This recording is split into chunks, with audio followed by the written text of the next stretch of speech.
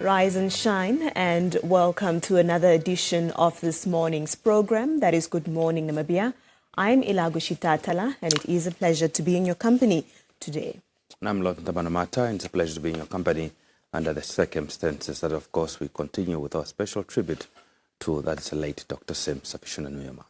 That's indeed correct. Now, today is still part of the national mourning period as declared by President Dr. Nangolo Mbumba, where we continue to mourn the death of the late founding president, Dr. Nujoma, and of course celebrate the 95 years that he shared with us on this earth.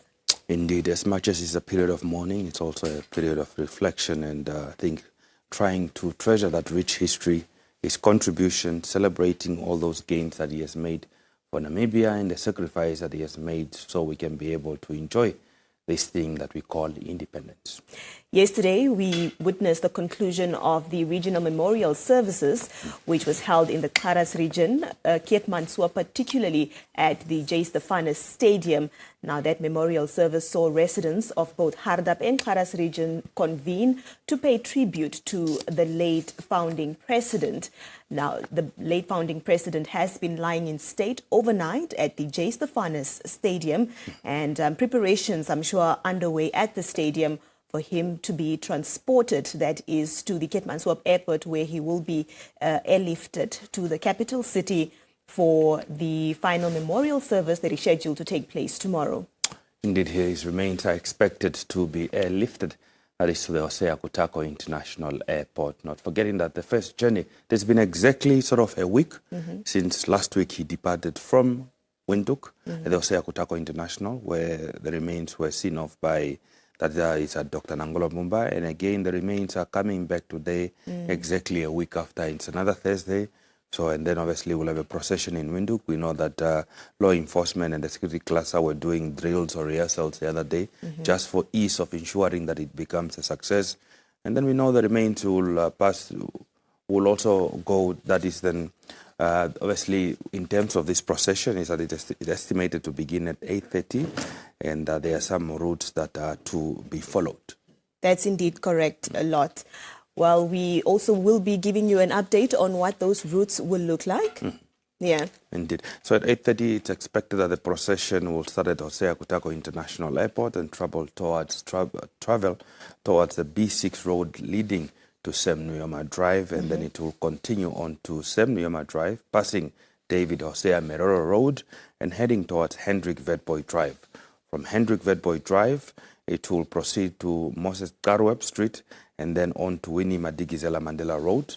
The procession will move along Independence Avenue with a short stop in front of the Swapo Party National Headquarters. It will then continue past Kadutura Soweto Market and Kadutura ShopRite, making its way towards the Fire Brigade Circle.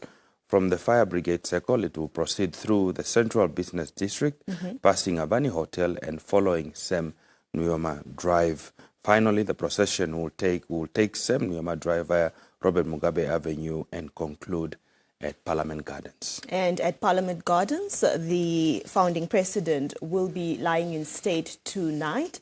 And it is expected that residents that find yourselves in Windhoek this morning or today, please do go and line up alongside these routes that we have just explained to you and wave your farewells or wave your flags, sing those songs of praise, songs of farewell as well, just to bid farewell to the late founding president. This gallant son of the soil. And of course, later we will also be crossing over, that is to NBC reporter Lukman Klute, who is on standby at the J. Stephanus Stadium, in the Karas region, where the remains of the founding president, Dr. Sam Safishuna Nujoma, lay in state for the nation to pay their last respect. Furthermore, in some of the conversations that we will be having on our platform, we will be engaging Advocate Ephraim Kasuto, who is a legal practitioner or legal pioneer, rather, and former deputy ombudsman. Now, he will be joining us to discuss his first-hand experience working alongside Dr. Sam Nujoma, and he will be highlighting the leader's dedication to justice, human rights, as well as the legal foundation of independent Namibia. Indeed, those are some of the conversations that are lined up in terms of our program for today. But first, we take a look at news headlines, weather, and traffic update. Stay tuned.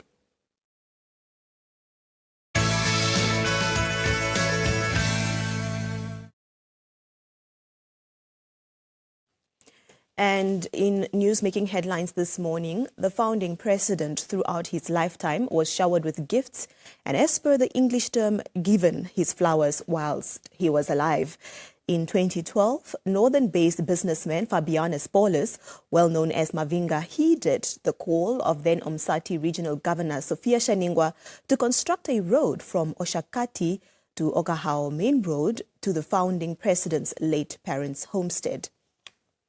The 700-meter gravel road was constructed for free at Etunda village as a token of appreciation for the founding president's contribution to Namibia both during the liberation struggle and after independence. Paulus, 64 years old now, says Nujoma played an integral role in leading Namibia towards the attainment of independence and mobilized thousands to support his agenda to free Namibia, noting that such bravery should be celebrated. The businessman says the goal was to thank the late Nujoma for his deeds, adding that any appreciation towards the founding president should not be quantified. Now, the late founding president, Sam Nujoma, despite his busy schedule, always made time to visit and check on his relatives throughout his lifetime. Now, his cousin, Shehaman Nujoma, based in Ovamboland village in Elim constituency, recounts how the Nujoma family relocated from that village to Etunda in Okahao. He described the late statesman as a blessing to his family and a leader of note. Now, the late Nujoma has been described as a busy man from his youthful years. Some say he is an extraordinary child as he exhibited a fearless character and quality leadership skills when he engaged with his peers. Now, these qualities have also been widely attributed to his upbringing as he was born from the Okwambi royal family. His cousin Shehaman Nujoma says they are saddened by his death, but also celebrating the life he lived and the countless lives he touched when he was on earth. In news from beyond our borders, Uganda discharged 8 Ebola survivors, but remains on high alert. Over 100 people are under monitoring with no new cases. CGTN Africa has more. Ezra Biegarazo walked to freedom following weeks in isolation after being declared Ebola-free. Biegarazo, who was still nursing Ebola symptoms, was one of the health workers who came in contact with the nurse who died of the disease in January. Mentally, catching Ebola has drained him, he says. 7 other survivors were also discharged, but more than 100 people remain under strict monitoring in various facilities in the country. The Ministry of Health says none has shown any signs of Ebola, but will stay under quarantine for 21 days from the time they were exposed. The outbreak was declared on January 30th, following the death of a nurse, and authorities say it's now under control after certain steps were taken. The World Health Organization has been providing technical and financial support to the East African country. And as more people walk out of isolation, communities have been implored to be welcoming as they are no risk to public health. Ebola is a severe and often fatal viral disease that spreads through direct contact with infected body fluids and contaminated objects. Symptoms include fever, fatigue, headache, restlessness, vomiting, and unexplained bleeding.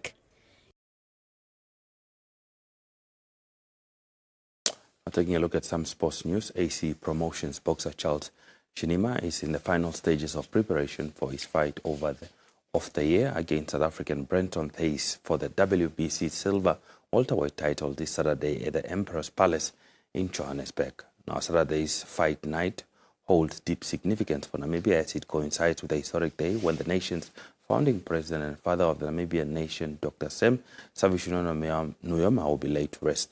In light of this, Shinima has expressed his intentions to honor Nujoma in his fight.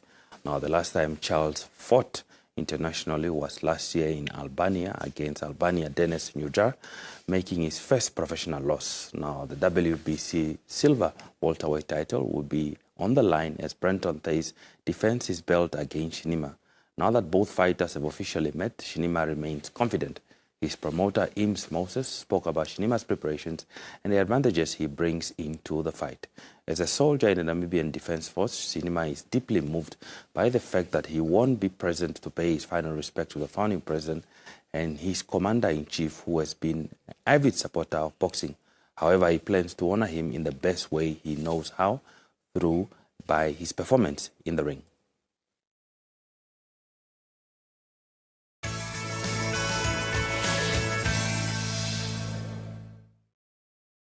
It's now time for us to look at what the weather looks like for this morning. Now, moderate to heavy falls are most likely to occur in the northern, central, Oshodonjupa, Omas and Omaheke regions. So if you do find yourself in those areas, please take the necessary precautions. The temperature in the interior is expected to be partly cloudy and hot in the extreme west and extreme south. Elsewhere, partly cloudy and warm to hot with a few thunder showers, but isolated to scattered in the northern, central, Oshodonjupa, Khomas and Omaheke regions. The coast is expected to be partly cloudy and warm. The wind will blow light to moderate southwesterly. Looking at the tides at Walfish Bay, a low tide can be expected to occur at 9:09 this morning, a high tide at 3, that is later in the afternoon, and another low tide at 20 the hour of 9 in the evening. In the capital, we are expecting the sun to rise at 7:15 and for it to set at 21 the hour of 7. Let's now take a look at your minimum and maximum temperatures of the various towns in the country.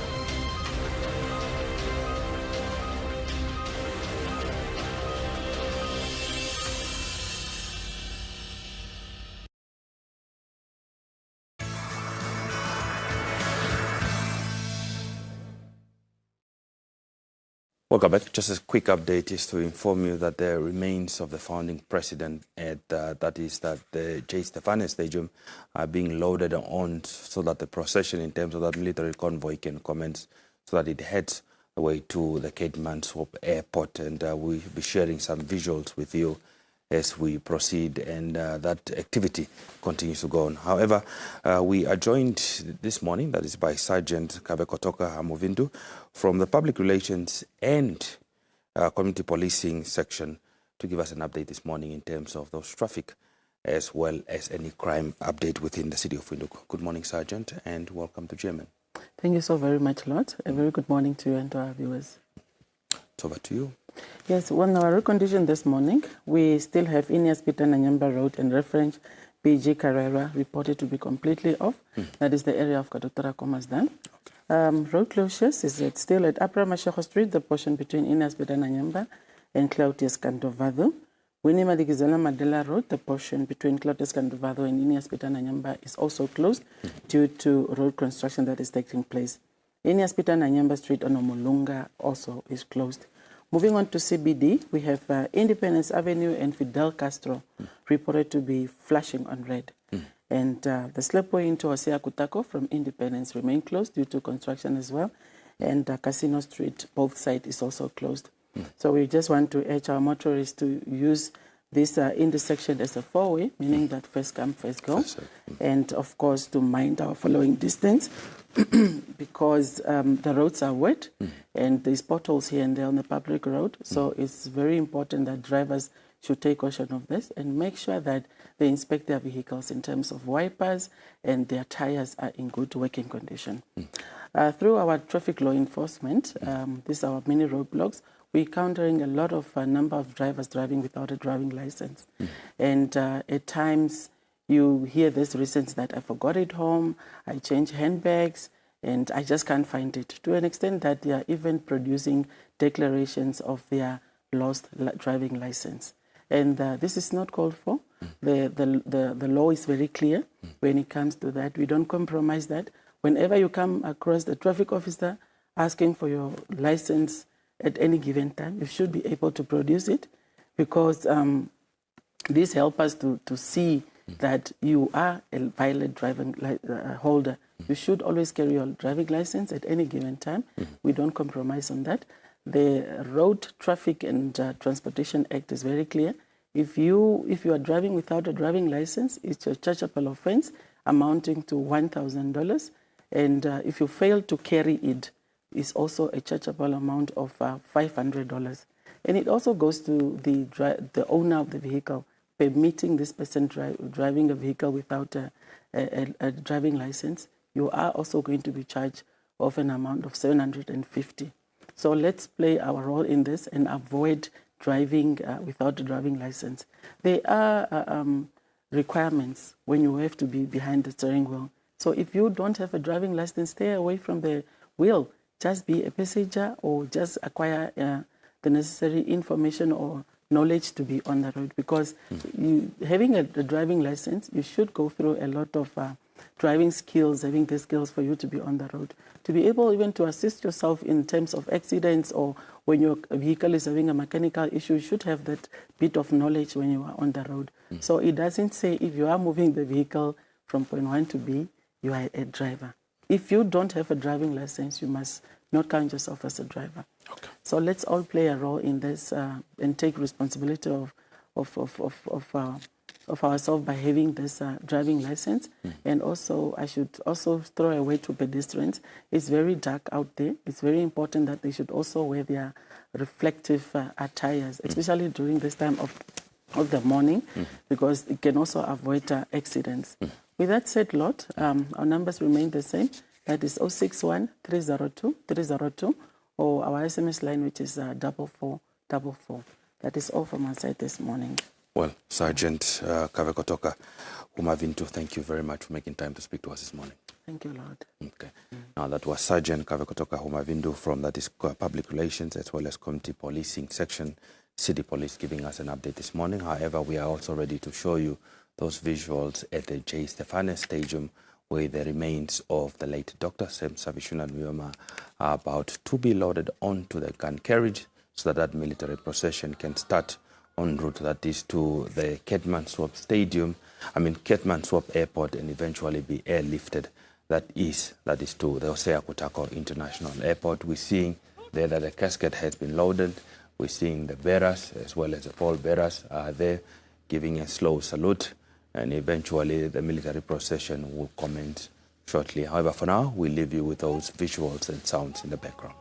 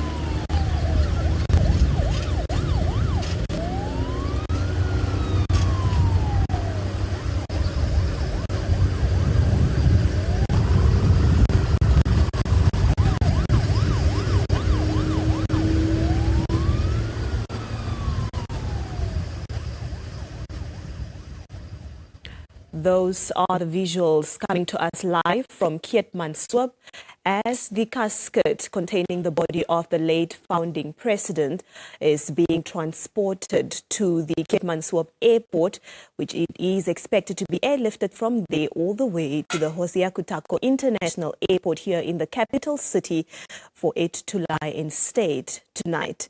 Now, I am joined today by a legal pioneer whose career is profoundly linked to Namibia's fight for justice. Advocate Ephraim Kasuto was among the first black lawyers admitted during apartheid, a trusted legal mind during the liberation struggle and a key figure in shaping Namibia's legal system post-independence. He worked closely with the late founding president, Dr. Sam Nujoma, and this morning he's here to reflect on that legacy. Advocate Kasuto, good morning and thank you so much for joining us. Good morning. Thank you for having me. Yes. Before we get into the work that you did during the late president's tenure, can you please talk to us about those first moments or your first encounters with the late founding president? Yeah, thank you. The first encounter, of course, it was an emotional moment to meet him personally because I heard his name for many years ago. And if I may give you just the background, is that in 1959, of course, as you know, there was this massacre when people were killed by the illegal South African regime because of issue of the Katutura. And among these people, of course, three of them were the Kasutos, and the lady was Kakuruka de Mungunda, was also close to me in this sense that I was brought up by, we used to be adopted traditionally, not going to offices, get papers and so on. Yeah. I was adopted by my aunt, Yulia Rere Mungunda, and this lady was a sister to our late chief, Hosea Kutako. And I'm mentioning this, of course, when she was also killed on that occasion. Of course, it was something very close to me. And then, of course, at that occasion, of course, what was interesting is that people were very much upset about the incident. But then the name Sam Nujoma, I came to hear the name Sam Nujoma as a very brave man, who were very, very upset about what has happened. And also the people were very much upset because a lawyer was asked to come and help the Namibian people because of this incident by the name of Oliver Tambo, the former president of the ANC. But then he was refused to land. He landed at one of the airports here, but he was refused to enter Namibia. He has to go back. But the people were mentioning a lot about this brave young man, Sam Nujoma. But that was not the end of the story. I'm sorry to take you back a bit before I come to... No, we want to hear the history. Before that, I was a learner at a school which it used to be called the Meroro Rhenish School. Now, this school used to admit learners, Oshuambo speaking and Meroro speaking learners. And I had teachers there. These teachers were, one of them was Karita, another one Ganyone, Mutumburwa, Yaoto, and Itana. These people were members of Swapo. Yeah, and when you are learners, when your teachers are interested in something, you automatically get convinced that that must be something good. Yes. As a result, of course, they were not talking about Swapo at school. But we used to go near the places where there used to be meetings, political meetings, but we were not allowed to go to attend political meetings. But we will sit somewhere if we are playing. And we used to hear a lot about Sam Nujoma and so on. What were they saying about him, the teachers? Yeah, they're saying that, of course, he have left the country. Okay. Because as it's known that, of course, he went through the late Hosea Kutako, and he went alone, a very brave person who could decide to go on his own. And that shows you the feeling of determination, the feeling of unity that that although some of those countries like Botswanaland was under the English ruled, colonized by the English and so on. But in the other countries like today, Zambia, Zimbabwe, and so on, these countries were under colonial rules. And of course, he decided to go, which means he was determined that he must go and try to find the ways how to fight for the liberation of the country. Yeah. Because at this stage, when he met the late Hosea Kutako, of course, I believe, he was told that, my son, we fought a war when the German came to this country, invaded this country. We fought, the years were 905 to 908, but we got defeated. And this is not the end. We must still fight to get our country back. Go and don't come back empty-handed. This is what happened. But coming back to the teachers again, I was very close, at the old location, I was very close to the house of the late Chief Hosea Kutako. Now, whenever he's from Aminuis and he's in Windhoek, at that simple house or whatever you used to call them, the people said, no, let us build a bigger house for the chief. But he refused. He said, I will remain in this simple house with my people. But these teachers now used to come there. These teachers I mentioned, they used to come there, particularly in the evening, and they used to have meetings in their own separate room there.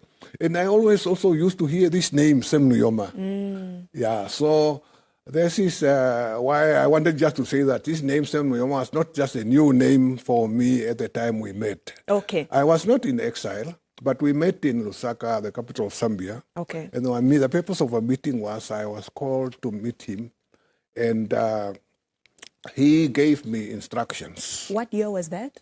It was in 1978. Okay. But there was also a second meeting where the ANC, I later on mentioned joined the ANC on a part-time basis while I was practicing as an advocate. And the ANC took us to Lusaka. There was a meeting of these liberation movements, and we met there again. Of course, we talked about the same thing, and I was required to do certain things as well. But what was interesting was the first meeting when I met him. He told me that the reason why he has called me is because he trusts me, although we have never met before. Okay. And he wanted me to assist the freedom fighters. And he told me that, look here, this is a risky type of a business. It's a risky undertaking. And you have to work underground. But you must be a trusted person. If you are not a trusted person, we want our freedom fighters, what we used to call the plain fighters, to go inside the country in order to expand, to increase their activities. And these people cannot be there in Namibia unless there are people who are helping them, accommodating them, giving them food, transporting them, and sometimes transporting them carrying weapons. Yeah. Therefore, I have called you, and I don't want you to disappoint us. At that occasion, he also mentioned some other previous matters. Like he said, you remember Comrade Aaron Mushimba and his friend? These people were helping freedom fighters in Namibia. They got arrested. They appear in court. This court used to be called the Supreme Court of Southwest Africa. And what transpired in between is that the lawyers who were appearing on behalf of these people, apparently they gave the information from their client to the state. In other words, either to the state prosecutor or the police and so on. And as a result, these two people were found guilty and sentenced to death. A very good advocate from South Africa came and he was trying to argue that no, the sentence must not, these people are not be found guilty because of what have transpired between their lawyer and the police and so on. But nevertheless, those days, our court those days never took the right of people seriously. Their human rights were not really regarded as something because they were working under that regime. But luckily, this matter was appealed to the appellate division in South Africa, in Bloemfontein. The appellate division said instead of us going into the merits of the case, this decision is set aside and the two accused are released because of what happened. So the icon of the liberation struggle, when we met, he told me about this. And he said some of these things are happening because the people who are assisting the freedom fighters are not honest enough. Yeah. He was saying, I'm not saying they are all of them, but in some of the cases, it's why we end up having this type of problem, having some of our people being killed and so on. And he said also what was interesting was that sometimes these freedom fighters were the one who were killed, but the person who was assisting them, nothing happened to him. This created the impression that he might have been a person who related the name of these people to the enemies. Yes, very well, Advocate. And then Namibia attained independence in 1990. What did your relationship look like after independence? Yes, of course, the relationship after independence was really completely different. Okay. Let me take it as a professional. You know, before independence, you, as an advocate, you cannot appear in court on behalf of a client unless you are instructed, or as they call it, briefed by an attorney. And only the advocate used to appear in the Supreme Court, but not attorneys. But of course, after independence, of course, that was done away with. An attorney, whether he has got 1 degree or what, was entitled to appear in a high court. The name Supreme Court, of course, after our independence, is now replaced by a high court. But what I'm also trying to say, it was a bit unfair to the clients who will come to an advocate, for instance, come to me, they want me to defend them. But you can't. But I can't. Yeah. I had to approach attorneys. But I did have experience problems because, except one, the rest of the attorneys were not briefing me at all. There was only one firm, Andreas Vaz, is still operating now. Okay. It was the only firm in Namibia which was briefing me. Otherwise, I had to go to South Africa to my friends there. There was a lady, Priscilla Yana, who was also an attorney of Nelson Mandela and others. These were the people who were briefing me. Yeah. But the difficulty what people had is that, of course, the CCN at that stage was assisting people financially, those who were became a victim of the system. Yeah. But then the problem was that now I had to say, they come to me and I say, okay, I got no problem, I'll take the case, but I must send you to the CCN. Yes. You send them to the CCN, CCN say, we can help you financially. Advocate, I just have to intervene here. I'm informed that we don't have much time. So can we perhaps just talk about, you know, the leadership qualities of the late founding president and also his role within the justice system, yes. you know, from the beginning of independence to up to when he ended his tenure in 2005? Yeah, His Excellency, the late Dr. Nujoma was an extraordinary leader. Yeah. And as a result, we ended up, because of his late leadership, his missionary leadership, we found a situation where it was a clarity between the separation of powers.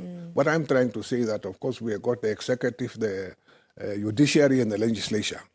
But that was not the end of the position. We also had a situation where an office of through his assistance before the constitution was finalized, the office of the ombudsman.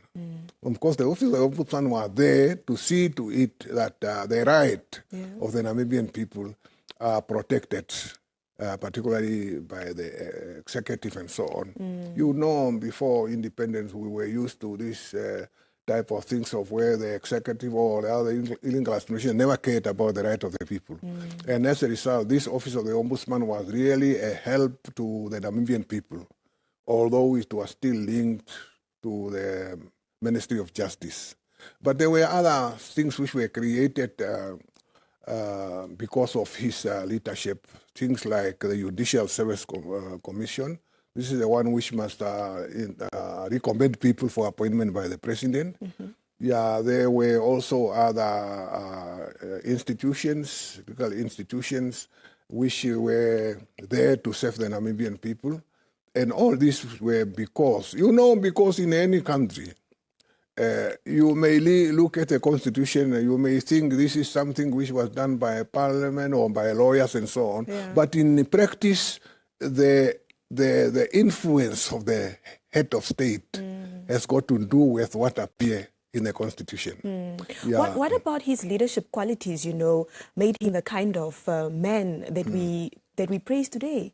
Yes, he was, as I was saying, an extraordinary leader, a unifier. Yeah. Why I am saying a unifier, before independence, we had a situation of people who were separated by the apartheid regime. Because of that also, a situation was created where hostility was created amongst the Namibian people. There were people who were supporting Swapo, the people who were members of Swapo, but there were other people who were also supporting the illegal administration. And these people were our people also. And there was that hostility, sometimes people fighting, killing one another also, sometimes helping the Kufu to kill people or people as well. As a result, it was thought that after independence, if Swapo wins the election, we are going to have it tough because of what people have done before independence. But that wasn't the case. That wasn't the case. Very well, Advocate. I wish we had enough time to discuss this because, Namibia's history is long, especially when it comes to the late founding president. Yes. But it is unfortunately not possible because of time, Advocate. But we do appreciate that you came here and our condolences to you, Advocate. Yes, thank you very much. And also lastly, my condolences to the very first lady, Nujoma, the children, the Nujoma family, the Konobolo family, and the Mushimba family. I say we are with you in our prayers. We are with you, the Namibian nation, for losing such an extraordinary leader. And I say finally, let his soul rest in peace. Thank you, Advocate. Well, that was Advocate Ephraim Kasuto, who is a former Deputy Ombudsman, and he was just talking to us about the legacy of the late founding President, Dr. Sam Shafi Shuna Nujoma. We do also understand that the procession in Keetmanshoop is arriving at the Keetmanshoop Airport, where the casket is expected to be flown to the Hosea Kutako International Airport here in the capital city. And our colleague, Lukman Klute, is on standby at the airport to give us that brief update on what the arrival of the casket at the airport is looking like. Lukman, good morning, and it's over to you. Airport from which the body of the late Dr. Nujoma is said to be airlifted to Windhoek. This is after the body was lying overnight in state at the J. Stephanus Stadium, following the memorial service which was held yesterday to honor the late statesman. Mourners from Hartap and Claras region also gathered at the stadium last night for a solemn vigil where they sang songs to praise the late Dr. Nujoma. We'll be back with further updates. Back to you in studio.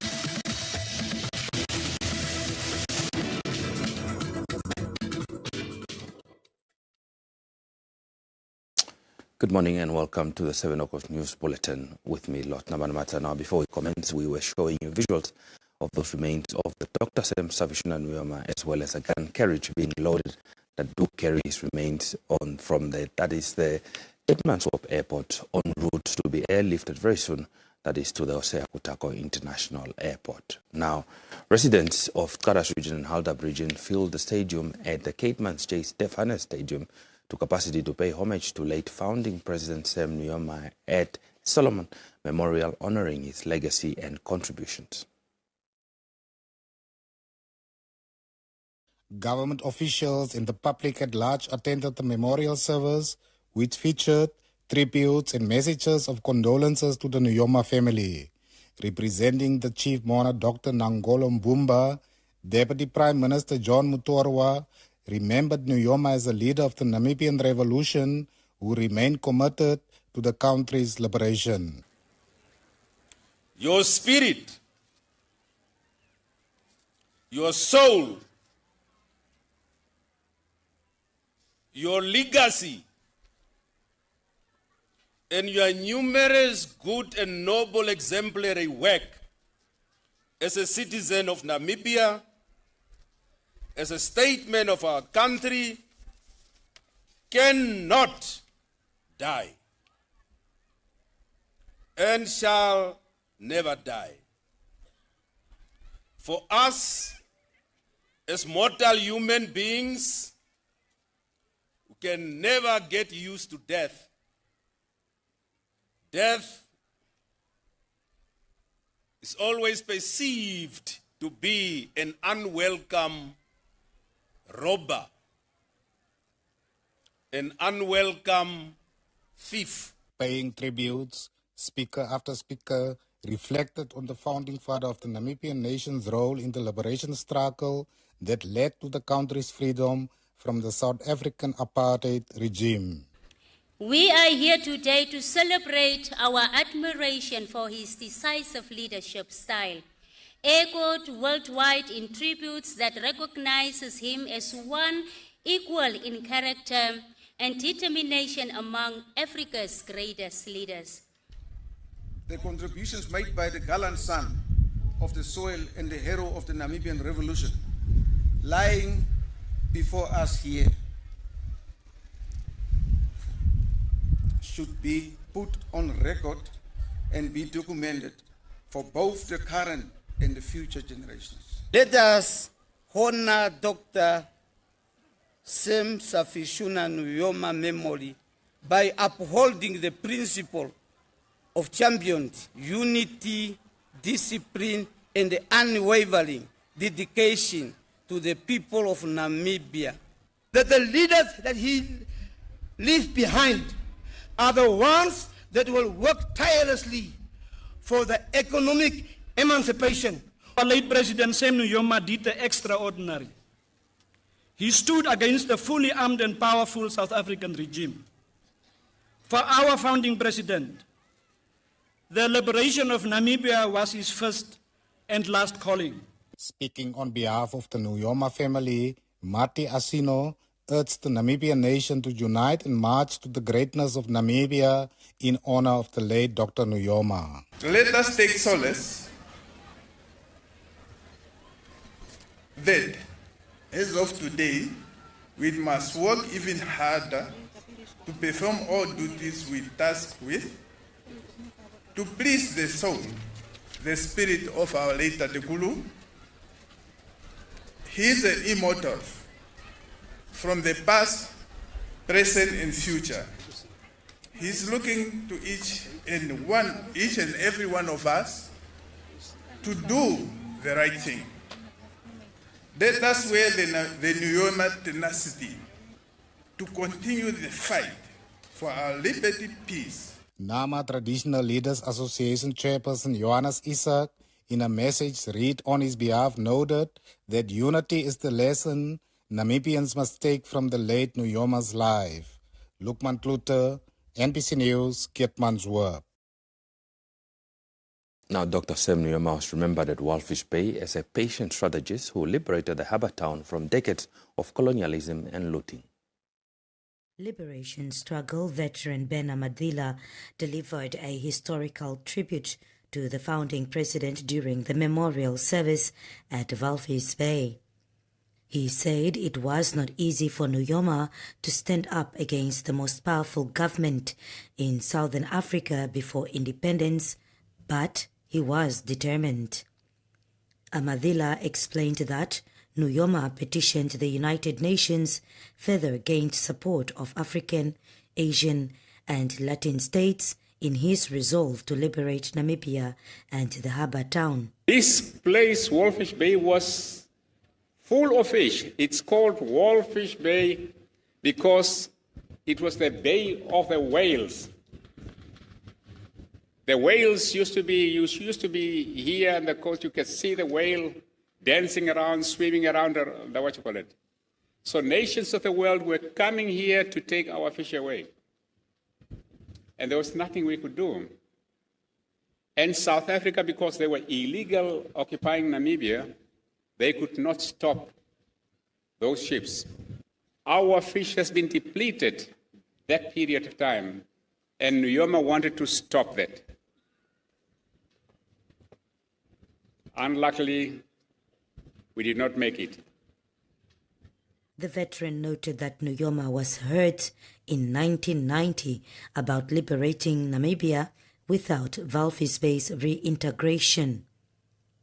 Nujoma, he said, came up with other strategies to win back the harbour town despite South Africa playing hardball.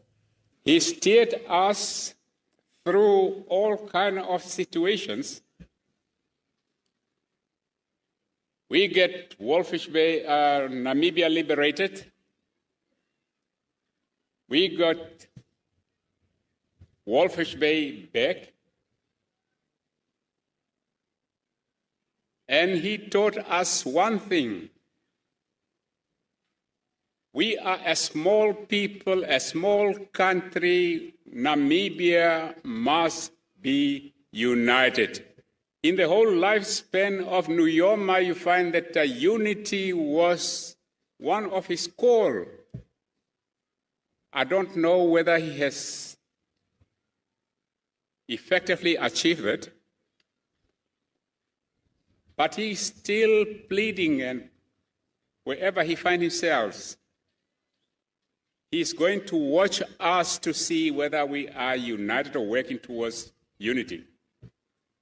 If we don't, we are going to be picked one by the enemies and used against each other, and we lose this country.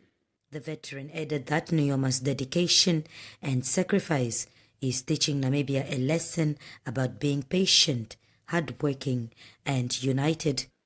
We have to show understanding and love for each other. Of course, if somebody doesn't like you, why should you shouldn't force him. The geopolitical situation in the world is changing very fast, and Namibia cannot stand alone. Namibia has to be united first, become strong before we look outside. Nujoma was a person who loved and encouraged people to go to school. Yes,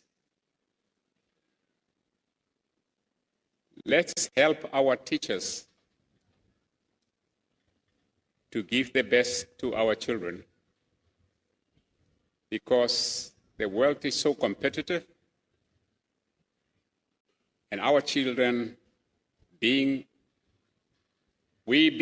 so small a population, we have to have the best educated of the population. Renate Rengura, NBC News, Walvis Bay. Now, Erastus Utoni, the Minister of Urban Rural Development, has described the late founding President Dr. Sam Nujoma's legacy as a beacon of hope for the current and future generations of the country and beyond. The memorial held at the Katima Mlilo Sports Complex on Sunday saw thousands of residents from the town and around the region come to pay their last respects. A night vigil was held in his honor as choirs from various churches sang all night to celebrate Nujoma's life. The Minister for Urban and Rural Development, Utoni, who represented the Chief Mona President Ngolo Mbumba during the founding president's regional memorial in Zambezi, said the late Nujoma's vision for Namibia went beyond liberation to realizing the dream of a one Namibia, one nation for future generations. The departed founding president and father of our nation dedicated his life to the noble fight for freedom and independence. He strongly believed in and fostered unity, peace, reconciliation, and shared development and prosperity for all inhabitants of our beloved motherland.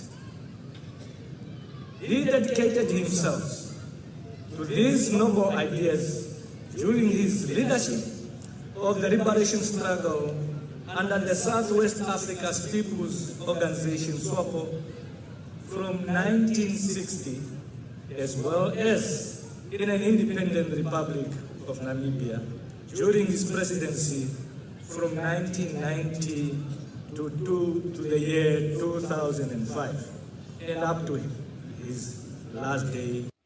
In his address, the governor for Zambezi, Alfea Sampofu, recalled how the late president ensured that Namibia remains out of bounds for enemy forces even after the liberation struggle. He commanded us,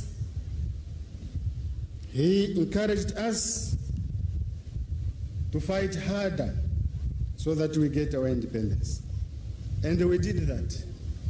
We fought battles at Kamenga and Singalamo. We destroyed Kamenga base in 1977. Then we destroyed Nukwa base also in 1977. The four traditional authorities in Zambezi also gave a joint message in which they described the late Nujoma as a revolutionary liberator who leaves behind his wisdom, deeds, and experience.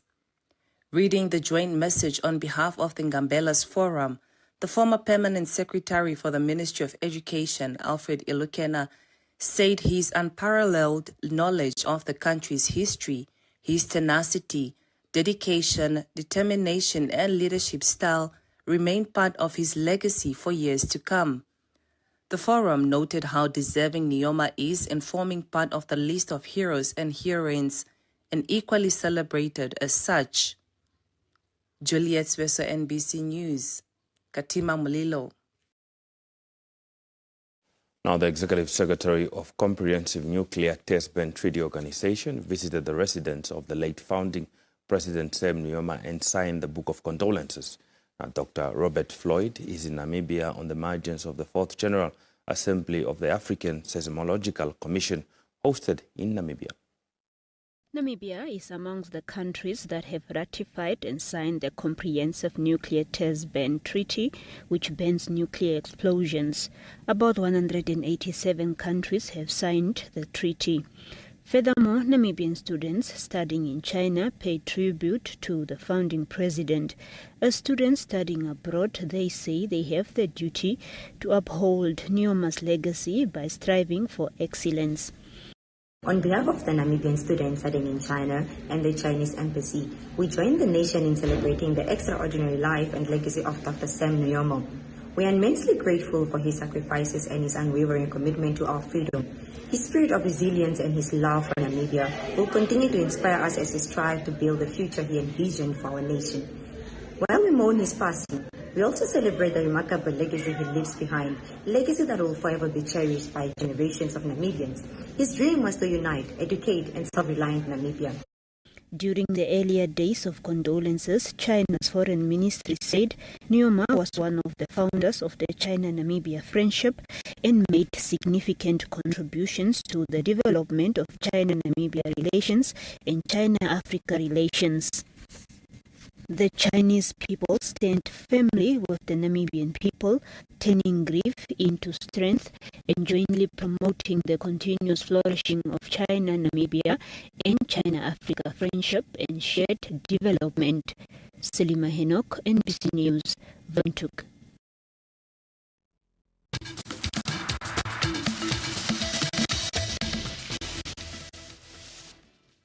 Welcome back. Now taking a look at some international news. Now a military court in the Democratic Republic of Congo is trying 63 soldiers accused of deserting their post in the North Kivu's Lubero territory. Now the army claims they've abandoned their position as the M23 rebels advance.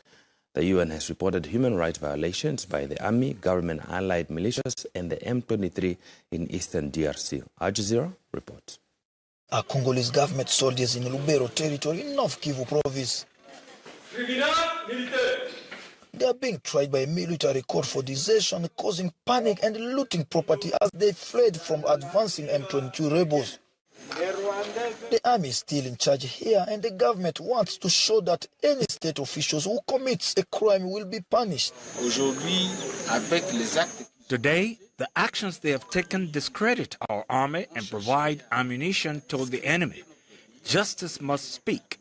The law is clear. We do not want this happening again in the armed forces of the Democratic Republic of Congo. This is the aftermath of the looting spree said to have been committed by the fleeing soldiers. More than 30 businesses robbed in and around the town. The most affected area was Musianen Chiefdom.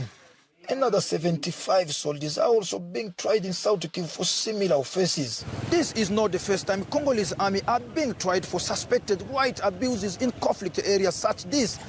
Many deserted their station as the M23 rebels advance. Some have been accused of killing civilians and looting their properties. The army says this crime will not go unpunished. The UN has accused the Congolese army, pro-state militant groups as well as the Rwandan-backed M23 rebels of committing atrocities in eastern DRC. This right activist says the army appears overwhelmed and outgunned. The army isn't functional because there hasn't been any meaningful reform. There's so much corruption within the military ranks, especially among top officers. What we're seeing on the ground is just the failure to resolve many of the issues within the army. The soldiers are just victims of the system. Those who were robbed in Lubero say they are happy that justice is being served. I am very happy to see that our Congolese army is starting to take things more seriously. I believed that our government had no laws to punish the people who stripped us of our belongings, and today they have arrested them, and those who are still at large will be afraid. M23 rebels are said to be on the hilltop of Lubero.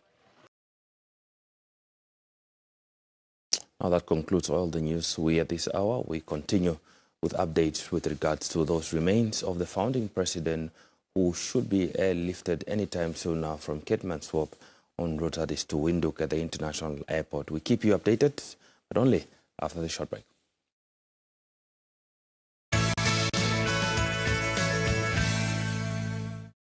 Construction, we are really here to help to meet the government halfway so that we can build a longer road because we are already from the area. That's why we are building this road for cheaper, and then we are finishing it a 22-kilometer roads from Tsandi and Gumbashe. You can feel it, you can touch it, yes. Era kanoro kuyamano atuliongo kolisa tumurugiriro ngatumbia turongo kutia oyoimwe tomina kuwane twambita tekuru atia kutia Namibia nalitungwe ironga imo mbinga chatu imurugira tuirongo Namibia napuna tokere mano kunika Namibia na Namibia bare rwamo tulimo chirongo chetu gashinga tabo pikutia yakarwa chirongo echirwire okochi emenyara detu setuka turepoka no mukwe jironga akwachi wana yetu yakare nironga ungashine Piakigira kamachina yetu ino yetu ga Namibia atutungo chirongo chetu opatenjino ya Gurumbashe okuzamo Tsandi aitunga kokambwa construction ehangano lya Namibia evare wamo osaitangashi uno kunani longa afikapo 48 ba eri permanent employee ba tatumbo patenjino siwota ya pokupwa wapugana kuna tangwa longa ya 25 siwo 30 iringa ko temporary una ironga ilipo inji wasata tuyaturamonga aesho yakupa yazamo chitoporo shino cha msati regina opoyatunge opate yao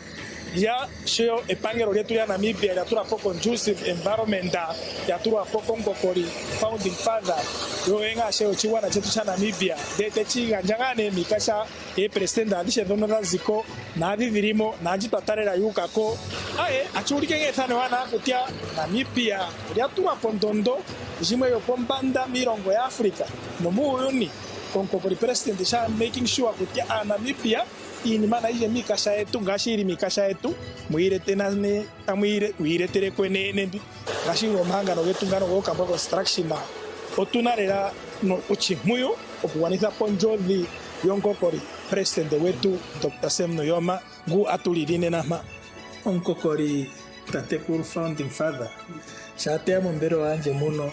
He never made an appointment utomonike nare konje koko o pie wanje tarombrenje kutiaorengeri to pura kutatekuru upotomonike nare mahuto ageshe yaskata tapeshe mono yoko yana de mombero anye ngashine atwari kingato kintu bana shino chipundishae shino tokintu bana esma atukara mana dewiri dirinda tune atupopine kutia nene Namibia economy yetu tunokukara tulifara komesho twari ko kuganja condolence ko Namibia aeshe kutia otwakanitha ependafureri yetu twakanitha tatekuru wetu onkokori wetu tatekuru navuru kwenombiri atuakaranga mutu tetutara no pochipwendi cha emano hakara ngene twari atukuthapo oruhepo nonjara mochirongo atutike tatekuru navuru kwenombiri tangu nene.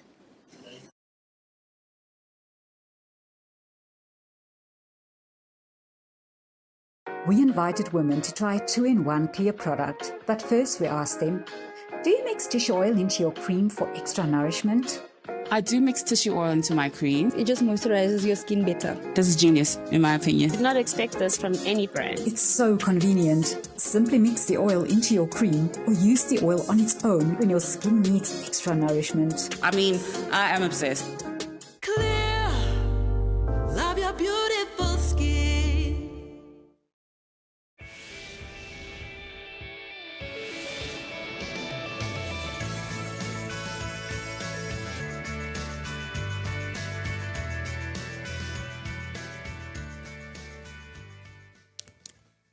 Welcome back. We've officially crossed into the second hour of Good Morning Namibia this morning. Yes, and just to give you an update of what is happening right now, the casket containing the body of the late founding president is at the Keetmanshoop airport, almost to be airlifted to Windhoek, where he is expecting to attend the memorial service. That is the last memorial service, as well as the burial. Indeed, those activities will be taking place here in Windhoek and we'll keep you updated. Now, in this hour, we also hope to be speaking, hopefully, to Chief Reporter Blanche Crosses, who is on standby, we understand, at the Hosea Kutako International Airport, where the remains of Dr. Sem Nujoma are expected to arrive from that is Keetmanshoop Airport as the nation prepares to bid its final farewell to Dr. Sem Nujoma. In addition to that, South Africa's High Commissioner to Namibia, that is Tenjiwe Mtinso, will be joining us to discuss the significance of Dr. Sem Nujoma's legacy in the context of Southern Africa's liberation, as well as the historical ties between Namibia and South Africa through leaders like Winnie Madikizela Mandela. And then in terms of other engagements in this hour, Hosea David Meroro Street is one of the roads that the procession will drive through. Meroro was the national chairperson for Swapo. He served as national chairman of Swapo from 1962 to 1991, as well as Swapo Party Central Committee and Political Bureau member for years. Now his son, McDavid Meroro, will be joining us to share his sentiments. We will also be engaging Ambassador Kahima Mbumbulu. Now he is a former Namibian ambassador to Egypt, and he too will be here to discuss the legacy of the late founding president. Now this and more is what you can expect, but only after the short break.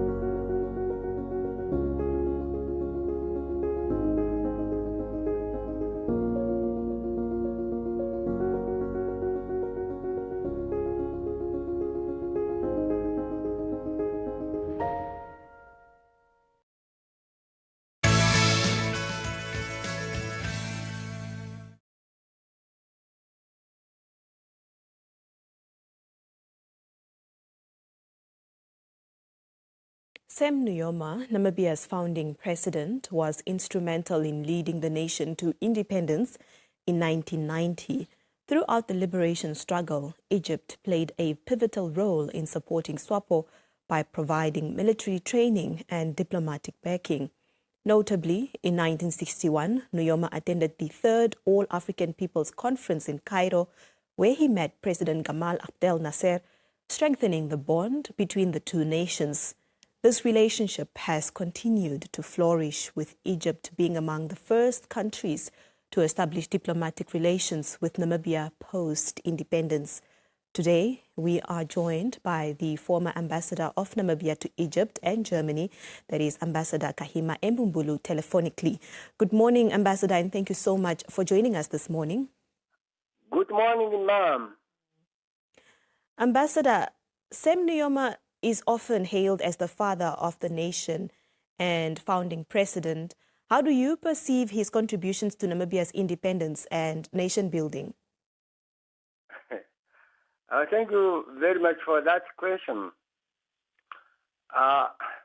Let me start to say, once upon a time, when the commander of the Chinese People's Liberation Army, Mao Zedong, addressed his fighters, he said, and I quote, "Revolution is not a dinner party."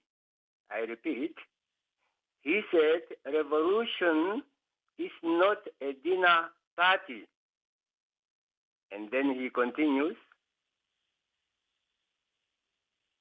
"When the enemy is advancing, you retreat. When the enemy relaxes, you pursue." This is exactly what the People's Liberation Army of Namibia did with the enemy South African forces. I concur with the previous speakers, like Comrade, particularly Comrade Shali and Nevonga. Comrades in Swapo, under the leadership of Comrade Sam Nujoma, made impossible possible.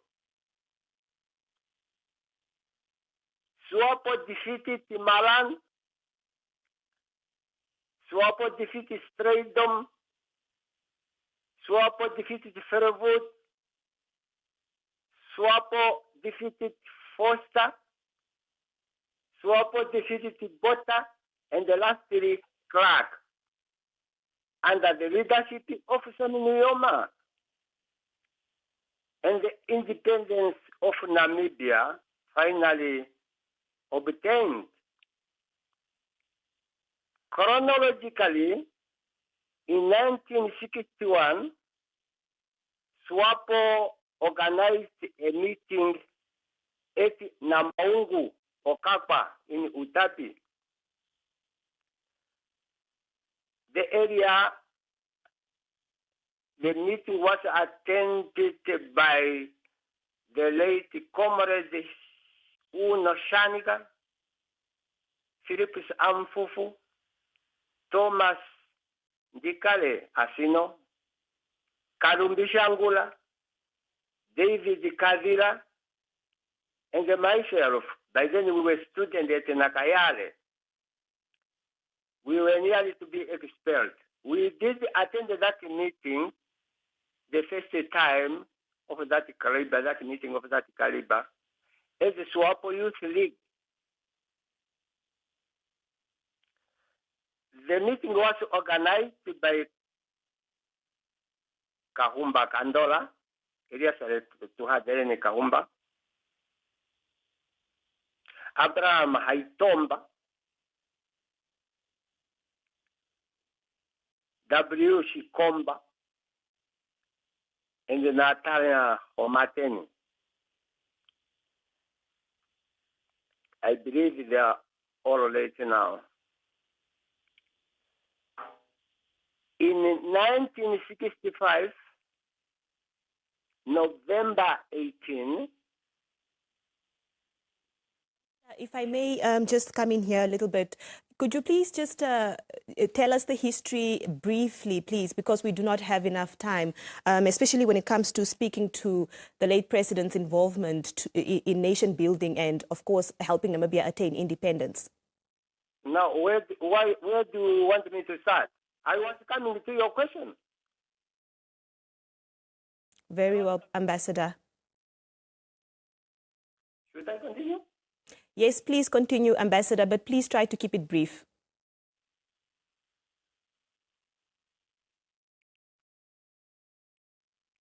Okay.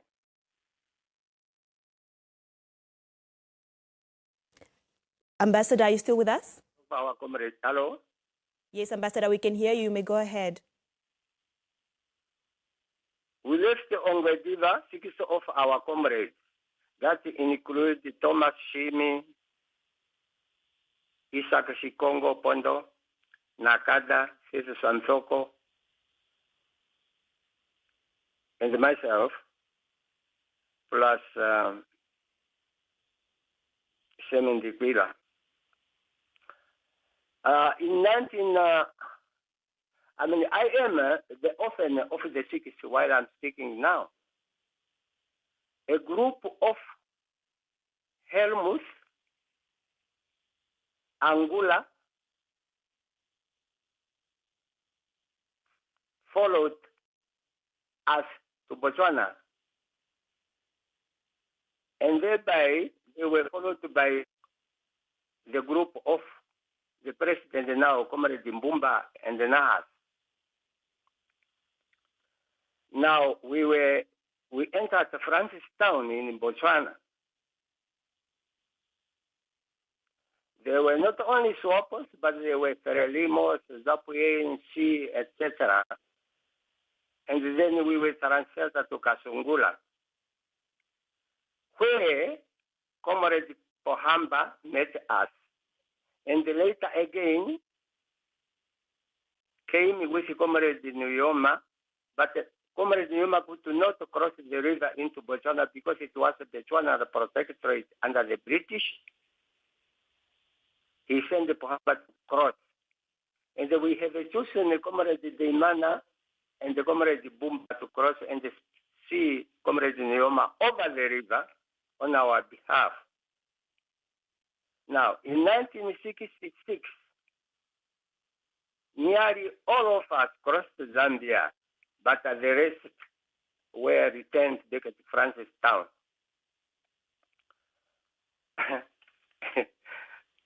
In 1966, while in Kanyama, in location in Zambia, is how we met Comrade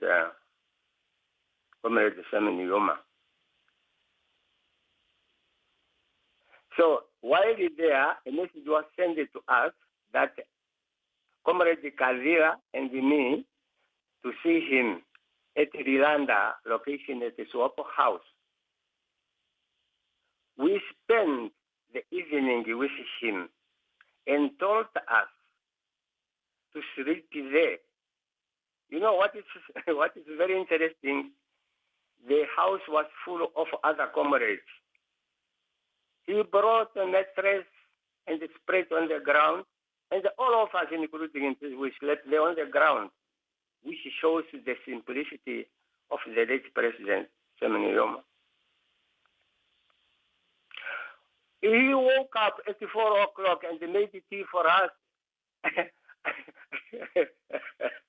And then he went, where? I don't know. In 1970, Comrade Benny Amazila was by then a Swapo Secretary of Education. And they sent many of us to school. We were young. We were trying to go to the front, but some of us were told to go to school. And I was sent to Czechoslovak Socialist Republic at the Charles University. by Comrade Ben Amadila. And he sent also others to various universities and the other institutions. In 1975, I completed my Master of Science in Economics.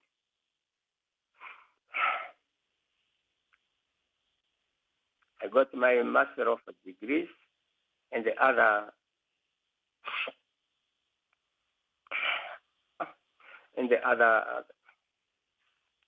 courses, diploma. Then the same day I got my degree, I flew from Prague, Czechoslovakia, to Dar es Salaam. And this is where I met Comrade Pohamba again as a chief representative in Dar es Salaam. We arrived today in Dar es Salaam together with Comrade Kalenga, the late, let him rest in peace. He was coming from the United States. On the eve of 1966, we were taken to President House, President Nuyoma's house. He briefed us of the situation within Swapo. That was the Shipanga rebellion.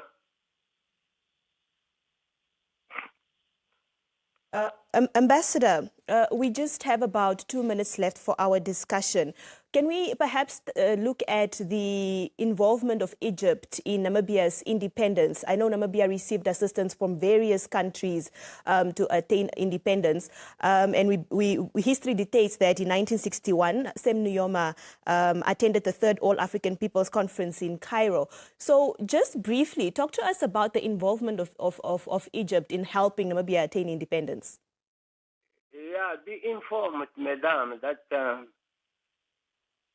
Comrade Nujoma opened Swapo office on the 1st of January 1961 in Cairo, Egypt, where I came. I was the last Swapo chief representative before independence. Yes. Comrade Sam has played a vital role because even our first army were trained in Egypt, like Comrade Ainero and the others. And it was Gamal Abdel Nasser who gave us even army trucks, like we called later. It was still in Zambia called Uncle Nasser. Now, what is the following question now we want? You know, all what you are asking has been spoken already by... Yes, Ambassador. Perhaps your final remarks in regards to the late founding president and a message of condolences to the family.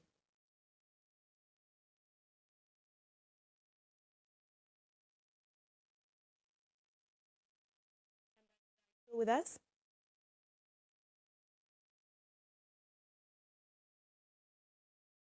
Ambassador?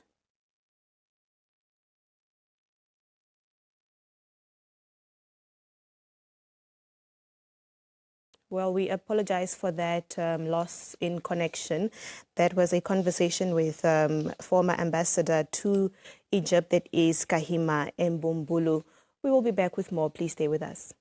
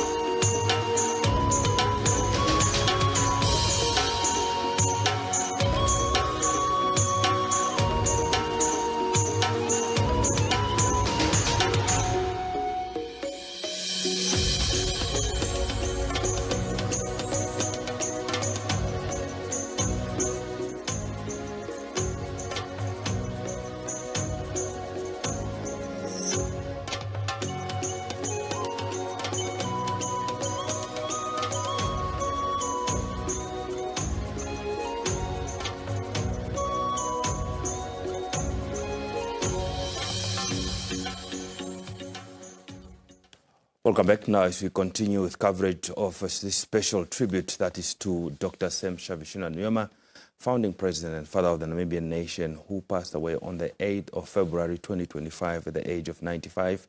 We understand that the plane is currently at Keetmanshoop, is about to start making its way on to the taxiing and eventually departing. That is for the Commerce region, where it is expected to land at the Hosea Kutako International Airport. We have seen that the various security cluster and members of law enforcement are also making their way, that is to the Hosea Kutako International Airport, in preparation of the arrival of the remains of Dr. Sam Shavishuna Nujoma. We hope to be able to share some visuals with you right now of the plane there at the Keetmanshoop Airport, where it is expected to, of course, be airlifting the remains, the casket with the remains of Dr. Sam Shavishuna Nujoma to Hosea Kutako International Airport. So we hope to be sharing those visuals. In the background, we're seeing there the plane is on, it's taxiing, and will be taking off shortly. So we leave you with those visuals as the plane is about to take off.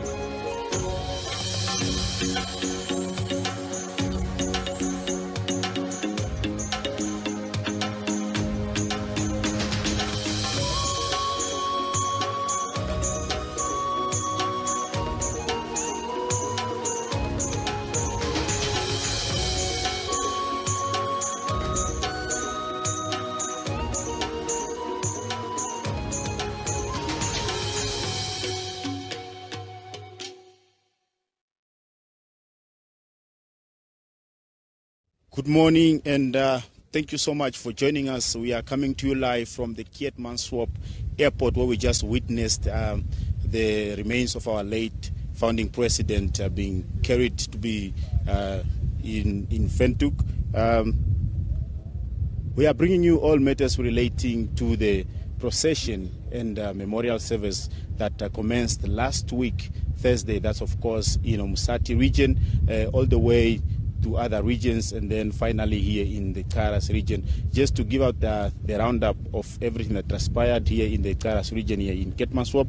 I'm now joined by the Honorable Governor, that's of course Honorable Aleta Fredericks, just to give us a roundup. Good morning, ma'am, and thank you so much for joining us. Good morning, and thank you for having me here. Good morning to Namibians, particularly to the residents of Karas and Hardap region. President Dr. Nangolo Bumba, that has accorded us the opportunity to have our memorial service with the remains of our late founding president. We thank Namibians and, of course, the residents of the two regions that are stand up in numbers to honor the legacy of our founding president. I thank those that pay tributes to the late founding president. And of course, what will make the legacy of our late founding president to live on is for us to actually do what he was advocating for. Number one, that's unity. That's why after the independence, the policy for national reconciliation has taken place. That is, of course, to make sure that pre-independence we were divided within our ethnic groups, confined to our own tribes. But of course, we want to build a Namibian house, and that is, of course, only when we unite as Namibians, as diverse as we are. And of course, we thank the government of the Republic of Namibia that has accorded us that opportunity. Awesome. Just before I let you go, seeing that you've already rounded up everything that transpired in the region, before I let you go, kindly let's just touch base. On the youth. Like many young people in Namibia only know the late founding president through history, through their studies. Perhaps, how can we ensure that his contribution to Namibia's independence remains relevant and continue to inspire the future generation? Yeah, I remember when I alluded earlier before in one of my interviews, the time that our late founding president took office in 1990. I was also merely a very young girl. I'm not going to say the age for people to start counting. Yeah, but of course, I think it should form part of the school curriculum. That's very important. It should form part of the school curriculum. That's the only way we will be able to also teach our generations, our young people, to know of this icon who was the person that spearheaded the independence of this country. So it's very imperative that the government has to look into it, find the way to establish centers that will, of course, remind us every day that there was this person named Dr. Sem Safishuna Daniel Nujoma that has made sure we have independence, and we are living in an independent Namibia. Awesome. Honorable, thank you so much for hosting us, and thank you so much for making time to talk to us this morning.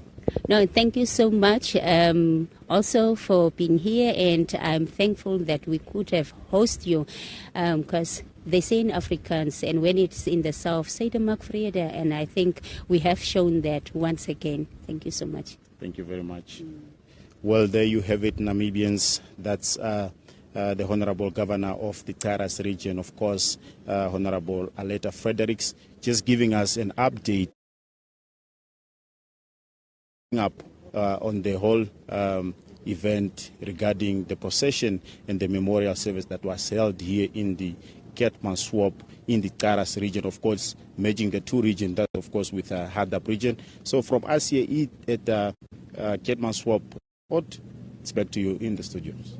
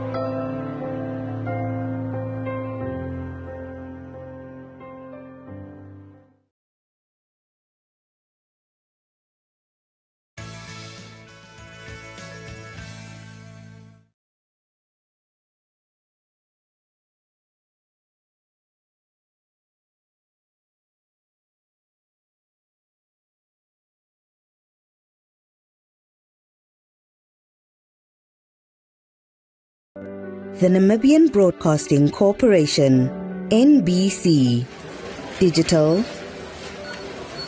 television, and radio platforms brings you comprehensive coverage on all proceedings and special live broadcasts following the passing of founding president and father of the Namibian nation, Dr. Sam Nujoma. We remain committed to bringing you around-the-clock updates of all proceedings and programming on the life and times of our fallen hero until the burial, as the nation mourns the loss of an iconic and historic figure. May his legacy live on forever. NBC, it's ours. We need to build a pool of skills to fulfill people's hopes and to take advantage of the opportunities that the 21st century promises.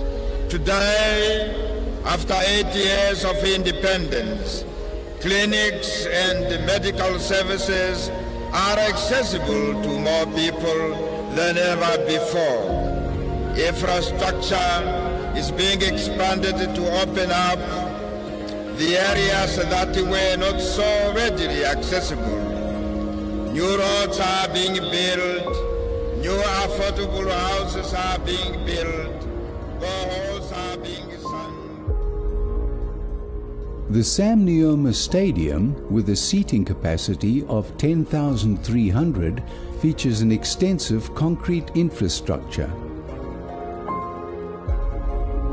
Situated in the heart of Katutura's Dolam area, the stadium was completed in 2005 and named after Namibia's founding president, Sam Nujoma. They concentrate to economic development with a clear purpose of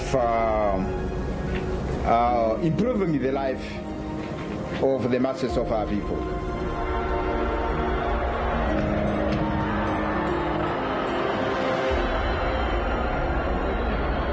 The facility includes a basement area, parking spaces, offices, cloakrooms, restrooms and kiosks.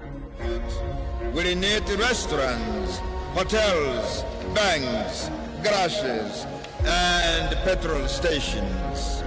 Trade with the neighboring countries will increase as well, creating more jobs.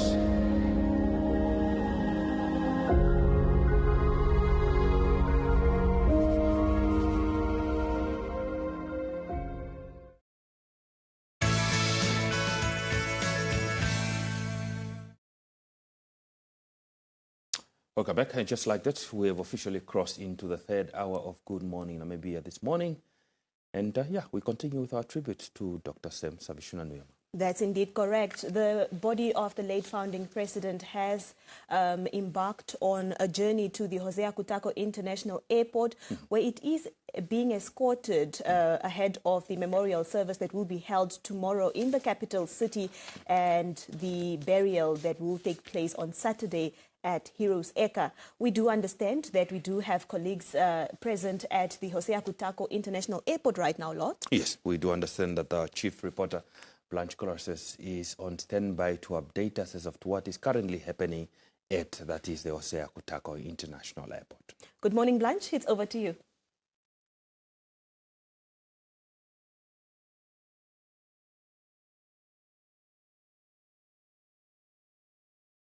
Yes, we are here at the Hosea Kutako International Airport, where preparations from all teams are underway, that is to receive the remains of the founding president, Dr. Sam Nujoma. I am informed that the remains have been airlifted, and it is just a matter of time before the arrival here at the Hosea Kutako International Airport. When I say that the preparations are underway by teams, I mean the NBC, as well as in collaboration with MICT, that's the Ministry of Information and Communication Technology, as well as the media personnel from the Namibia Defence Force, or rather the Ministry of Defence and Veterans Affairs, are on the ground already. As you can see, that they are just rehearsing or preparing to take position that is now in anticipation of the arrival of the VIPs, starting with President Nangolo Mbumba. Earlier on, I spotted some of his security personnel already scanning the area for his arrival, as well as his cabinet members and senior government officials.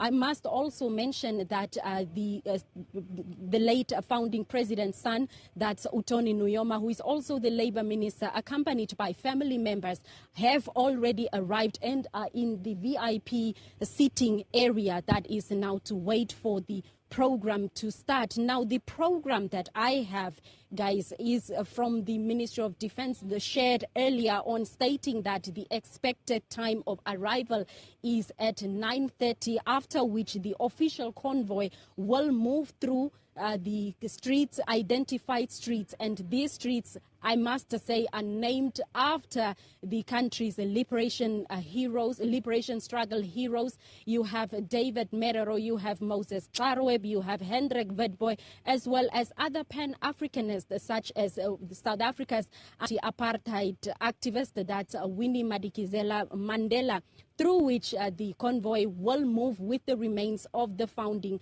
president, allowing also Namibians to pay final respects to the man who has led them for 15 years, right after the country's independence, overseeing the democratic processes from 1990 all the way to 2005 when he stepped down. And I must mention that throughout the memorial services that we have witnessed, that we have covered, speaker after speaker paying tribute have alluded to the nature of the founding president, stating that even after stepping down from active politics, he did continue to provide guidance to the country's overall governance. He did continue to oversee that the principles of democracy are respected, and it is on that basis that many remember him.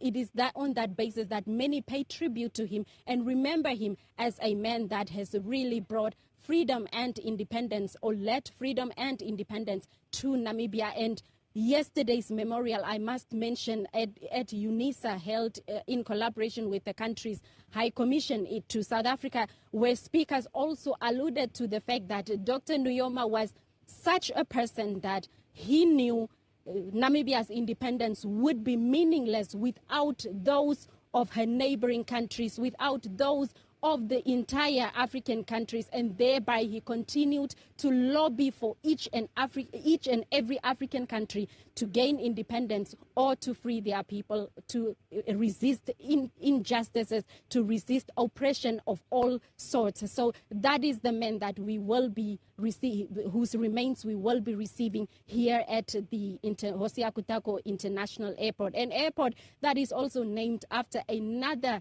anti-colonial colonialism hero, that's now Hosea Kutako himself, the father of Namibian, known as the father of Namibian nationalism. So it is quite a heroic send-off that Namibians have been giving to the founding president, Sam Nujoma. It is quite a befitting, or rather also real services that started at his home village of Etunda in the Omsati region. That was last week. So we will be receiving the remains at 9:30. That's the expected time. Back to you guys in studio.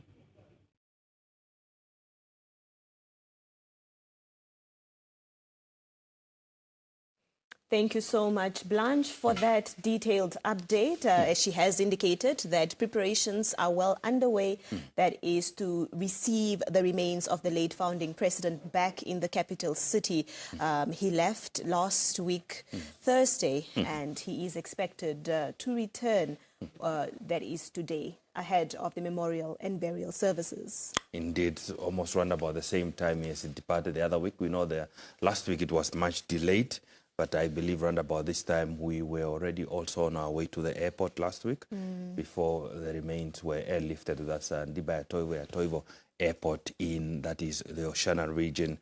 Now, an update also coming from Blanche Coraces is the fact that His Excellency Dr. Nangolo Mbumba appears to be en route to the stadium. She's indicating that she saw the security personnel of Dr. Nangolo Mbumba, and also indicating that the family of the late Dr. Sam Savishuna Nujoma are also already at the airport. We know that the remains have already left Keetmanshoop airport, and we also saw that the Falcon also equally accompanying, that is the remains, has also left the airport, and that we anticipate that, as what the Colonel Shilombu will always talk about, the silent guard, is that the president has to be present. So we'll be seeing all those today and seeing the remains back here in the capital as we prepare. That is for the memorial, as well as that's the burial this coming Saturday. Very well, Lot. I'm also understanding that the former president, Hifikepunye Pohamba, is also at the airport. He has arrived, yes. So they are all just gathering to, of course, that is, receive the remains of the late president. But viewers, let us now take a look at a message by the governor of the Khomas region, that is Laura McLeod Kashira, as she will be taking us through the routes that the procession will be embarking on today. The 27th of February 2025, when it arrives back from Karas region, how it will move from Hosea Kutako International Airport through the city of Windhoek, and eventually that will lead to the 28th of February 2025 at Heroes Eka for the burial. Now the procession will start at Hosea Kutako International Airport. From the airport, the procession will proceed via Trans-Kalahari Corridor, B6 Road, then slide into Sam Nujoma Drive, into Mandume Demfayo Road, into David Hosea Meroro Road, Hendrik Wetboy Drive, Moses Garweb Street, and eventually into Winnie Madikizela Mandela Road, Independence Avenue, into Sam Nujoma Drive, Robert Mugabe Drive, and lastly, that will end up at the Parliament Garden. The followings are the timing for the street procession. Those were just the route, but it was not timed. Now we are looking at the timing. The first leg at 8:30 to 10:20, it will move from Hosea Kutako International Airport via B6 Road to Sam Nujoma Drive, a minute stop at the Ministry of Defense Veteran Affairs, then Mandume Demfayo Drive and David Hosea Meroro Road via John Janger Street. The second leg, 10 o'clock, 20 minutes past 10 o'clock to 20:25, David Hosea Meroro Road to Hendrik Wetboy Drive. The third leg is 10:25 to 10:30, Hendrik Wetboy Drive to Moses Garweb Street. The fourth leg is 10 o'clock, 10:30 to 10:40, Moses Garweb Street to Winnie Madikizela Mandela Road. And the fifth leg is 10:40 to 10:45, Winnie Madikizela Road through Independence Avenue, and a 1 minute stop at Swapo headquarters and in front of Avani to Sam Nujoma Drive. The detailed timing spent in Independence Avenue are as follows: 10:45 to 10:55, passing Soweto Market to Katutura Shoprite. 10:55 to 10:56, passing Swapo National Headquarters to Fire Brigade Circle. 11:06 to 11:16, Fire Brigade Circle to the Central Business District. 11:16 to 11:21, Central Business District via Avani Hotel to Sam Nujoma Drive. And leg 6 is 11:21 to 11:41, Sam Nujoma Drive via Robert Mugabe Avenue into the Parliament Garden. On the 28th of February 2025, the procession will move from the Parliament Garden at 11:30 to Independence Stadium for the memorial service. By 1345, thereafter the body will lie in state. The following route will be used. The procession will start at Parliament Garden and slide into Robert Mugabe Avenue. Sam Nujoma and Dr. Hosea Kutako Drive, St. McBride Street, Vika Street, Softball Street, and Rugby Street. On the 1st of March 2025, the procession will move from Independence Stadium to Heroes Acre for burial at 9:15. The following route will be used.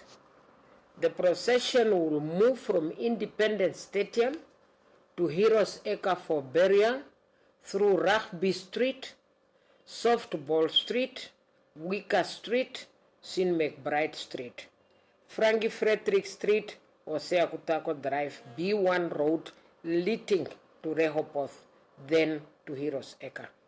That will be the route of the procession for the coming 3 days. Thank you very much.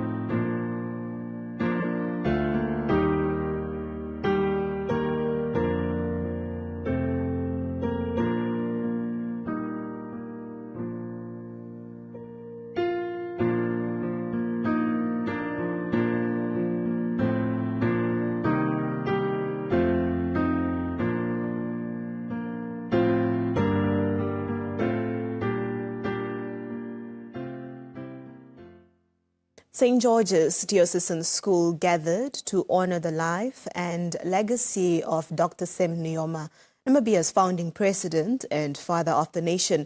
In a heartfelt memorial service, our producer, Catherine Gosses, brings us the special coverage featuring students, educators and community leaders reflecting on his enduring impact. Let's take a look.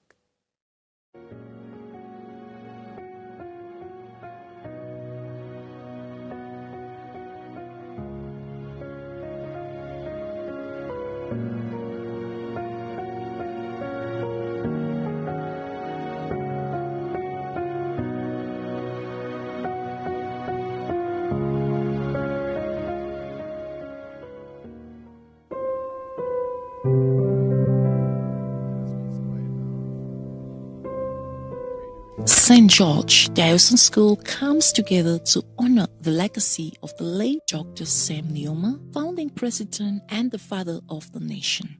A memorial service to celebrate his life and contributions to our country. The service begins with a heartfelt welcome from the head boy, Mark Sut. Today we gather in the somber light of the recent passing of our founding father, His Excellency Dr. Sam Nujoma. I express sincere gratitude to you all for joining us on this solemn event, dedicated to commemorating a hero, a remarkable visionary whose unwavering bravery and commitment to fight for freedom and independence has left an indelible mark on our nation, and will continue to inspire Namibians every day for generations to come. Today we celebrate not only his contributions, but the enduring spirit of liberation and unity that he fought for, and the legacy he leaves behind. Let us collectively rise as we now lift high the flag of our country and school and sing the national anthem. A symbol of unity, the national anthem brings all of us together, reflecting the nation's gratitude for Dr. Nujoma's enduring legacy.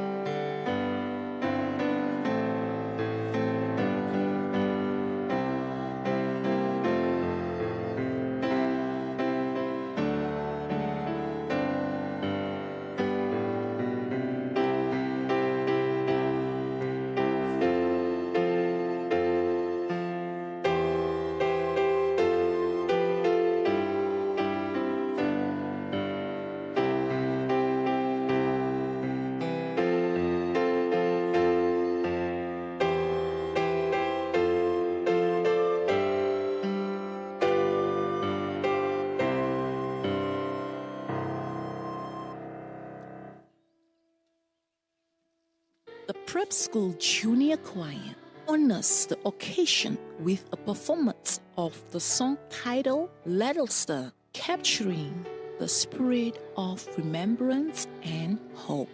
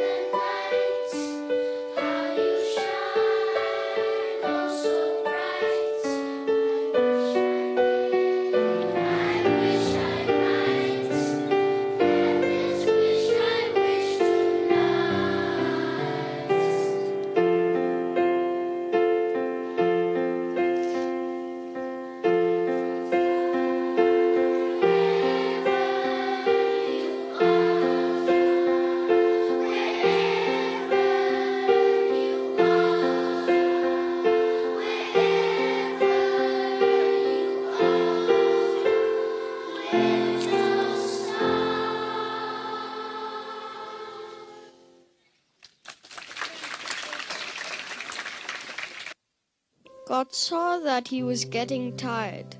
A cure was not to be. So he put his arms around him and whispered, "Come with me." With tearful eyes, we watched him suffer and saw him fade away.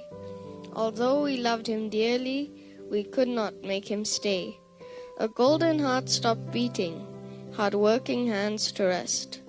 God broke our hearts to prove to us he only takes the best. Dr. Sam Shafishuna Nujoma. We mourn, we celebrate. Namibia has lost a leader, and for that we mourn, for we shall see him no more. But we also celebrate the long life he lived. We celebrate the gift that he was to us. In mourning and celebrating, the elders are speaking. They remember who he was and what he did. We know he was Tatekulu, our grandfather, the father of our nation. But we also know he was much more, for the elders are speaking. Freedom fighter, he bore the scars of battle so that we could live unchained.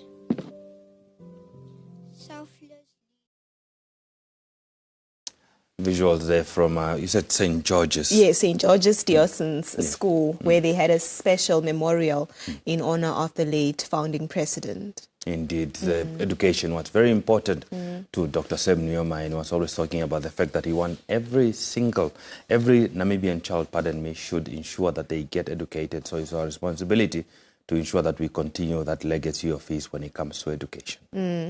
We do have our colleague Blanche Goreses still on standby at the Hosea Kutako International Airport, where they are awaiting to receive the remains of the late founding president. Well, we understand that she is ready to interview David Nujoma, who is a nephew of the late founding president. Blanche, it's over to you.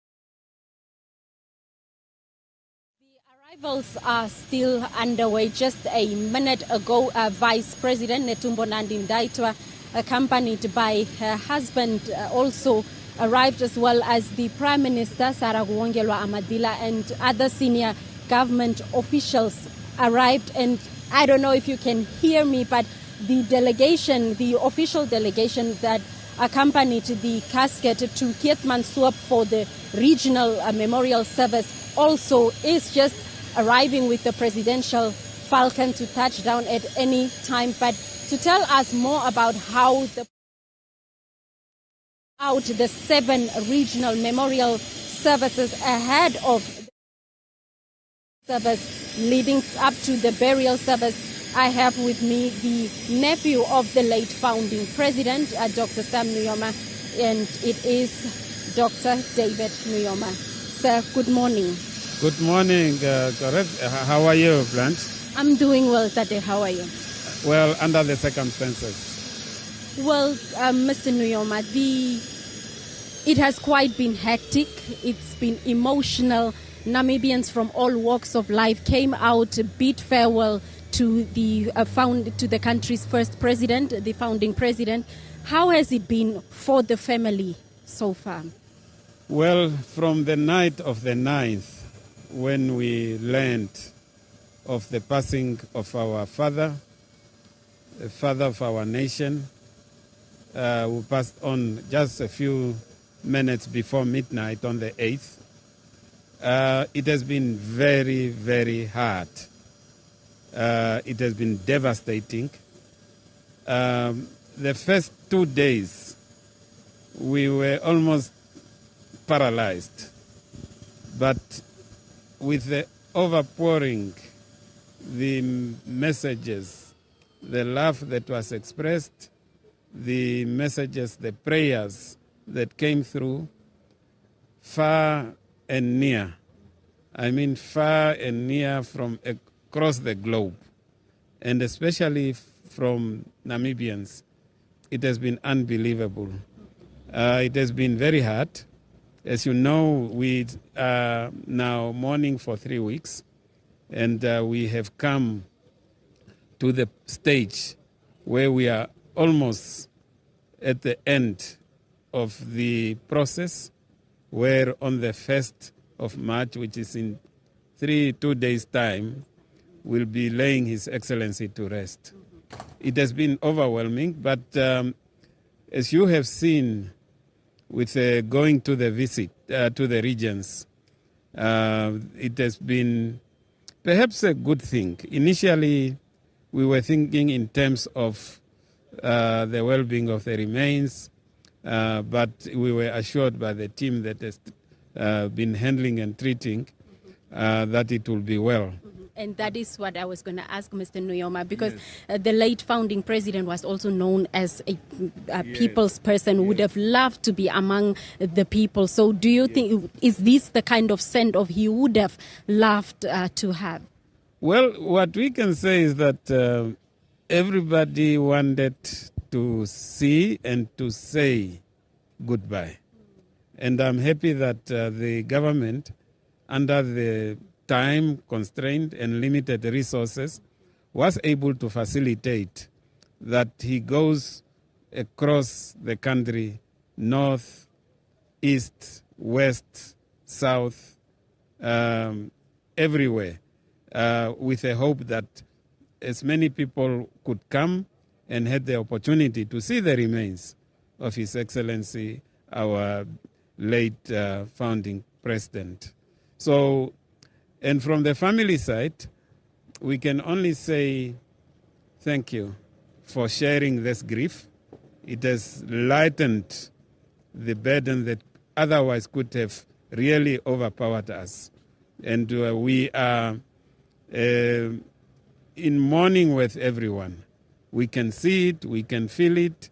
It's really overpouring, yes. Now, Mr. Nujoma, yes, you correctly stated the nation is mourning with the family for the founding president. But at the same time, there are those who are saying that his legacy, the rich legacy that he's leaving behind, ought to be celebrated, ought to be remembered in a very positive manner, in a way that it transcends even to the youngsters, even to the born-frees, to say, so we are mourning with you, but at the same time celebrating. You are right, Blanche.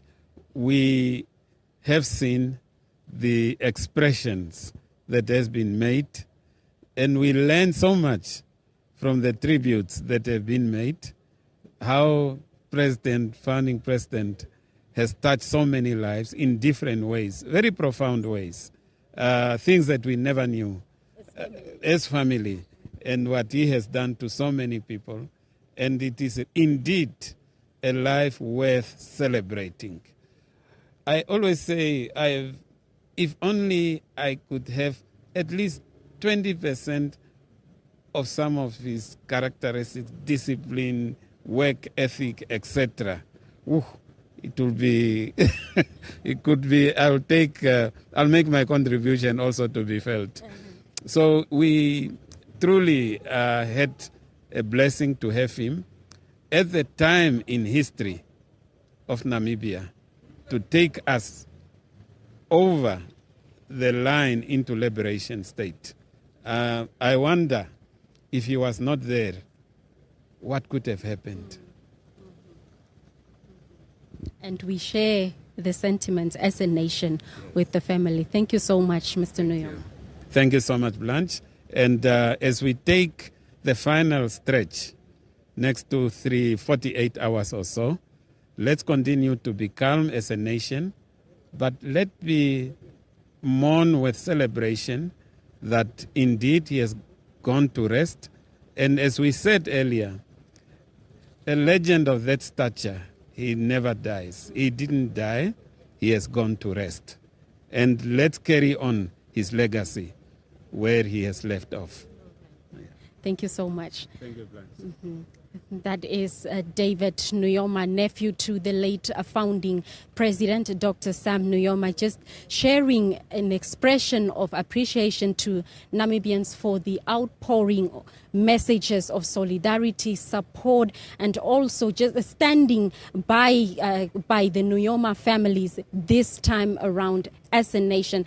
We are still here waiting for the arrival of the remains of the founding president, and the dignitaries are still arriving to take up position, and that is also just before President Nangolo Mbumba, who is the chief mourner, arrives. So we are still here and will keep you up to date with the proceedings from Hosea Kutako International Airport.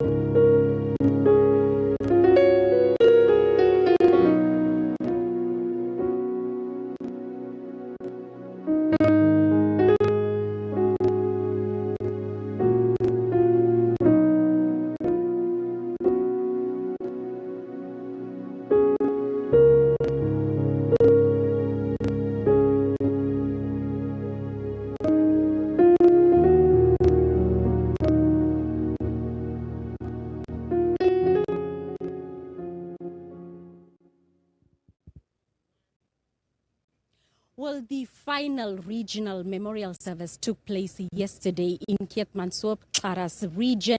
And just to give us how the service went, apart from what we have seen, the nation mourning, the tribute, the pouring out of tributary messages and so on, just to give us a roundup as to how the memorial service went, is Captain Hendrik Ismail Witbooi from the Witbooi Traditional Authority. Chief Moro. Moro, thank you for the opportunity. Yes, we have been in Keetmanshoop yesterday with the final memorial service in the Xaras region. We have noticed that some of the tears, some of the citizens of the Xaras and Roundup region, tears has been flowing and running. Cause of the contributions that has been made by the founding president, the father of the Namibian nation. Most of the people really, as I said yesterday in the KSAM's radio, passed on already, but some of us are still alive. When President Nujoma was in service, when he came back from the exile, we were really grown up by then, and we saw and noticed how he was doing things, and even our elders told us what was happening, and really when he reached the grounds of the south, some of us were also very emotional, and our hearts were deeply touched, and it was really a great moment for us. While the body was empty, but the opportunity that the government has granted the Southerners, we are very grateful for what the president and the cabinet has decided, and what the family has decided to have the heirs of the late founding father in the south. It was a very it was a great opportunity for us. And it was the nation was mourning. Now, Captain, among the streets selected through which the official convoy with the remains of the founding president will move is Hendrik Witbooi, also another historical figure. Now, the selection of the streets through which the convoy will move also tells a story of the bravery of Namibians. Yes, in the history of Namibia, you cannot forget Hendrik Witbooi when you are talking about Sam Nujoma in the Namibian history. And we have arranged someone there at the corner of Sam Nujoma and Hendrik Witbooi Street. The history, we will going to hear what our people are saying there. As the clan, we are ready, waiting for the corpse there. We will tell our part of the history there, and we have prepared. Even as I'm speaking right now, maybe some of the people are still at home waiting. I am telling you, Kaimari, itu nisingani nisiskini salati koaisa President Soros ngasa Sam Nujoma drive it Hendrik Witbooi drive it kating how kai ngabaskini salati koaisa Soros asi wa President Soros asi ngabat komai sadani ngasiba maga irage Hendrik Witbooi driving ngas kasin Soros now Tobeseng Isa diarami, Namana diarami, Hendrik Witbooi diarami, Nitin Asa the Guinness about go Hoje. Let's stand up and go to the junction of Sam Nujoma and Hendrik Witbooi Drive. Right now we are ready. As we are just waiting for the landing of the main aircraft. The presidential aircraft is already here, which I came with, and we are now making ready to depart for the city of Windhoek, just to join the streets. Thank you so much, Captain. As you correctly said, the military aircraft has just arrived, and I will allow you to also form part of the members of the delegation alongside the president to receive the remains. Thank you so much, Kau.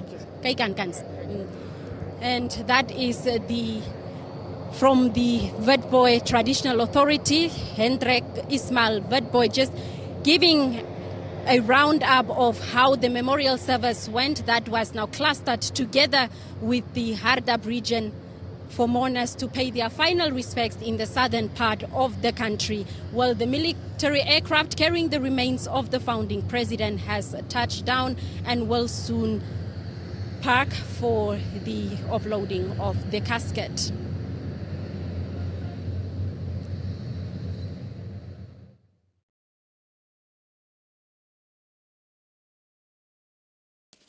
Well, as we have just seen there, the military aircraft, the Tijanshi Y9E, has touched down on the tarmac of the Hosea Kutako International Airport. That indicates that the body of the late founding president has arrived back in the capital city.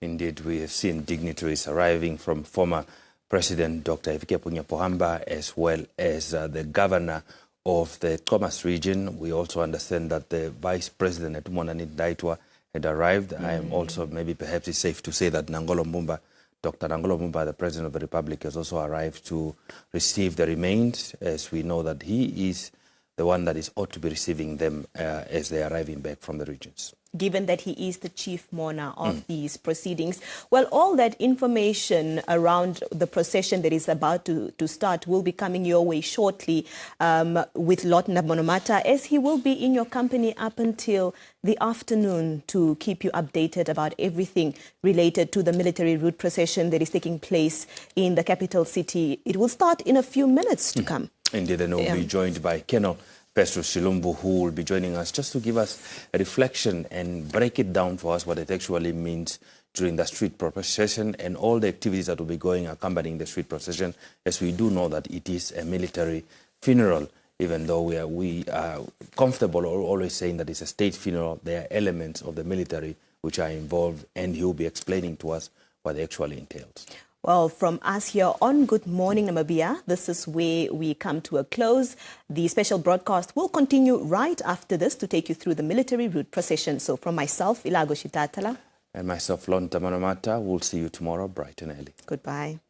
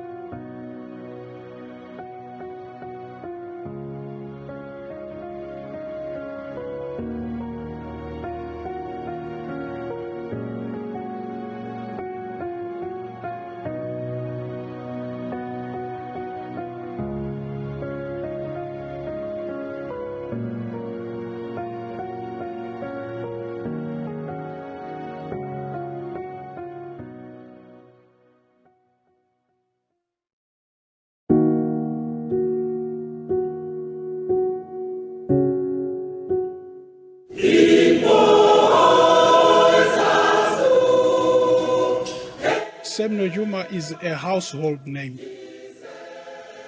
Household in the sense that it has become almost common to every house to know who Sam Nujoma is.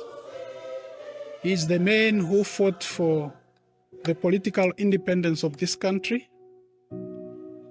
And we as a church would love to really express our deepest condolences for the loss of such a dear man, a stalwart, a struggle veteran. Why do we as a church feel that the nation has lost in the person of Sam Nujoma? One, among other things, is that with the advent of democracy and the independence, and enshrined in the Constitution of the Republic of Namibia, is a very important tenet or principle, which is freedom of conscience. I want to dwell on that one as I pass messages of remembrance for this dear son of the soil on behalf of the church, the Seventh-day Adventist Church in Namibia. So as we remember this man, this great son of the soil, Dr. Shafishuna Nujoma, we will also remember that we have this freedom to worship, and we have been protected as a church. We have found an environment that is conducive for worship in this democratic space. So therefore, as we speak about this tenet or this principle of freedom of conscience, freedom of association, freedom of worship, we cannot speak of it without remembering the man who was at the helm of the liberation struggle.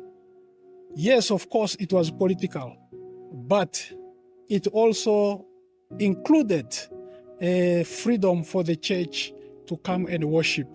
So Nujoma will remain in the annals of history. His name will stay for years in the minds of those who have been with him in exile. And we as a church will also remember that there was a man who brought independence, and that man, with that independence, the church found a space within which to worship freely. Therefore, we mourn with the nation. We want to cherish that name. We want to cherish the character of that political leader, and we want to pray for the nation that we will continue to pray for the peace. We will continue to pray for the prosperity, for harmony, for living together in peace, and for ensuring that this peace stays. If ever we want to be a people or a faith-based people who worship freely, it is because the environment for worship is conducive, arising from one very important tenet or principle of life. May everybody else remain calm during this time, and may we continue to remember him, even with the freedom that he has brought.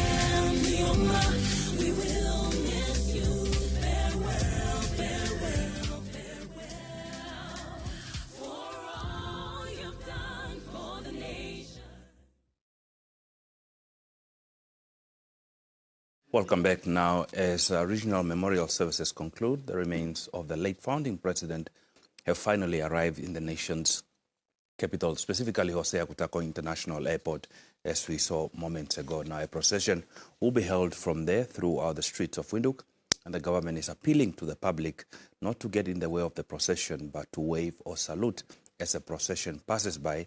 This was announced by MICT Minister Emma Theophilus during the daily briefing at the Government Information Communication Center.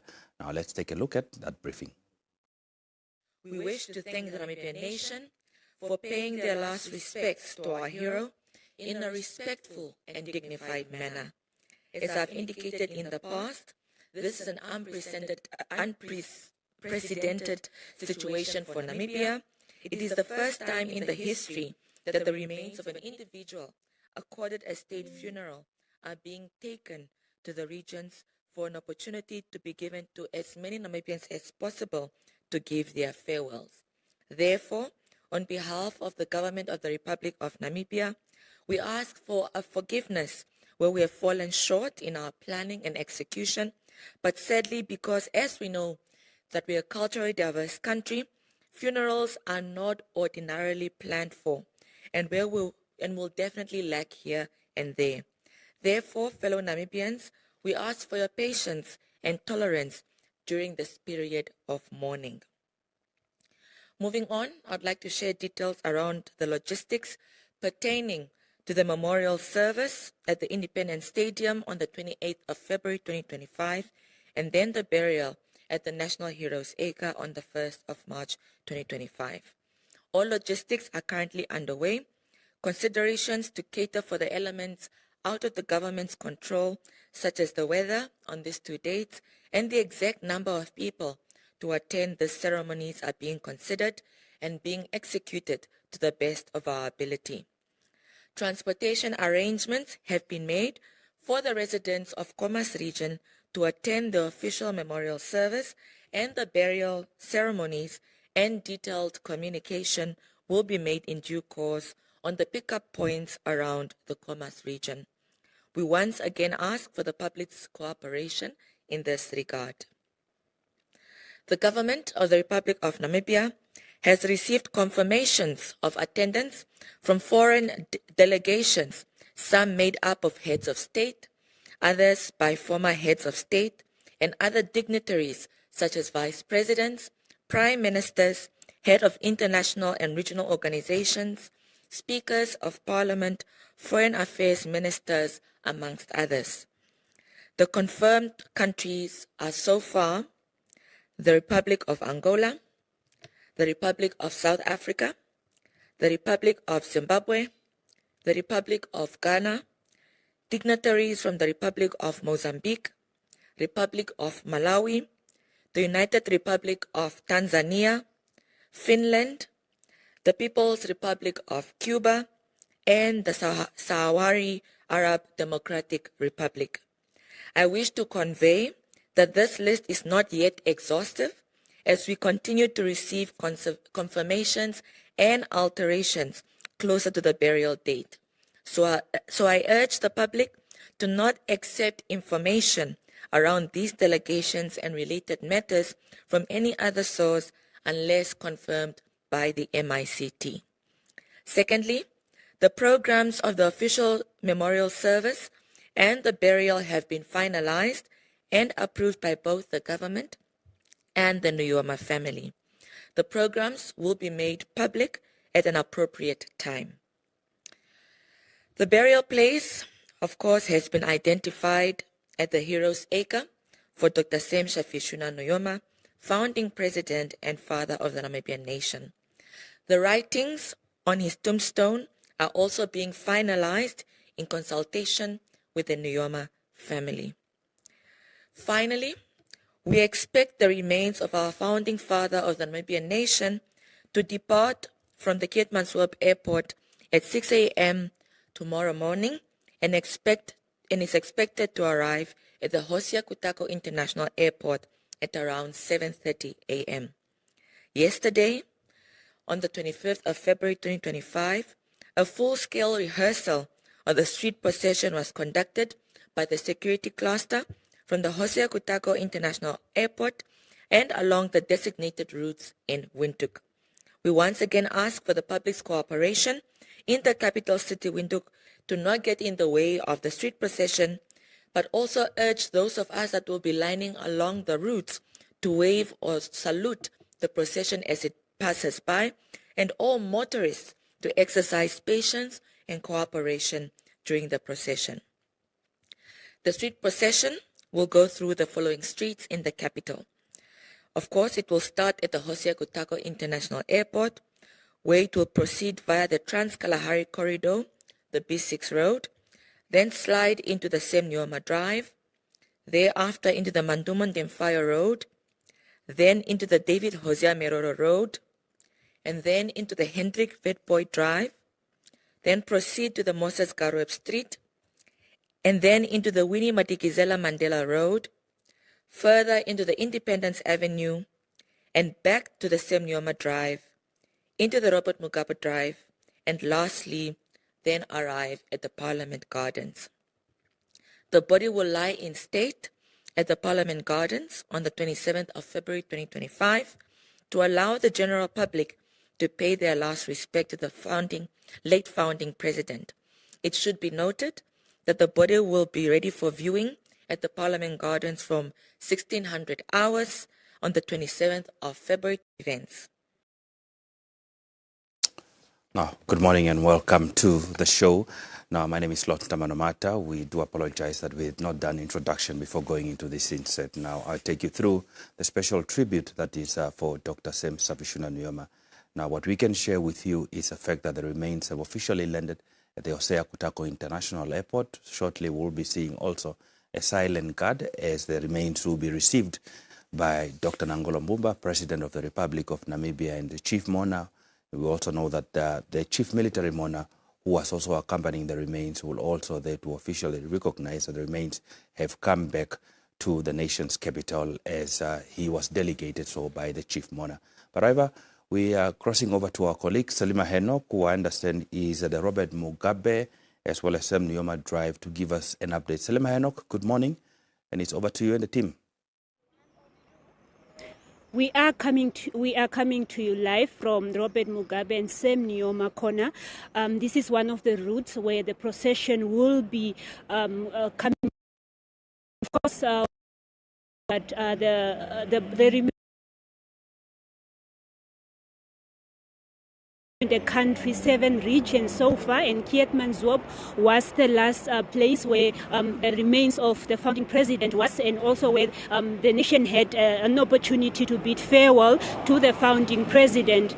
Now, the routes where we are standing is, strategic, or it is also just significant because it's named after the founding president. And just not far from here, the procession will stop at the Namibia Defence Force, and I was speaking to the spokesperson of NDF earlier, and he told us that there will be a moment of silence at NDF, and this is significant because the founding president was the first commander-in-chief of NDF, and that is why a moment of silence will be observed. 1 minute moment of silence will be observed at the Namibia Defence Force. And of course, I was also informed that the procession will include the president, that is Nangolo Mbumba, and also just the founding, not the founding, but the former president, that's Hifikepunye Pohamba, with family members, and also just some cabinet ministers that will be part of the procession. And there are a couple of routes that are part of this procession, and as you can see in the background, we also have the military personnel that are also strategically placed at these routes where the procession will be taking place. So we will be bringing you more of these updates as the procession will be passing through the corner of Sam Nujoma Drive and also Robert Mugabe corner. And back to you in the studio.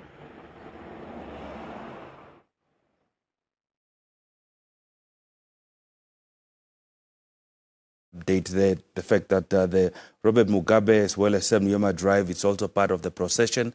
We'll be seeing the remains that will be passing through. Once the remain obviously have left, that is the airport, we'll be waiting to give you an update once that has taken place. So please do stay tuned as we continue.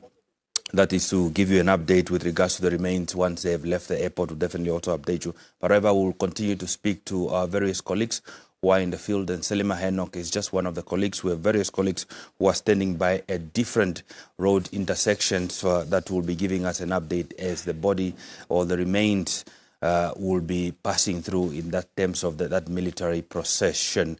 Now, when we get to return, we will also be engaging that is David Meroro, McDavid Meroro, a son of one of our liberation heroes, an icon. He gets to come and share his view with us on what he thinks, what his thoughts were, especially when he had the passing of the founding, and also possibly talk to us about the relationship between his late father and that of the founding president. Stay tuned. We'll be back after this.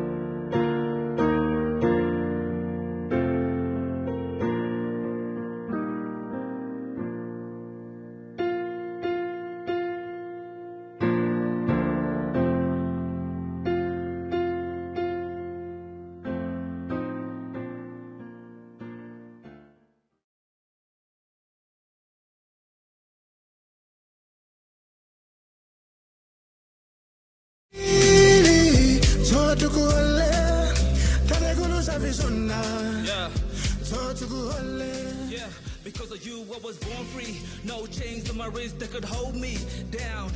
Even though you faced opposition, you made the decision to fight for this ground. Now, look at the work you've done for your daughters and sons. Now you're passing the baton for your people to run. You took the lead, you are willing to bleed, so for a whole generation to be set We free. appreciate your toil, for now we stand on liberated soil.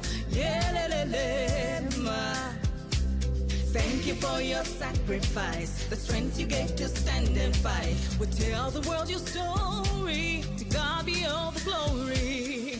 Kapembe kiti angandela, walonga, wamana, komanda hiti opulana, alumeno yali yavalwa, Nujoma wa Namibia, kalunge tupelependa, Nujoma, komanda yependa.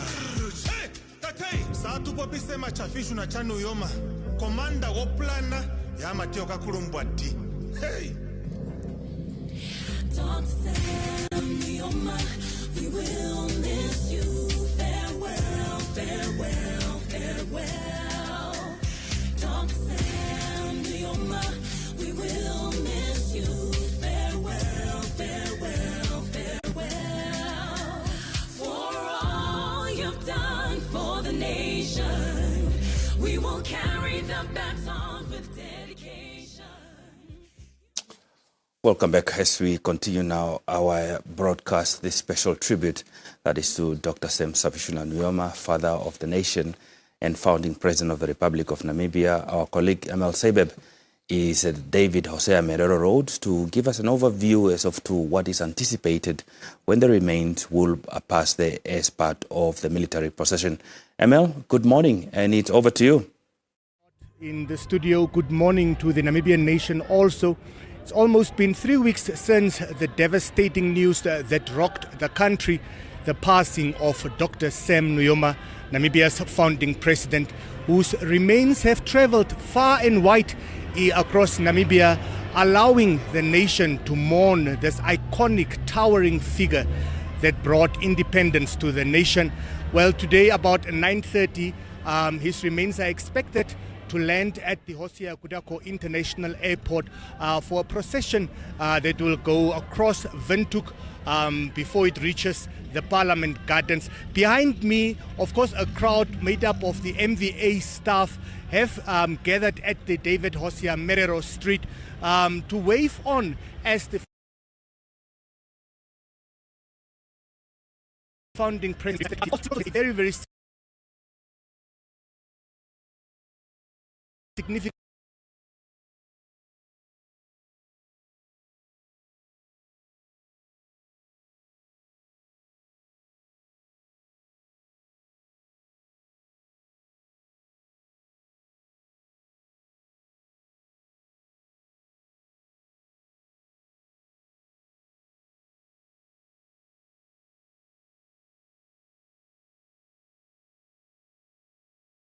Welcome back. We do apologize for those poor sound qualities. We hope to have Emil back very soon until we can engage him and see what the mood is like. We did see some people in the background there in anticipation of the military procession that will be carrying the remains of Dr. Sam Nujoma. Now, after this short break, we'll be back with more news to share with you.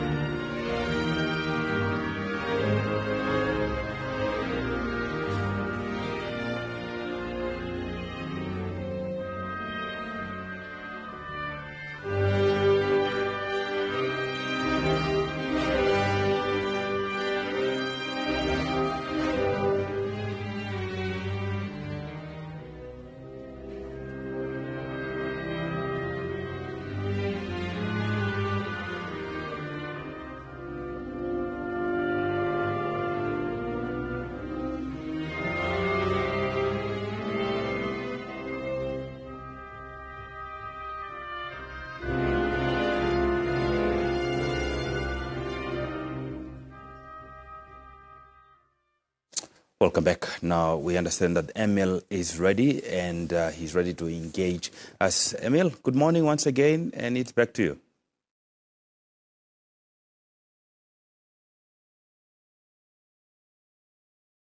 Well, we do apologize for the technical glitches we are experiencing this morning. As I earlier said, we are on the David Meroro Street, a very significant name in the history and politics of Namibia, waiting for the remains of the founding father, a founding president, an iconic figure in the history of Namibia, whose remains are going to pass here.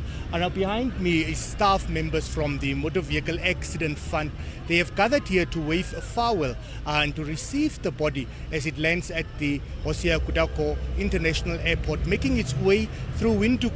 It will then lie in state at the Parliament Gardens until his burial, that is on Saturday. I'm joined by the CEO of the MVA Fund, Rosalia Martins Housiku. Earlier on, you described him as an illustrious son of the soil, someone that is very significant. Can you just tell us the reason with you and your team being here, very high in spirits, to wave on the remains of the founding president? Emil, as I said, it has been a tough 3 weeks for the Namibian nations across various generations, and we've been experiencing all sorts of emotions. There are those who are sad, but in that sadness, we are finding moments of celebration, such as you can see, moments of joy really to mark and celebrate the icon that the founding president and founding father of the Namibian nation was. So we came out here to really also just have closure. For some it's closure, for some they want to say their final goodbyes, they want to wave because he means something to them. As you can see, our workforce is very diverse.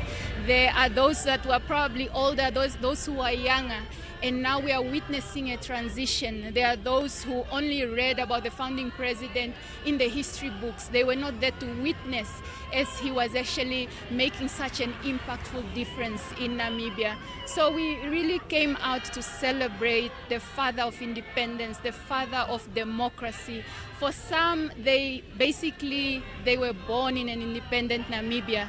But as we start telling these stories to our children and those to come, we'll get to appreciate who the founding father is. And today we are here to really bid farewell, to find closure, and to celebrate the founding father of the Namibian nation. That is Rosalia Martins Housiku, the CEO of the Motor Vehicle Accident Fund here in Windhoek. Now, just a little bit about the David Meroro Street. Of course, also an illustrious figure for his time.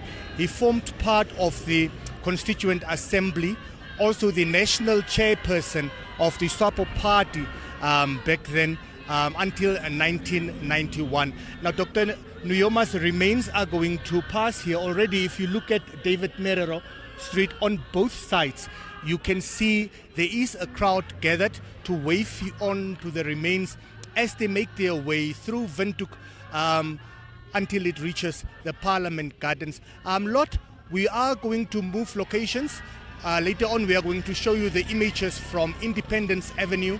We are going to conclude our broadcast, our crossover from the Parliament Gardens. For now, adios.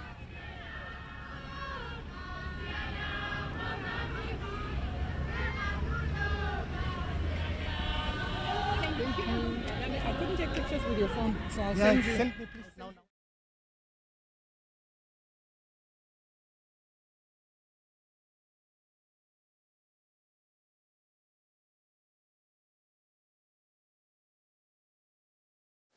Welcome back. We do apologize. We have, however, thank you, Emil, there for that coverage. We have another colleague, that is July Nafuka, who is at the junction of Nujoma and Avas, also to give us an update in terms of what is it that we can expect in terms of military procession that will be passing through. The July Nafuka, good morning, and it's over to you.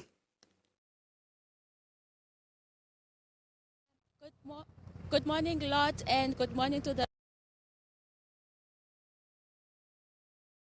rest of the junction between Avas and Windhoek as you turn into town.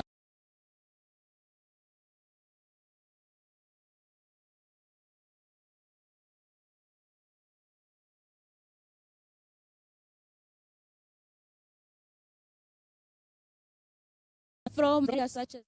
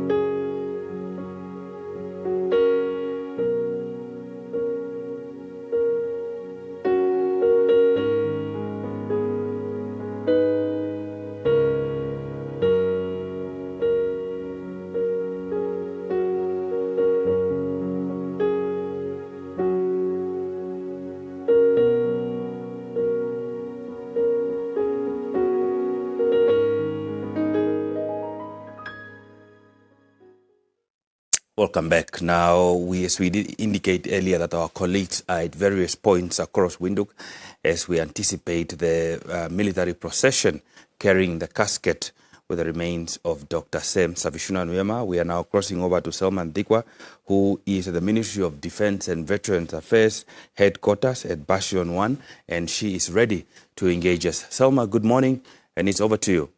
Good morning, Lord. Good morning to all the viewers. We are here at the Ministry of Defense and Veteran Affairs Bastion 1, right here at the Sam Nujoma Drive, where a moment of silence will be observed as soon as the procession begins. And once they arrive here, a moment of silence, of course, will be observed now. It is only befitting that a moment of silence will be observed here, not only because of historical events as to how or why the NDF was established, but because Dr. Sam Nujoma is the first commander and chief of the Namibia Defense Forces. Also, historically, Dr. Sam Nujoma's signature achievement, of a reconciliation post-independence is the establishment of the National Defense Force, which brought together forces, which is the Plan Liberation Army of Namibia, which is the military wing of Swapo, as well as the Southwest Africa Territorial force, that is the Swati app as well as Kufud.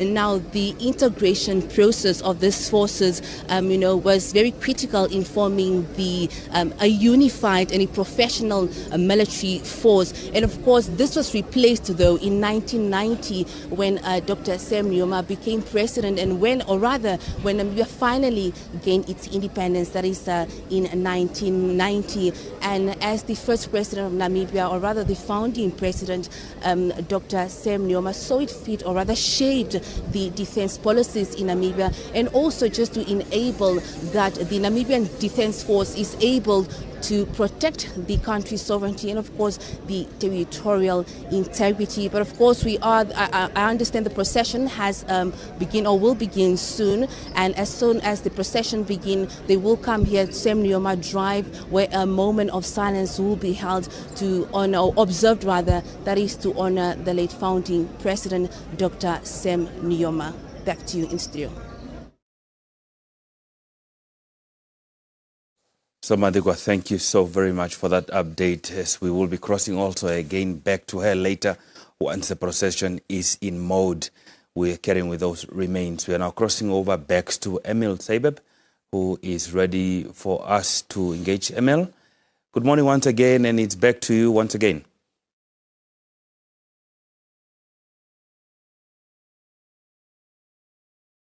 Thank you, Lord. We are still at the David Hosea Meroro Road. The remains of the late founding president, Dr. Sam Nujoma, is expected to pass here. Of course, earlier on we spoke to the Chief Executive Officer of the MDA Fund, where she described the founding president as an illustrious son of the soil.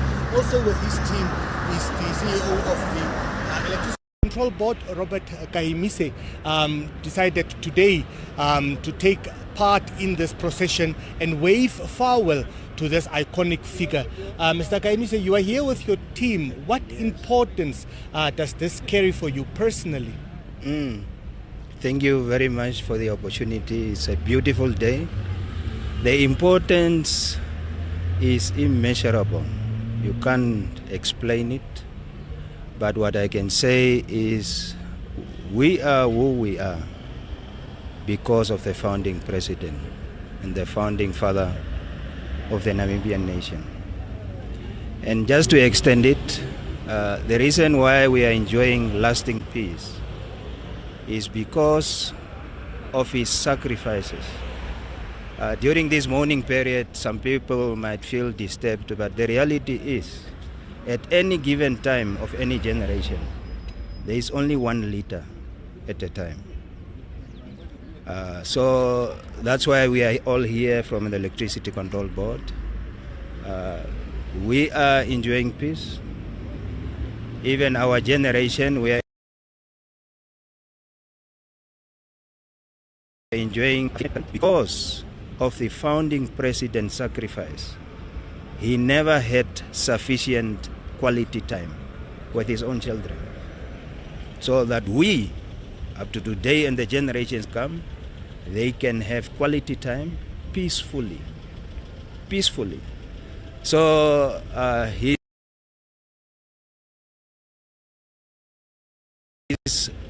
selflessness, you can compare it to anyone else. Yes, it all starts with a leader. At that time, as far as our liberation is concerned, Namibia needed someone to rise. And the founding father rose at the time. Irrespective that he had commitments, he rose, he took the first step, others followed, and here we are as a free nation. And that's why we are here to pay our last homage and respect, and also our condolences to the Nujoma, Kondombolo, and the extended family, that we do appreciate their also extended sacrifices through the founding president. As far as electricity is concerned, you will know Namibia is probably one of the few countries without load shedding or any blackouts. Why 20 years back, under his leadership, Electricity Control Board was born. Under his directive, The White Energy Paper of 1998, it was under his leadership. So for some other countries,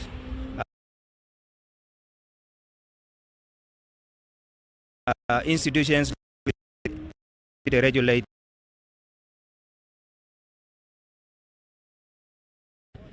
who could manage through our public utility, irrespective of the challenges in the region, so that we can take the next liberation, which is the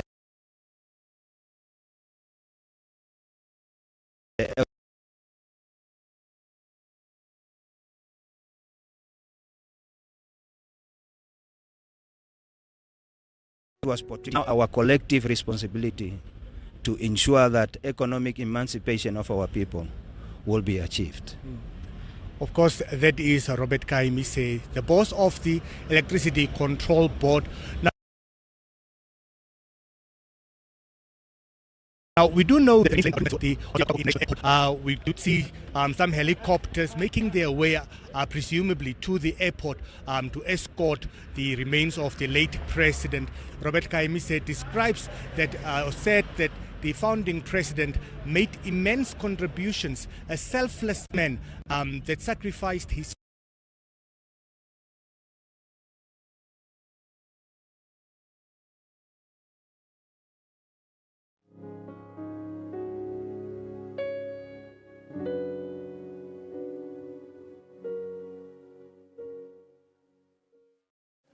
We again do apologize for that disruption of Emil there. He was speaking to the CEO of Electricity Control Board at David Hosea Meroro Road, and the CEO of the Electricity Control Board just again talking about the significance of the birth of the ECB and the white paper, specifically in relation to the ECB, and what the role of Dr. Sam Savishuna Nujoma was. We are now going back to our colleague, that is July Nafuka. We're going back to her as her interaction was earlier disrupted, but I understand that she's on standby. July, good morning once again, and it's back to you.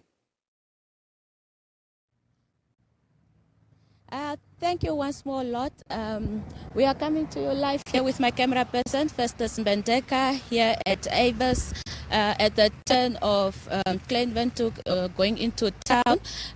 In terms of activities from members of the public, nothing is happening here, and this is because the point where we are standing, it's on the outskirts of town, so there aren't houses or people walking here.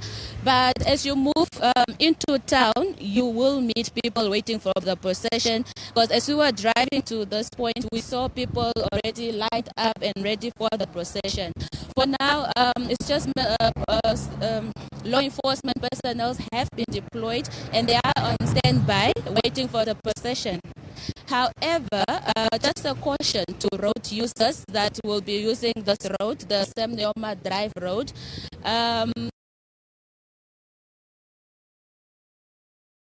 Just to they should already work out alternative routes to use if they want to come to the sites of Klein Windhoek and Avas. Just a brief background on this Sam Nujoma Drive. Before independence, the road was known as Groot van Francois and the Gobabas Road, and after independence, it was renamed to Sam Nujoma, which is the late founding president. So the road was actually named as to honor him. And this road runs from the point where we are here at Avas. It runs all the way to the Dunfermline checkpoint. So it's quite a stretch. It's about 10 kilometers. But we will get back to you again, Lot, once we have an update of the procession as it comes. And thank you.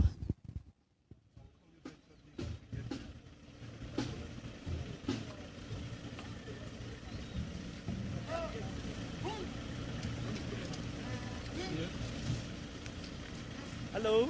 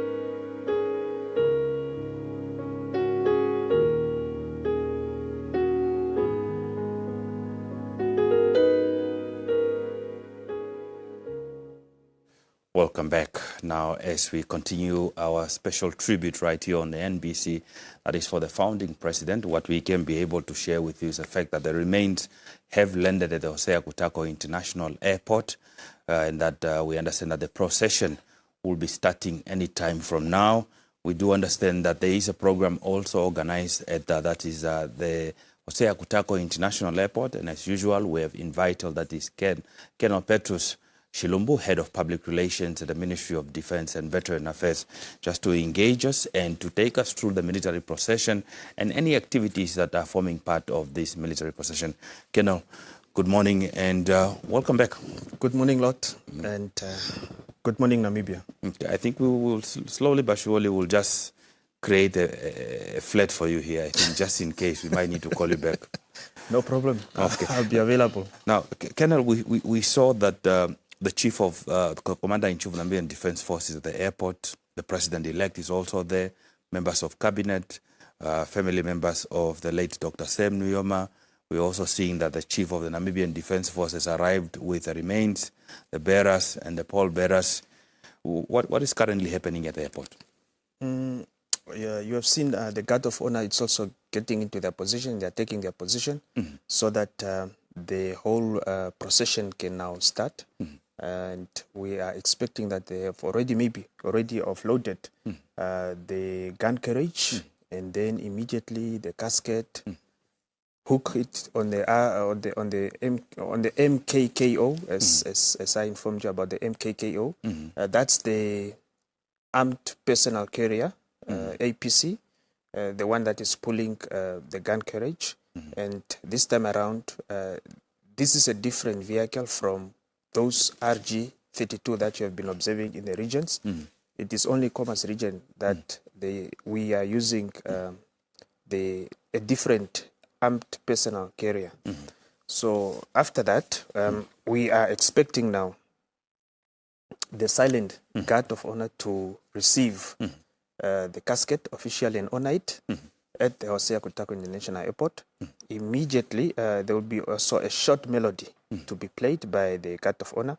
And then immediately, the chief military... When you say melody, what exactly is melody, that? it's a music. It's instruments that they play. It's a short melody. The instruments, the Guard of Honor that they perform, that short music, that's the melody we are referring to. So immediately after that, we are expecting the chief military mourner, the Chief of the Defense Force, Air Marshal Martin Kambulu Pinias, to report, and also at the same time to invite the chief mourner, His Excellency Dr. Nangolo Mbuba, the President of the Republic of Namibia, to receive the casket back from the region as he handed over to the chief military mourner. Why is this an important symbolic moment? What is he reporting when he's also, inviting the commander-in-chief and handing back? You remember that when on the 20th of February, when the casket left Hosea Kutako International Airport or Commerce region, the Chief of the Defense Force was mandated to take the casket to the regions. It was in his hands with his men and women in uniform to make sure that it has gone through all the targeted regions for the regional memorial services. So this time around, he's just reporting back that the casket that I took from Commerce region, it's back in the same shape that I was entrusted to take it to the regions. And then after that, the Commander-in-Chief and the Chief Mourner will proceed to the casket accompanied by the Chief of the Defense Force, and then he receives the casket.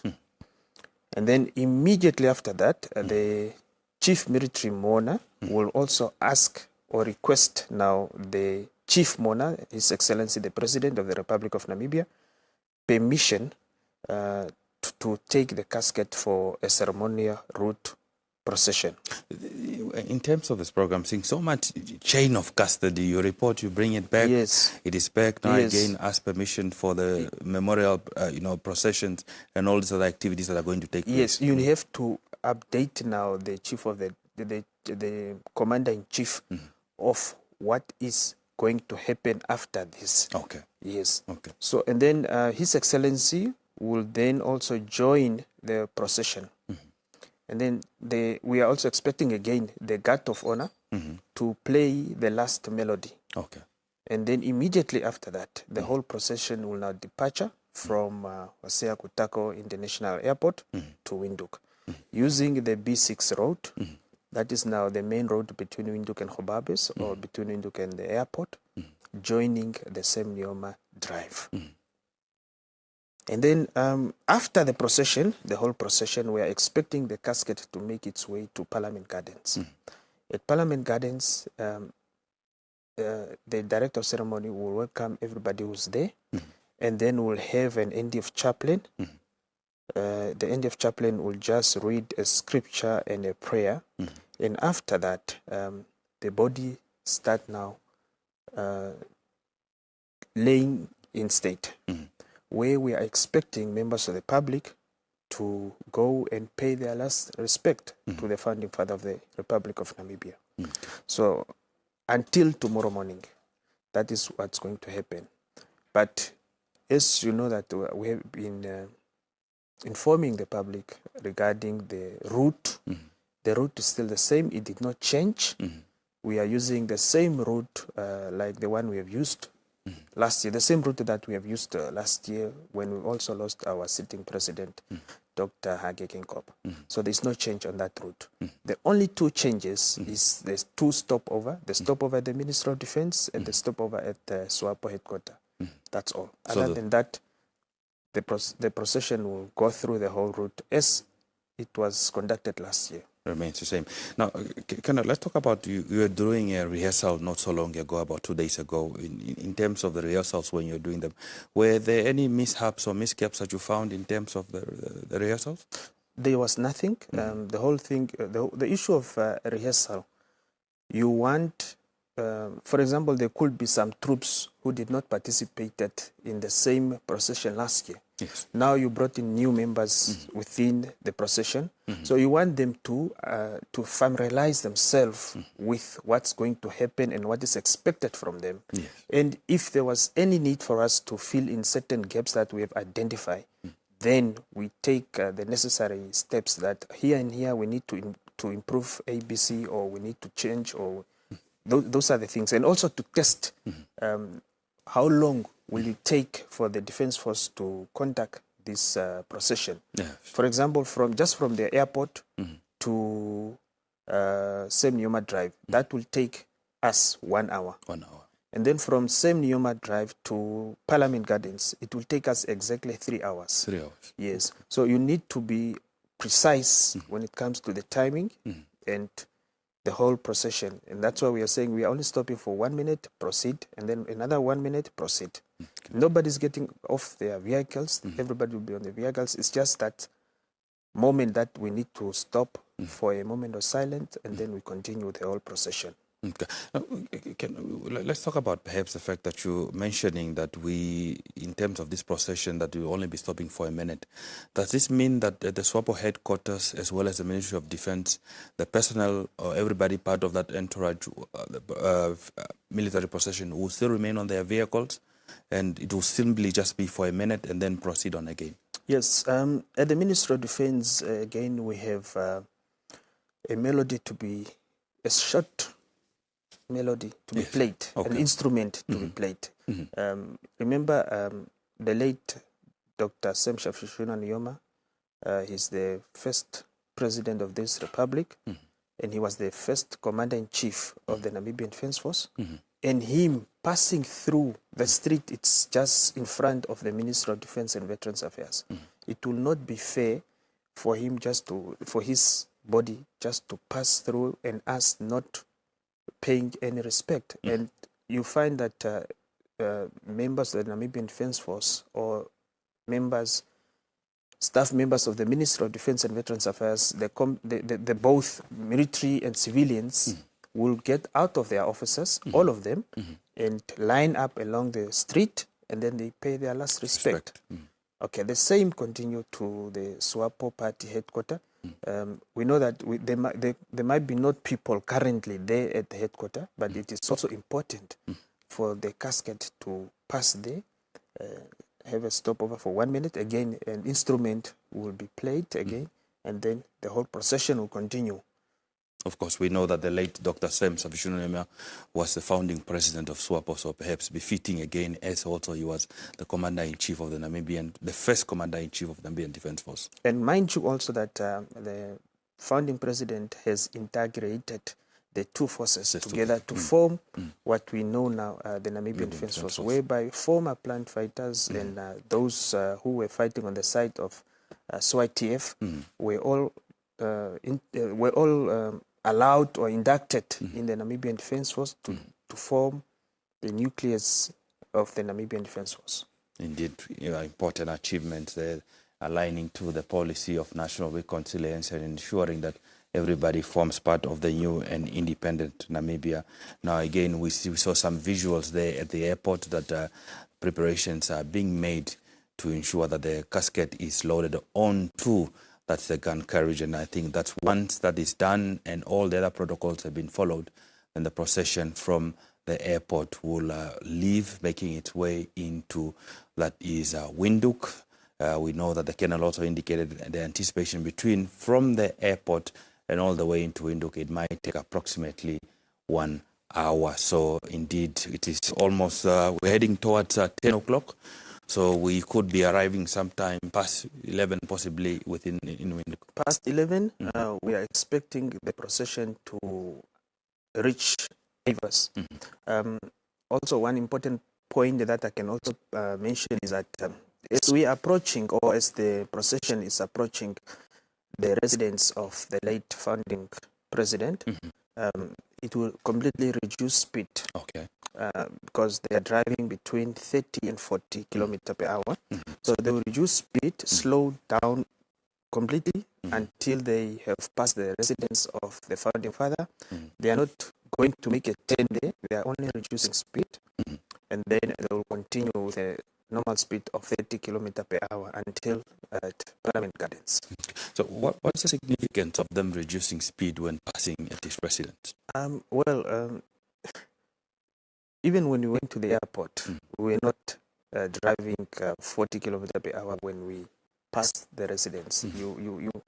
It's just sign of respect. A sign of respect. You cannot just pass by my house and you're just rushing at high speed. So that's why that instruction was given that whenever you are passing there, whether when you go to the airport or when you come back from the airport with a casket, kindly reduce speed, just for the respect that you are honoring to the late.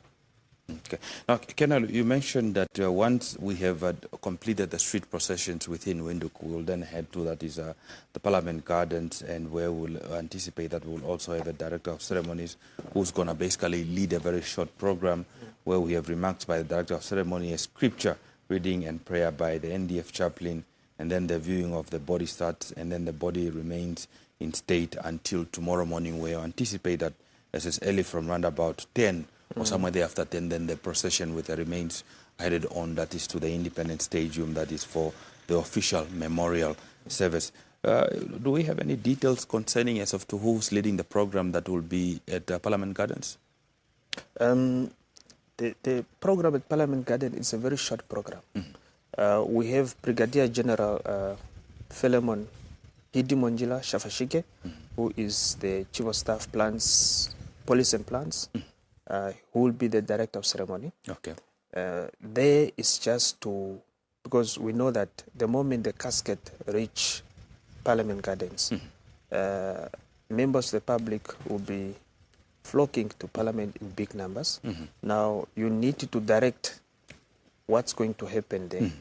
And that is why we have a short program to introduce what is going to happen and also to have a scripture reading and a prayer by Lieutenant Colonel Malima. And then immediately after that, we will allow now the public to pay their last respect, because you have people who might not make it tomorrow at Independence Stadium for the official and last memorial service at Independence Stadium.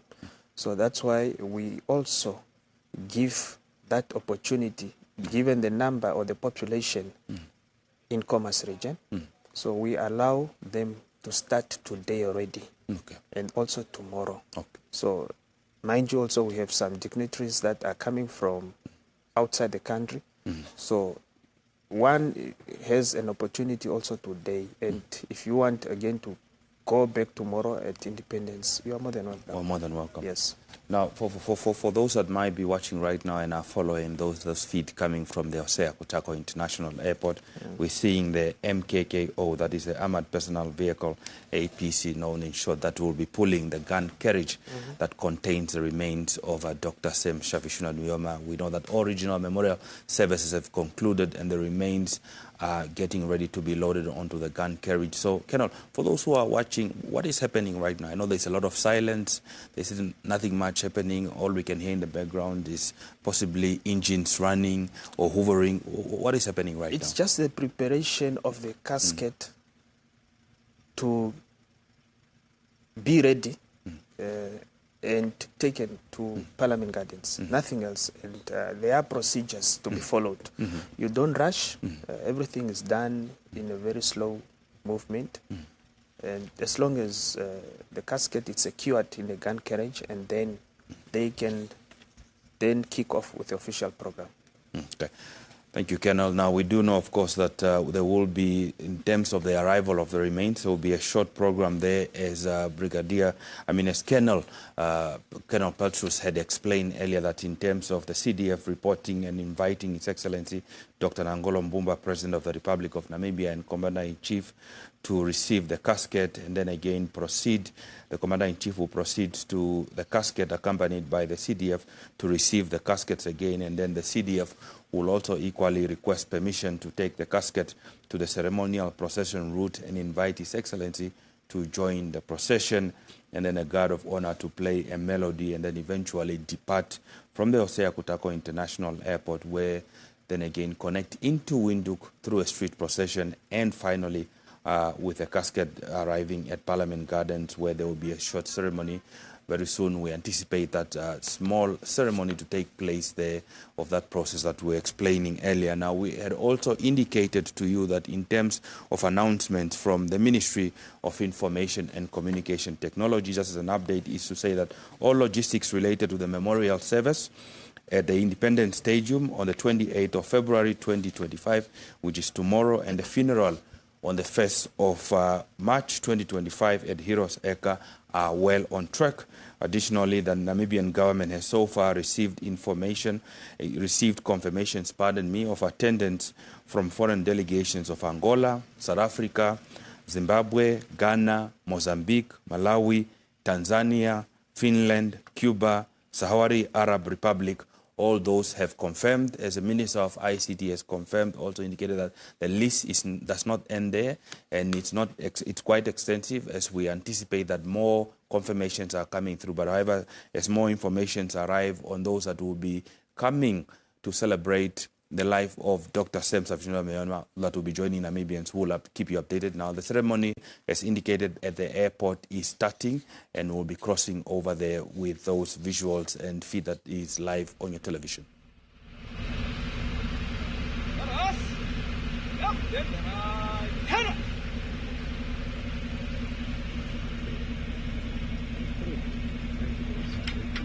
You guys are not following. Yes, sir. No, I'm showing you.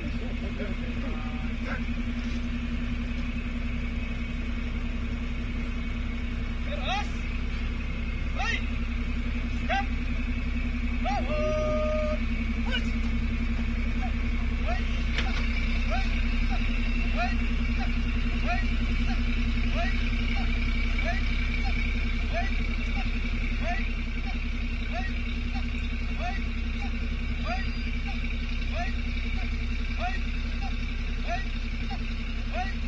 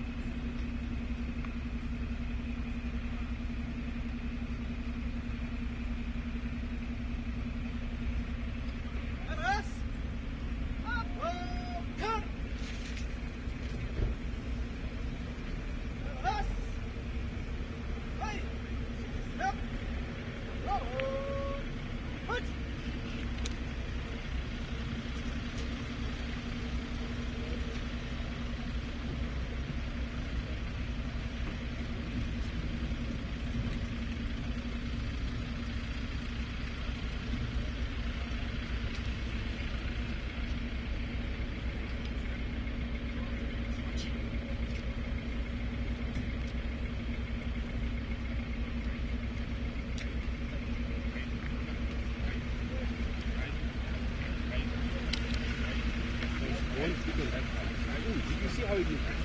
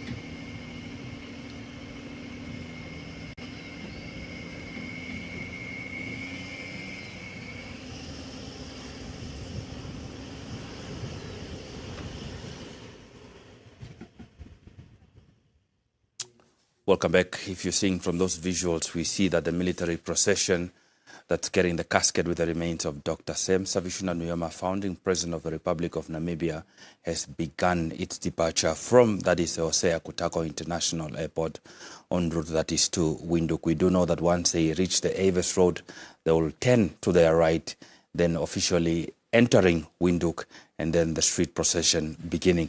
Now, Colonel, in terms of the vehicles that we're seeing, perhaps maybe just to refresh our mind and, refresh the viewers who are watching, we're seeing a formation. We can see that there are specific vehicles that are in a formation, but perhaps maybe for reminding our viewers and just telling us again, this formation, who's in this formation, who's up front, who is where, who's placed where, who's in what vehicle. Please enlighten us. Okay.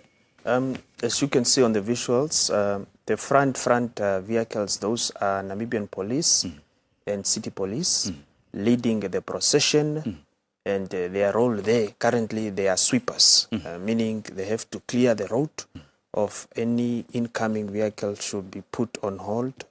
So they are leading as sweepers. After that, they are followed by 15 motorbikes. These are NDF motorbikes by provost.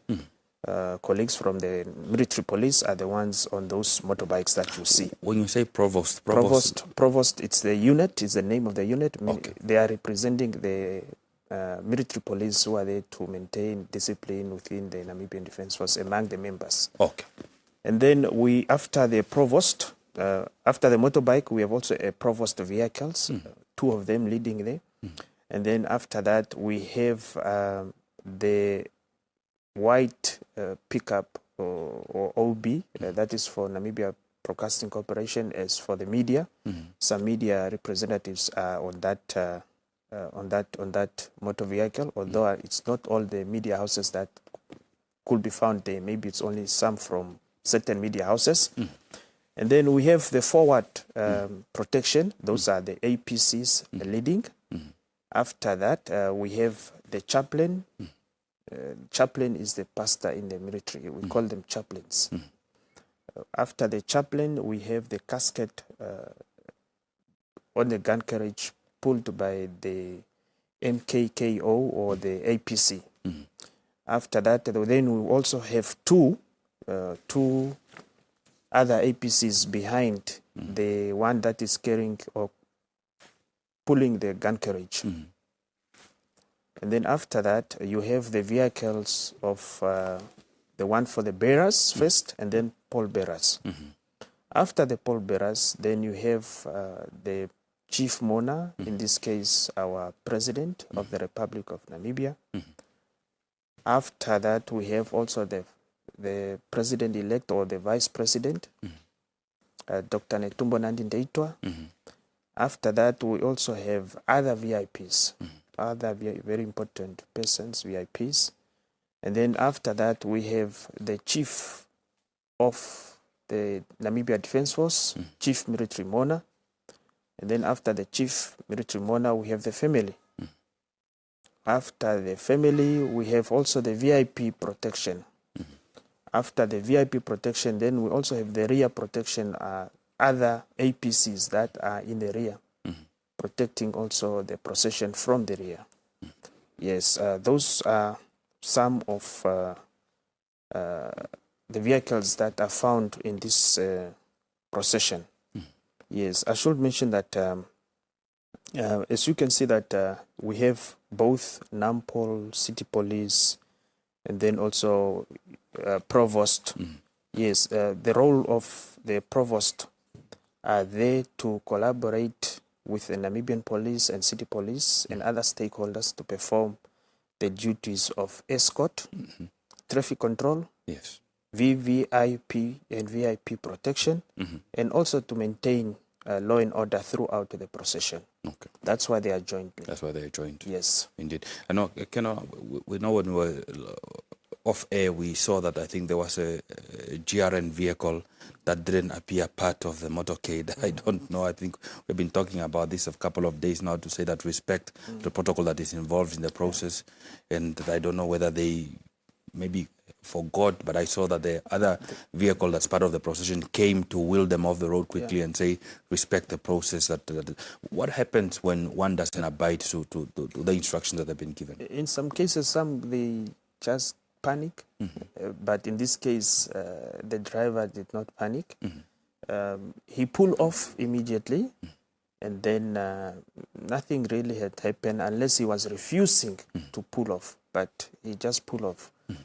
I think it was it was not his intention, actually. It's some of those things that just pop up and one need to react very quickly. That's what we have observed. You have also observed that we have 2 helicopters or 3 helicopters flying over. They are flowing. They are just following the procession.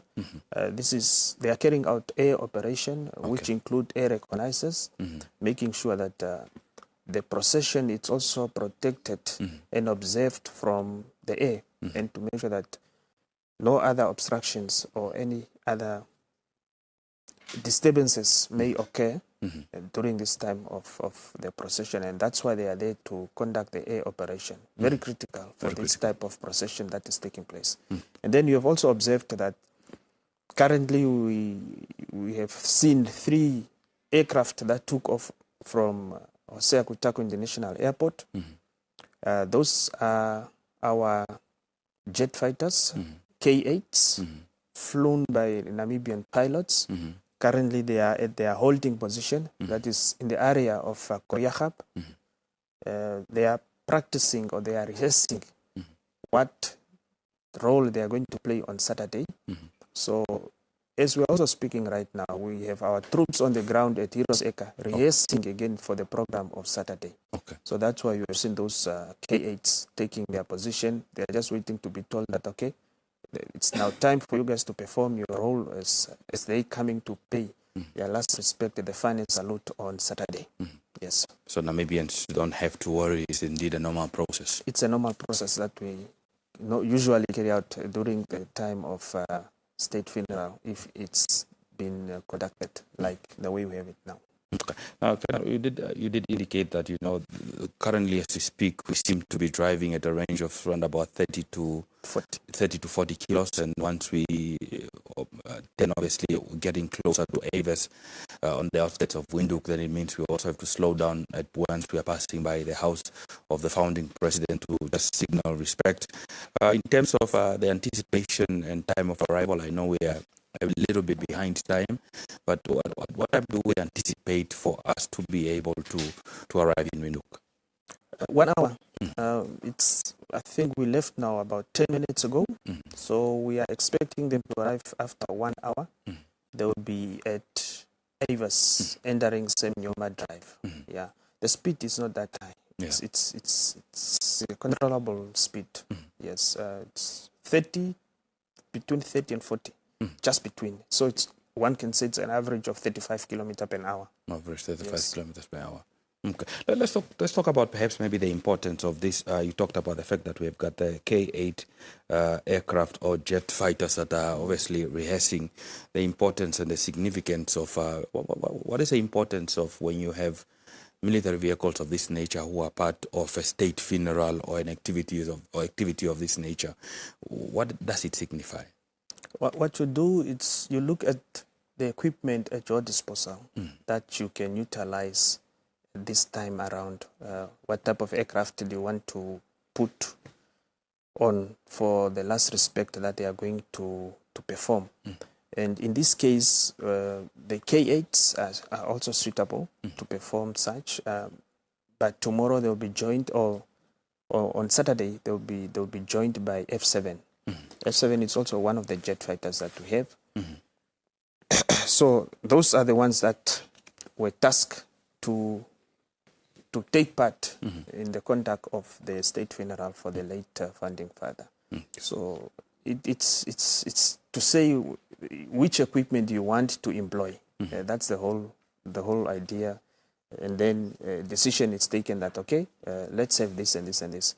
Even other aircraft could be part and parcel of that, but like you can have your Y-12, you can also have your Y-9E. it's just what you have at that moment and what you want to use. Yeah. So in this time around, we have decided that we are going to use the K8, 3 K8s and 1 F7. Okay, 3 K8s. The fact that the Y9E performed what I think most Namibians will probably agree with me it's a couple of successful missions. I would say overall it's one mission, but obviously the fact that it went to different regions, I think we can all definitely say that we are proud. The fact that, it was effortless, no disruptions, flew from one region to the next, and then again coming back to Hosea Kutako International Airport.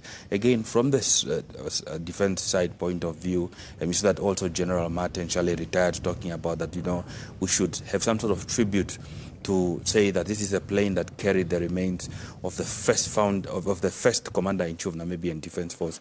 From a military side point of view, are you happy with the successful deployment and airlifting of the remains, using this YE9, and Namibians being able to really see firsthand the capability of this plane and the fact that it carried the remains of the founding president? Yes, we are happy. Simple because the aircraft came to many as a surprise because not everybody has seen it. But this is an aircraft that was commissioned in December. I know a lot of people were on holiday when His Excellency Nangolo Mbumba went to Grootfontein and commissioned this aircraft into the service. And it was not seen by many flying because this is the first mission that the aircraft has conducted. Imagine leaving Hosea Kutako International Airport to Ondangwa, to Rundu, to Katima, to Grootfontein, to Office Bay, to Keetmans, now back at Hosea Kutako International Airport without any problems, without any delay, a very serious delay whereby you say, no, maybe it's a mechanical delay or something.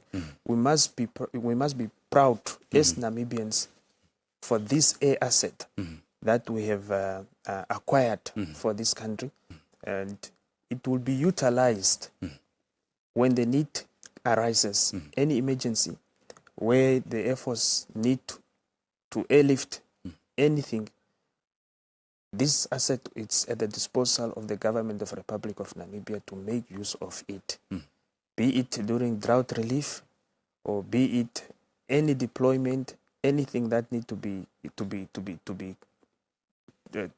airlifted. Yes. So the men and women of the Namibian Defense Force will be ready to carry out that secondary role of assisting civil authority and civil power when the need arises. Okay, so we anticipate that now the fact that its mission is complete in terms of this state funeral that we expected it to be going. Is it Karibeb or is it the Grootfontein? Airbase Grootfontein. Airbase Grootfontein. All air operations are launched from Airbase Grootfontein. Karibeb is an Air Force headquarters. Air Force headquarters. Yes. Indeed, quite complex, some of the complexities that we are also learning about our armed forces. Now we're seeing that the procession is still ongoing en route to Windhoek. We did anticipate that it might take an hour before it arrives to turn off right into the Avas Road where it will begin its street procession. We're seeing various companies also there preparing themselves to welcome the procession. They're carrying the remains of Dr. Sam Safishuna Nujoma, the founding president of the Republic of Namibia, who passed away on the 8th of February 2025, 15 minutes before midnight, at the age of 95. Now, Colonel, in terms of the logistics that are happening at Parliament Garden, and I think we did talk about it. You talked about it, that it's going to be a short program, nothing much happening. Has the logistics in terms of setting up, the facilities that are going to be hosting the memorial, have those been completed? I mean, when the body gets to be at Parliament, not memorial, but when the casket arrives at Parliament, have those been finalized? Yes, the colleagues are on the ground as early as 5 o'clock this morning to secure already the place, to deploy some members, both NDF, NAMPOL, City Police, and those ones who are in charge to receive also the casket at Parliament. I mean now to make sure that the designated location for the casket They are there already on the ground, and they are just waiting for the procession to be completed. And once the casket has reached Parliament, Parliament Gardens, then the program will immediately kick off. Yes, there is no long program, but the whole issue is to welcome those who will be arriving there, because we know that there will be a big number coming as early as possible. There will be those people who want to go and see the late founding father and pay their last respect as soon as possible before the number can increase later on during the course of the day or in the evening. You know, Namibians, we like the last minute. The last minute. Last minute. Yeah. So you'll see them again tomorrow morning at 5 o'clock. That's when you will see 5,000 people queuing up. And then you will be delayed to take the casket for the memorial service tomorrow morning at Independence Stadium. So it's good that those who are able to make it now, they can still make their ways to Parliament Gardens and pay their last respect to the late founding president of the Republic of Namibia, Dr. Sam Nujoma. Okay. Now, you mentioned something that when, in terms of that short program that was happening at that Hosea Kutako International Airport, we saw that the commander-in-chief proceeded to the casket, accompanied by the CDF, to receive the casket. We're seeing some Namibians there again, also along, seeing the street procession, also saying their last-minute goodbyes, waving, and also having the Namibian flag, just an indication as a form of last respect. Now, in terms of the ceremony that took place and the procession that is currently ongoing, in terms of the body, has the president now, as commander-in-chief, regained again control of the whole activity in terms of the remains of the founding, or is it still delegated? Because we said that the CDF came to request for permission to take the casket to the ceremonial processional route and invite the president to join the procession. So if for those that might be watching and might be interested, who has custody right now as we speak? Because we know when the CDF went in the region, it was a delegated function to say, you are the chief military monarch, but I'm delegating you to ensure that this remains, take them to the different regions and they come back. The chief of the defense force still have the custodian of that casket. Okay. It's only a matter of reporting back that we are back in the region. He is doing that on behalf of the commander-in-chief. Yes, he's been delegated by the commander-in-chief again to take the casket around Khomas region. In this case now in Windhoek, in those street procession. So the commander-in-chief is just accompanying. Okay. Yes, not necessarily that the custodian now it's with him. No, the custodian of the casket will still be with the chief military monarch until the day of the burial. Yes, it is him in charge of that casket. That's why it's a military procession. It's a military that has been entrusted to carry out the state funeral. Yes. But he is from time to time constantly updating the commander-in-chief of what's happening. Yes. Okay. Now, you also mentioned that the K8 that we're seeing in the air, they're doing maybe part of the rehearsal that is for the ceremony on Saturday. You had also indicated earlier, we spoke about the fact that you had the rehearsal at the Hero Seka. You're seeing, in preparations and rehearsals were taking place. What is the state right now in terms of those rehearsals for Saturday for the burial ceremony? Are we on track? Is everything fine in terms of the resting place of the founding president? Has it been identified? Have all this logistics, I know the minister has indicated that everything is on track, but it's also indicating that the military would also be in better place again to add on to the statement of the minister and just to inform us in terms of the drill and the rehearsals that were taking place at the Hero Seka. The rehearsals have started long time ago. Okay. Since the casket was in the region, moving from one region to another region, the colleagues have been at Hero Seka every day. Yes. Because you want to perfect. People are watching all over the world, and they want to see how matured is this defense force. And they want also to see how best drill. Because when you drill, that is where discipline comes in. Yes, and you don't want to have your people not performing as it is expected. People should know that, we have really baked forward to our founding father in a very befitting manner. And that's why we have a Brigadier General Orange, who is the General Officer commanding Air Defense unit on the outskirts of Windhoek at Leipold's Valley. He is in charge as escort commander. Escort means those troops that are going to participate, that is an escort. So he's the escort commander, making sure that his troops or those under him during the state funeral have perfected everything, and they should be ready for come Saturday. No room for mistakes. Not at all. We are not expecting that. Not at all. Yes. So you plan for the worst, hope for the best. Exactly. Indeed. Now let's talk about, in terms of the preparations that we're having at the Independence Stadium, that again, as much as it's a state funeral, I think we also have to understand the component of the military, that the military is in charge of this process. So what is the status now with regards to the Independence Stadium? Independence Stadium, it's more on government level. Us, it's to make sure that we play our part. That is a joint. Ceremony. So it is not only the defense force. It is also part. There is a part of the Minister of MICT. There is part of government protocol and all those ones. So those committees are meeting on daily basis to make sure that everything it's according to plan. So us. We'll make sure that we bring the casket, we perform our national duty of making sure that the casket is received by guard of honor, and also the band should be there and perform what is lined up on the program. Yes, because the other program will be now over. To be taken over by government. Yes. But the one at the Parliament Gardens, that one is still a military program? Yes, it's a military program. A very short one. It's a military program, although it will go until tomorrow morning. Yes, because that one is just to facilitate and to allow members of the public to come and pay their last respect to the Commander-in-Chief. There will be no speeches. There will be no speeches? Yes.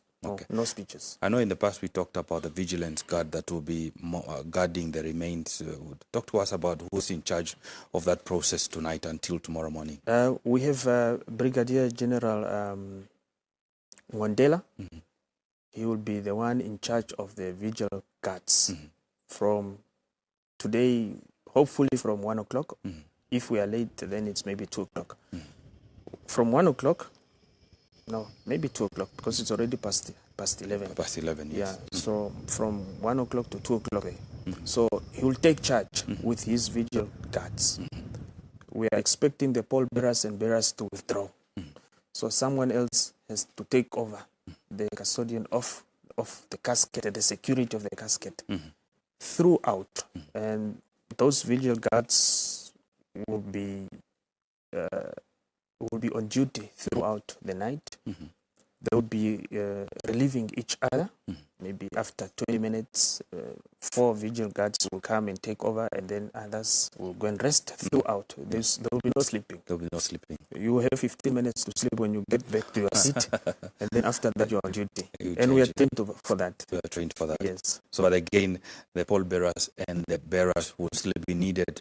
Again, from Parliament Gardens all the way to the Independence Stadium for the official memorial service. Yes, once the pallbearers and bearers have secured and delivered the casket at the designated position, they are now allowed to go and rest a little bit until tomorrow morning. So, because their duty will not be required anymore. Yes. Until tomorrow morning when they resume their duty.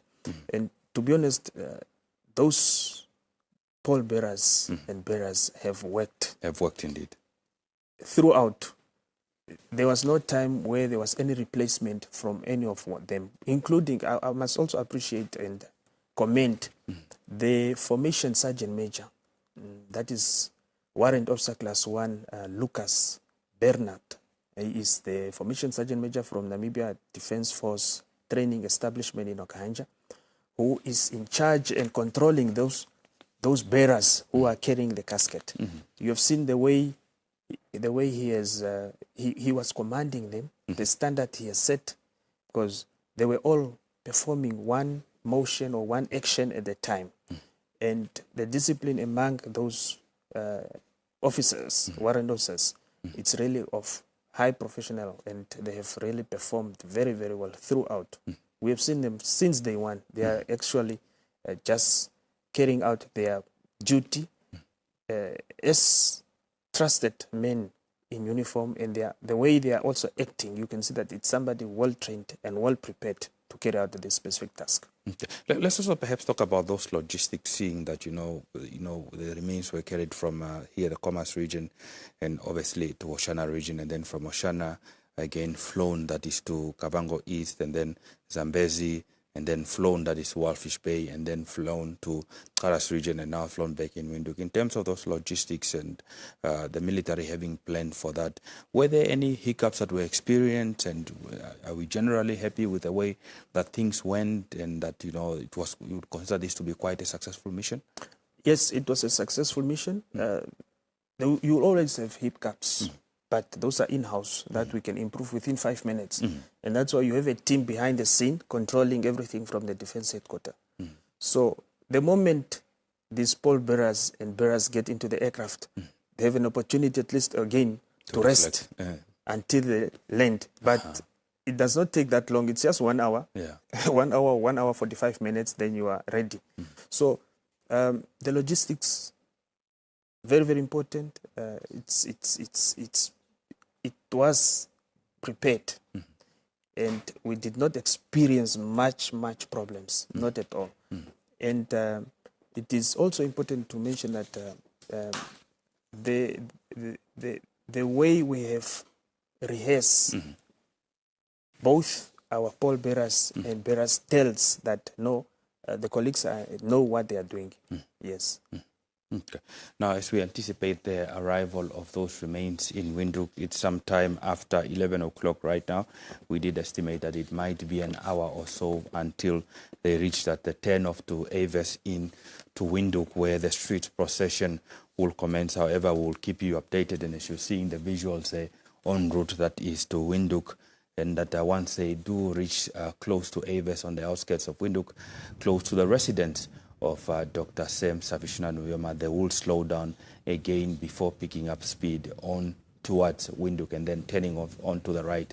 Of course, we begin with a street procession, and there Colonel just sharing with us the inputs from that is the military, saying that it was indeed quite a successful event, and that indeed the planning obviously paid off, and that also the current drills that are taking place and all other items that the military is preparing for to ensure that it's a smooth memorial service that will be taking place is coming Friday, as well as the burial that is this coming Saturday at the Heroes Eka of the late Dr. Sam Savishuna Nujoma, the founding president, father of the Namibian nation, and the first commander-in-chief, that is, of the Namibian Defense Force. We continue with more conversations. For now, we leave you with those visuals in the background, and we'll be back shortly to continue with more engagements.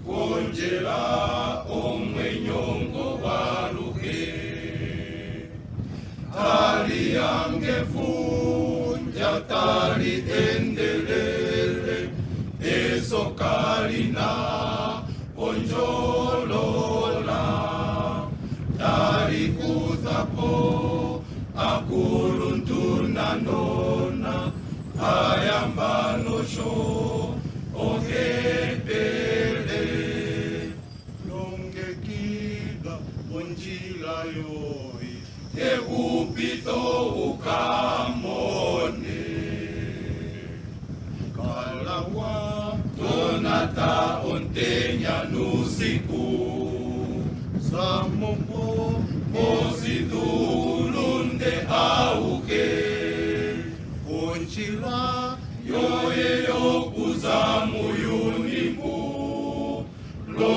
longekida manga unethimbo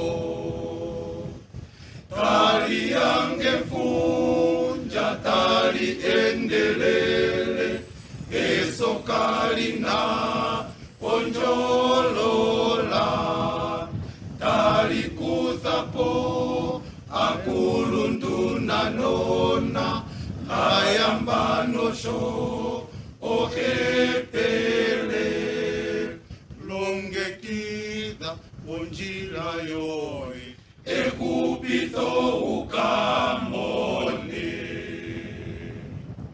wekonja ano wana umbanda washa ngoyewo salonyati omeitaro buntango uidiginine aluge fulikao komauzo agehe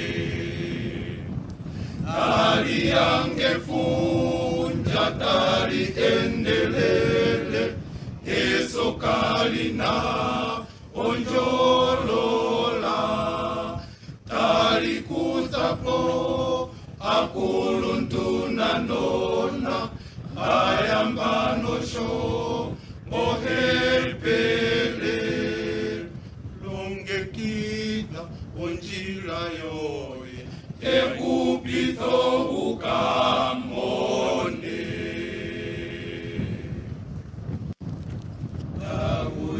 tagu endelele shu eso yafikita limatuka ethimbo onena ahawe angula vidhilika mbika ongashinge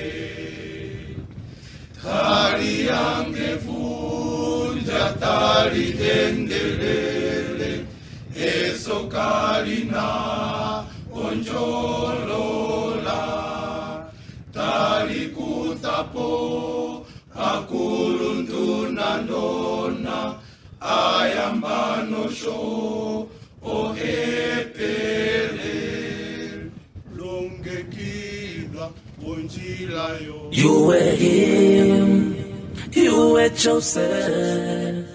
You were everything this nation needed. You were everything we needed. You were him, you were chosen. You were everything this nation needed. You were everything we needed. Yeah.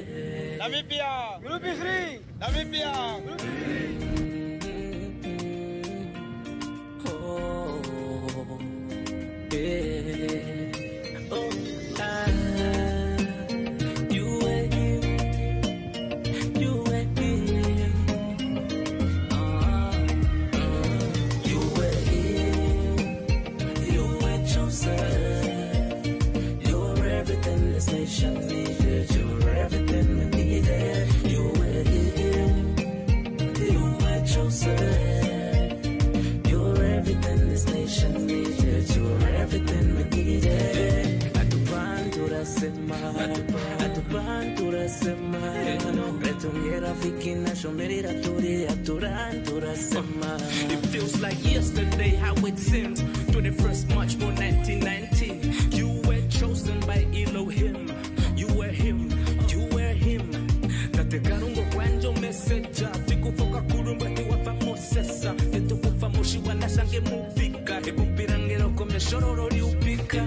Shironga shoewe shimwanifa pondo twapa turasema. Alelia orike onjirwa totwa potamra turasema. You were him. You were chosen. You were everything this nation needed. You were everything we needed. You were him. You were chosen. You were everything this nation needed. You were everything we needed. Commanders don't die. They don't die. They just spread their wings and fly high. Commanders don't die. They don't die. They just spread their wings and fly high. Shona for life expectancy. Maro mwene gengo kwa josha wado jawane nena turumu kwa your excellency. Namibia ndacho mahot. Anu beku jare komad. Anu boyo beku Shuna fio fio dinaro ya tupai komati Shironga shoe we shimwani fapondo twa pantu esema Alelia orike onje watoto apota mra turasema You were him, you were chosen You're everything this nation needed You're everything we needed You were him, you were chosen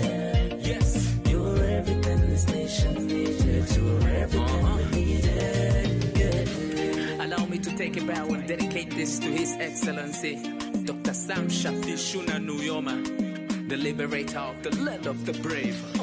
Aluta Kwame, Aluta Nelson, Aluta Robert, Aluta Joseph, You were chosen. You're everything this nation needed. You're everything we needed. You're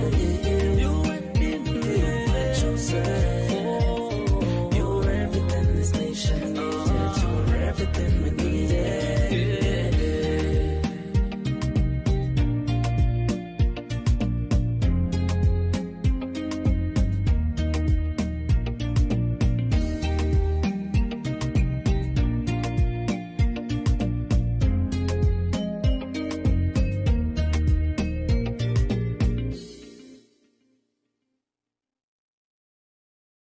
You were him, you were chosen. You're everything this nation needed. You're everything we needed. You were him, you were chosen. You're everything this nation needed. You're everything we needed. Yeah. Namibia, Group 3. Namibia, Group 3.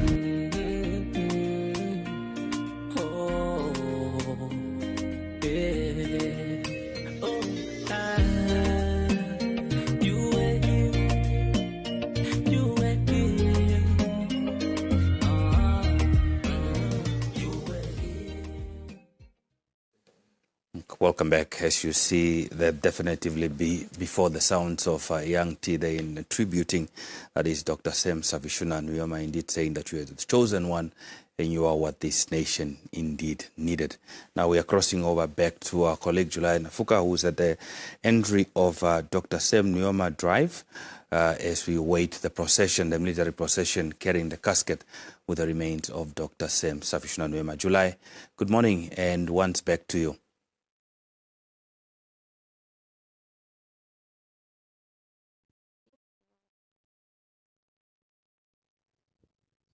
Yes, we are coming to you live here again from the Sam Nujoma Drive at the starting point of the Sam Nujoma Drive. And community members have started coming here by the road just waiting for the procession as it's coming, making its way from the B6 road from the Hosea Kutako.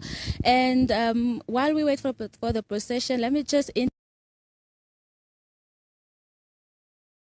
interview to tell us his story. Hi, Lazarus. Tell me, seeing that Vivo Energy is in the Sam Nujoma Drive, and that's where Vivo Energy offices are situated. Maybe what? Yes. Thank you, July. Yes. Sam Nujoma has been phenomenal for the energy sector.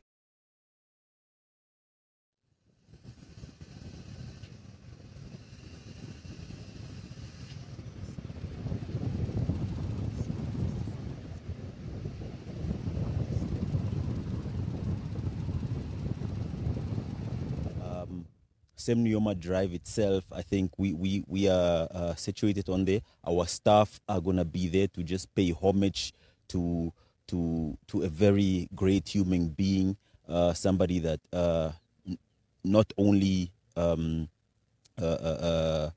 liberated the country, but also made it possible for the company. I mean, for Namibia to go on and proceed as an economy. Yes, he's been phenomenal for both the policies, and operationally for companies to operate in the energy sector. So we're happy. We're celebrating as a company for his life, for us to proceed as a country and also as a business. Maybe Lazarus, you were born in exile. So on a personal level, what can you remember about the late founding father, and also being born from the time of before independence, what contributions significant contributions on a personal level, or things you have heard during that time of the late? Yeah, I rightly said I was born in exile. I owe everything to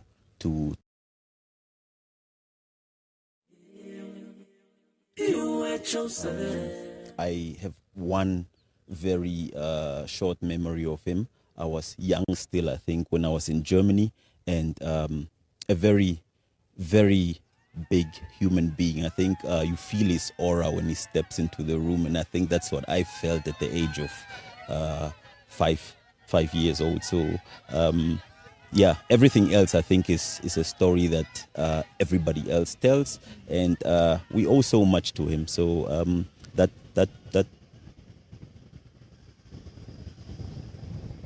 is what I will take with me like forever and stuff. Yeah. Maybe that moment you met him in Germany, Berlin, how were those times when you think about them?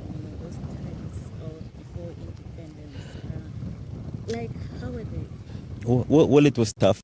It was really tough. I think we never knew home. I didn't know Namibia. I was born outside of here, so until I got to Namibia in 1990, I didn't know exactly what this country was about. All I actually went with was that's your country, that's where your mother and father were born at, and that's where you're gonna return to. And I was so happy when I got here. Obviously, everything else was tough, but life goes on. And when we got here, we started living the life that I think Sam Nujoma wanted us to live, the life that our father, my father, Elao Nafidi, wanted us to live. And yeah, and I'm happy. I'm happy to actually have now be in a free Namibia, which is functioning properly, which has got a future for our kids as well. Yeah. So. And hope you accompanied your father today here. How does it feel being born in a free, independent Namibia, and also what can you say about the late? I think I will remember him as an icon of freedom, an icon of hard work, and an icon of resilience. Like someone who just did everything that they could for us, so that we could live better, so that our parents could live better, and so that even our future generations can live better. I think he's going to be someone that we're going to continuously benefit from, and a name that will always be said. Like even 6 generations from now, he will still be known as Sam Nujoma, the father of the nation who fought for us. And he's the reason why we're free and why we can do certain things and why we get good education and a lot of good things. So I think that's how I'm going to remember him, a true leader. Maybe hope from your side in school. What are some of the things you can remember that you were taught about the late founding president? So in school, the first 3 things you usually learn would be like the alphabet. That's how we grow up in schools. So I think, of course, that he fought for the country. He's the reason that you're free. What other things were we taught? We taught a lot about him, actually. Just who he is as a person, his upbringing, who he was, why he fought for us, and how hard he fought for us. So. But maybe from your side, what message do you have for young people on how to keep the legacy of our founding president and father of the nation, to keep it going, so we don't forget him, for generations to come? Maybe what message do you have for the young people out there from your side? So for my peers, I think now is the time that it's our duty to carry on not only his memory and his legacy through storytelling and just sharing what you know about him to your younger siblings and any younger people that you know that might not know about the founding father, but just so that we keep his memory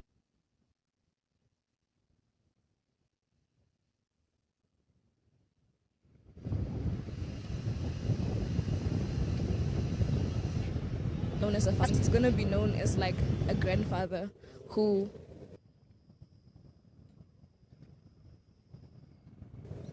never gave up on us. So we have no reason to give up on, strengthening his legacy.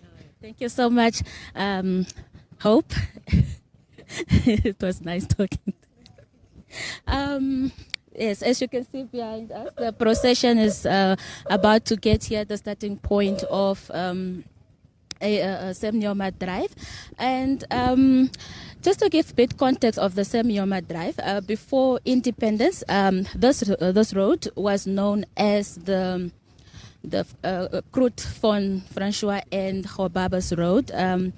And then after independence, the road was then renamed to the late founding President Sam Nujoma as a way to honor him, to honor the part he has played in the liberation struggle. Because this is a man who has dedicated all his life to fight for the freedom of Namibia. And at the point where we are, the starting of the Sam Nujoma Drive, the point where we are right now, this road goes through the city center, and then it runs all the way down to the Unveiling police checkpoint. And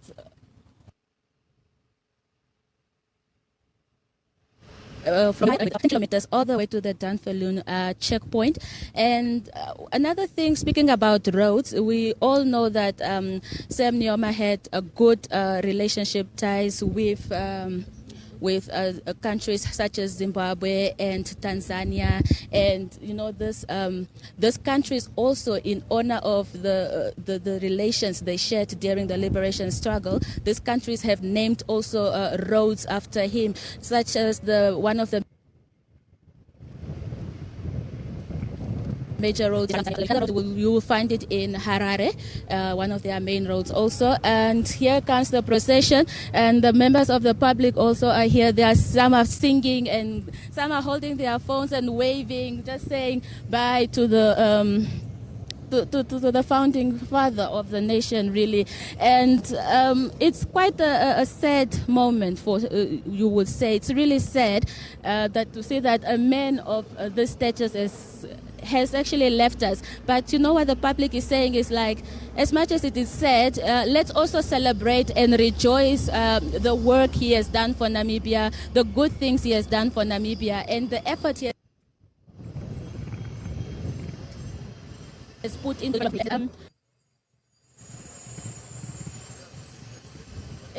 attached, because this is a man, like Hope told us here, this is a man you grow up learning in school. This is the man you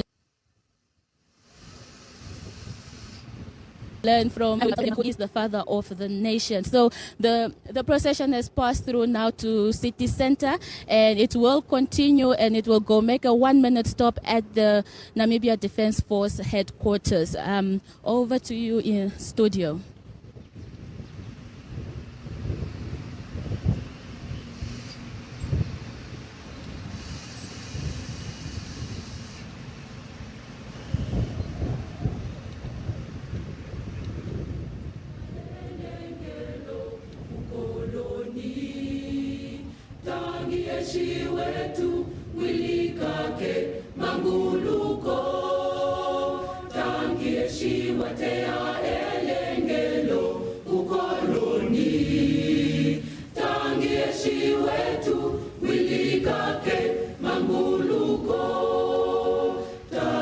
shiwatea elengelo ukoloni tangie shiwetu wilikake manguluko tangie shiwatea elengelo ukoloni tangie shiwetu wilikake manguluko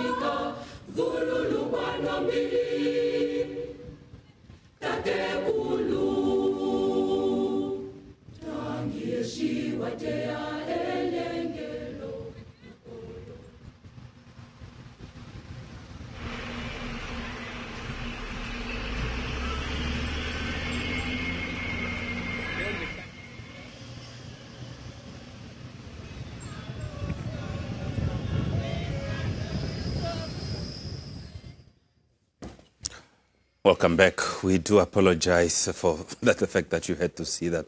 However, we're seeing that the procession carrying the casket of the remains of Dr. Sam Savishuna Nujoma have made entry that is into the same Nujoma drive from Avas, officially marking that the street processions are commencing now as we speak. We have called the fact, due to the fact that we are now looking at the life of Dr. Sam Savishuna Nujoma, and we have also seen the people that he has had an opportunity to engage through his life and those that also were much more closer to him. Now, the fact that the procession has now entered Windhoek via the same Nujoma drive, we were speaking to July Nafuka, who gave us the feeling of those that were on standby waiting. She had an opportunity to speak to some of those that were born in exile and also those that were born after independence. Just talk to us about what it means. Now, we anticipate the fact that once the procession has entered into the same Nujoma drive, it will then pass on, that is the Mandume Fire Road, and then getting into, that is David Hosea Meroro Road. But however, I do understand that we have Martha on the line. She was one of our colleagues, and she will be able to give us an update. Martha, good morning, and it's over to you. Thank you. We are here at Windhoek, which is at Hida Center. That is, of course, along the Dr. Sam Nujoma drive, where we are observing the procession as it's heading from the Hosea Kutako International Airport. As we can see, we are observing where mourners are singing liberation songs, and just to show a sign of final respect towards the founding president and father of the Namibian nation. The atmosphere here is quite emotional, as mourners are also waving flags to cars and the procession as it's still underway.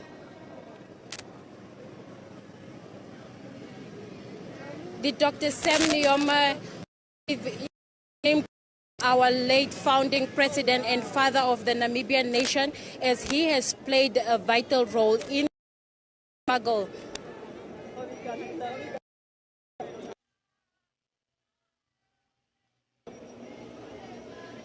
Upon our arrival as the NBC team, we've also observed that Namibians were very patient to wait for the procession to be for the remains of the late founding president at the airport.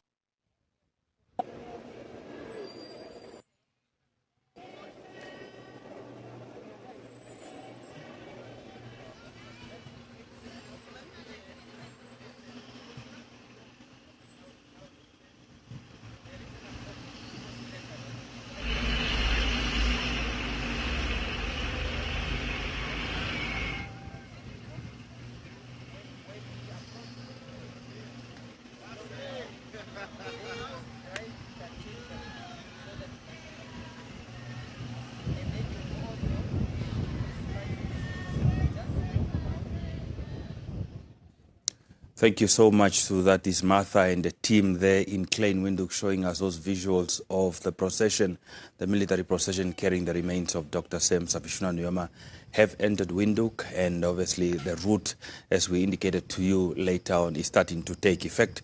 However, one of the icons that we were speaking about earlier that had a close relationship with the founding president was David Hosea Meroro, who was the national chairperson of Swapo. He served in this position from 1962 to 1991, as well as a Swapo Party Central Committee and Political Bureau member for several years. We are now joined in studio by his grandson, David Meroro, to shed more light about this relationship and simply speak also of the significance of the fact that this military procession will be passing through, that is at the David Hosea Meroro Road.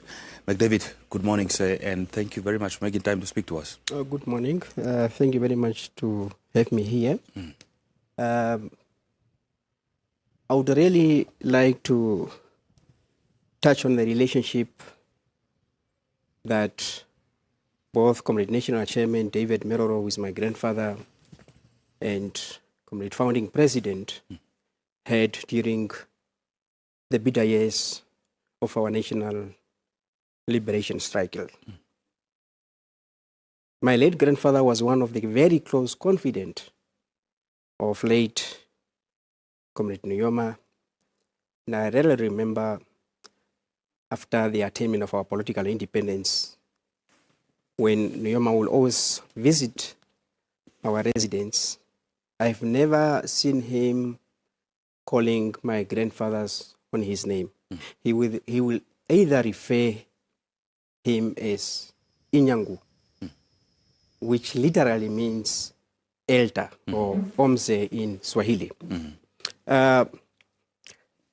Nujoma and the late Comrade Meroro came to meet through the late 1950s under the work of the Herero Chief Council, which was a political structure by then which dominated the African party politics before the formations of modern party politics.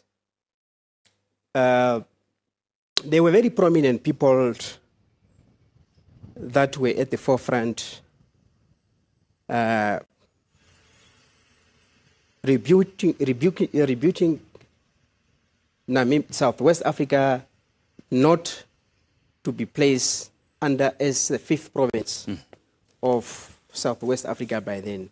So Chief Hosea Kutako have to write a petition to the League of Nations asking the son of late Chief Samuel Mahariro, who was Frederick Mahariro, who by then was based in Botswana land, now Botswana, to forward that letter to the League of Nations, where later, subsequently, the League of Nations became UNO, the United Nations organizations. And then other petitions followed from 1946 to 1947.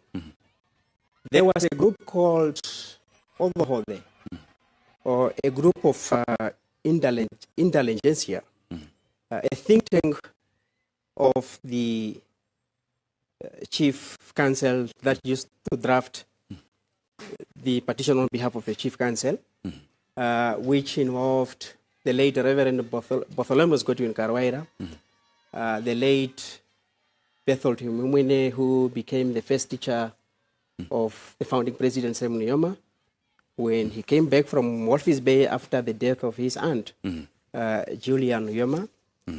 By then, when Yoma came to Windhoek in the old location, he was introduced by the late Aaron Hamutenya, who was the father to the late Titipo Hamutenya. Yes. Introduced to late Gabriel Bwende, the father to Dr. Kairi Mbwende. Okay. And late We'll Chief. continue shortly. I apologize that I have to cut you. We have Selima Henok standing at the entry of Sem Nujoma Drive. Selima, good morning, and it's back to you once again.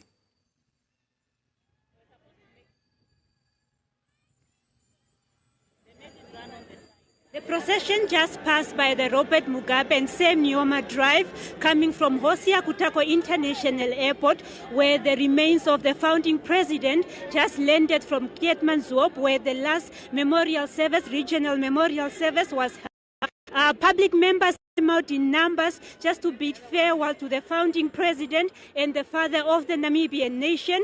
They paused their walk. We are near the city center where, it's the hub of the economic hub of the country, and they paused their work just to come and say bye to their founding president and the father of the Namibian nation. I am joined by Namibri team.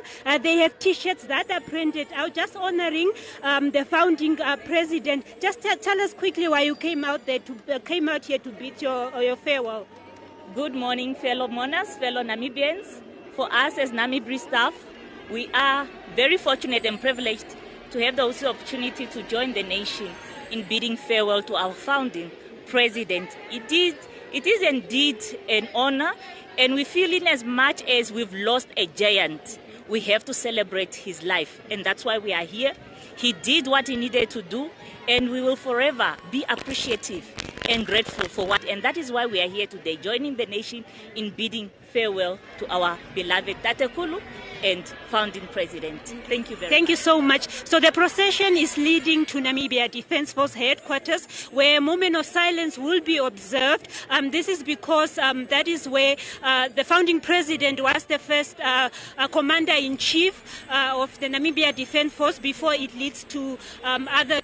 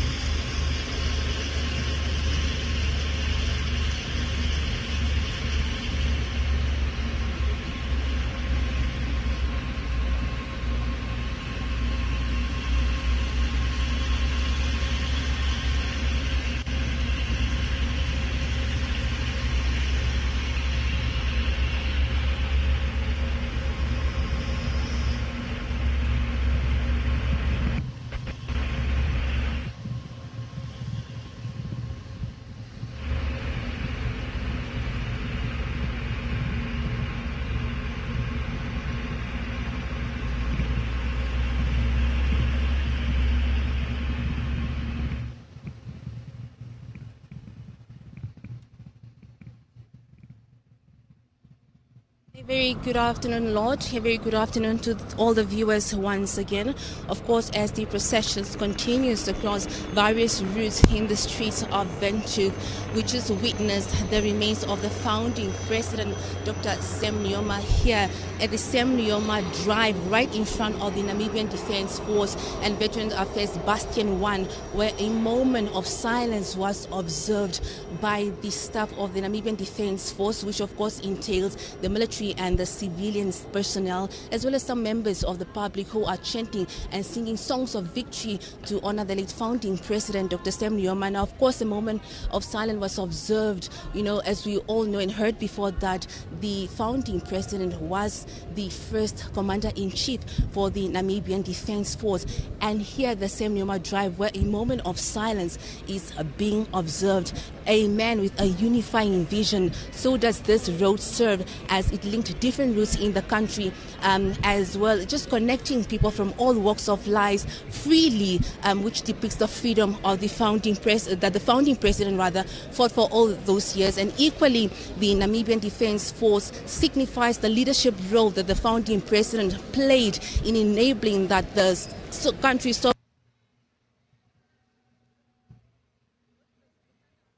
protected.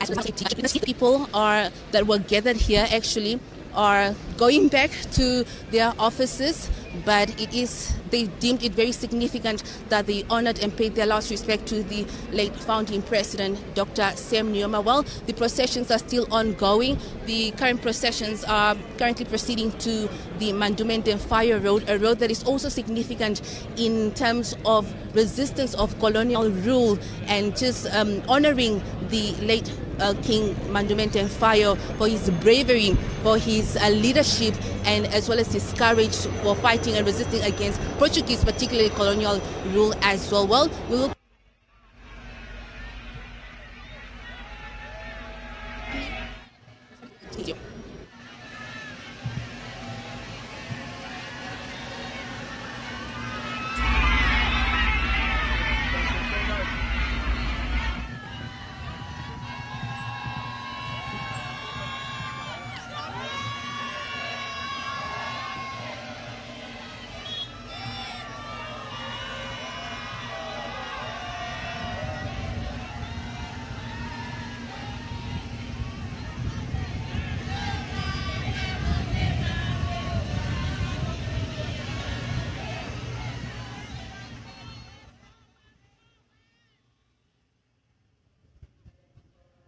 Well, we are at the David Hosea Meroro Road, the procession carrying the late president, Dr. Sam Savishuna Nujoma, just made its way past here.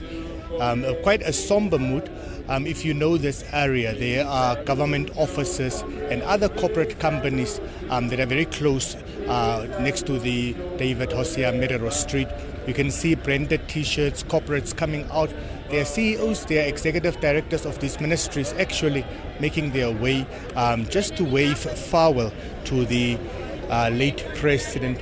Now the procession is going down to the all the way David Meroro Road. We will again give a feedback update from the Independence Avenue that is in Kadutura, where it meets the Winnie Madikizela Road. The procession will then turn up to Independence Avenue, where it will then proceed until the Parliament Gardens. Of course, we do have a team there to give you an update as well.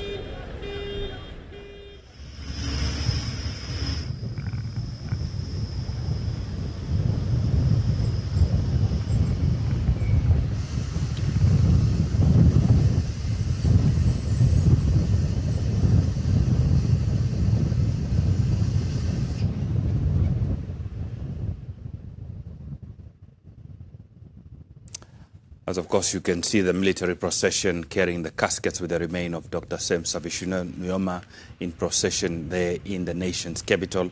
You know, we're speaking earlier to Selima Henok, who was at the corner of Robert Mugabe and Dr. Sam Nujoma Drive, speaking to us as the remains ended Windhoek there, close to that is the Bank of Namibia. And we also had an opportunity to hear from Salman Dikwa, who was at the Ministry of Defense and Veterans Affairs, observing that one moment of silence where the Ministry of Defense is paying homage and respect to its founding Commander-in-Chief of the Namibian Defense Force. And we spoke to also Emma Kantema-Gaomas, giving us an update there as an indication as to say that, the motorcade, the funeral procession was passing through. That is the David Hosea Meroro Road there. Now, McDavid, the significance of this military procession carrying the remains passing through the street or the road that is named after your grandfather. Talk to us about that. Does that mean anything to you? What does it mean to you? This really tells a lot, especially what have transpired. It's a demonstration of what have transpired during the liberation struggle. I want to bring to the attention of most of the audience that are listening to this program that the position of national chairman held by the late Comrade David Meroro was not just like a titular or a public relation position.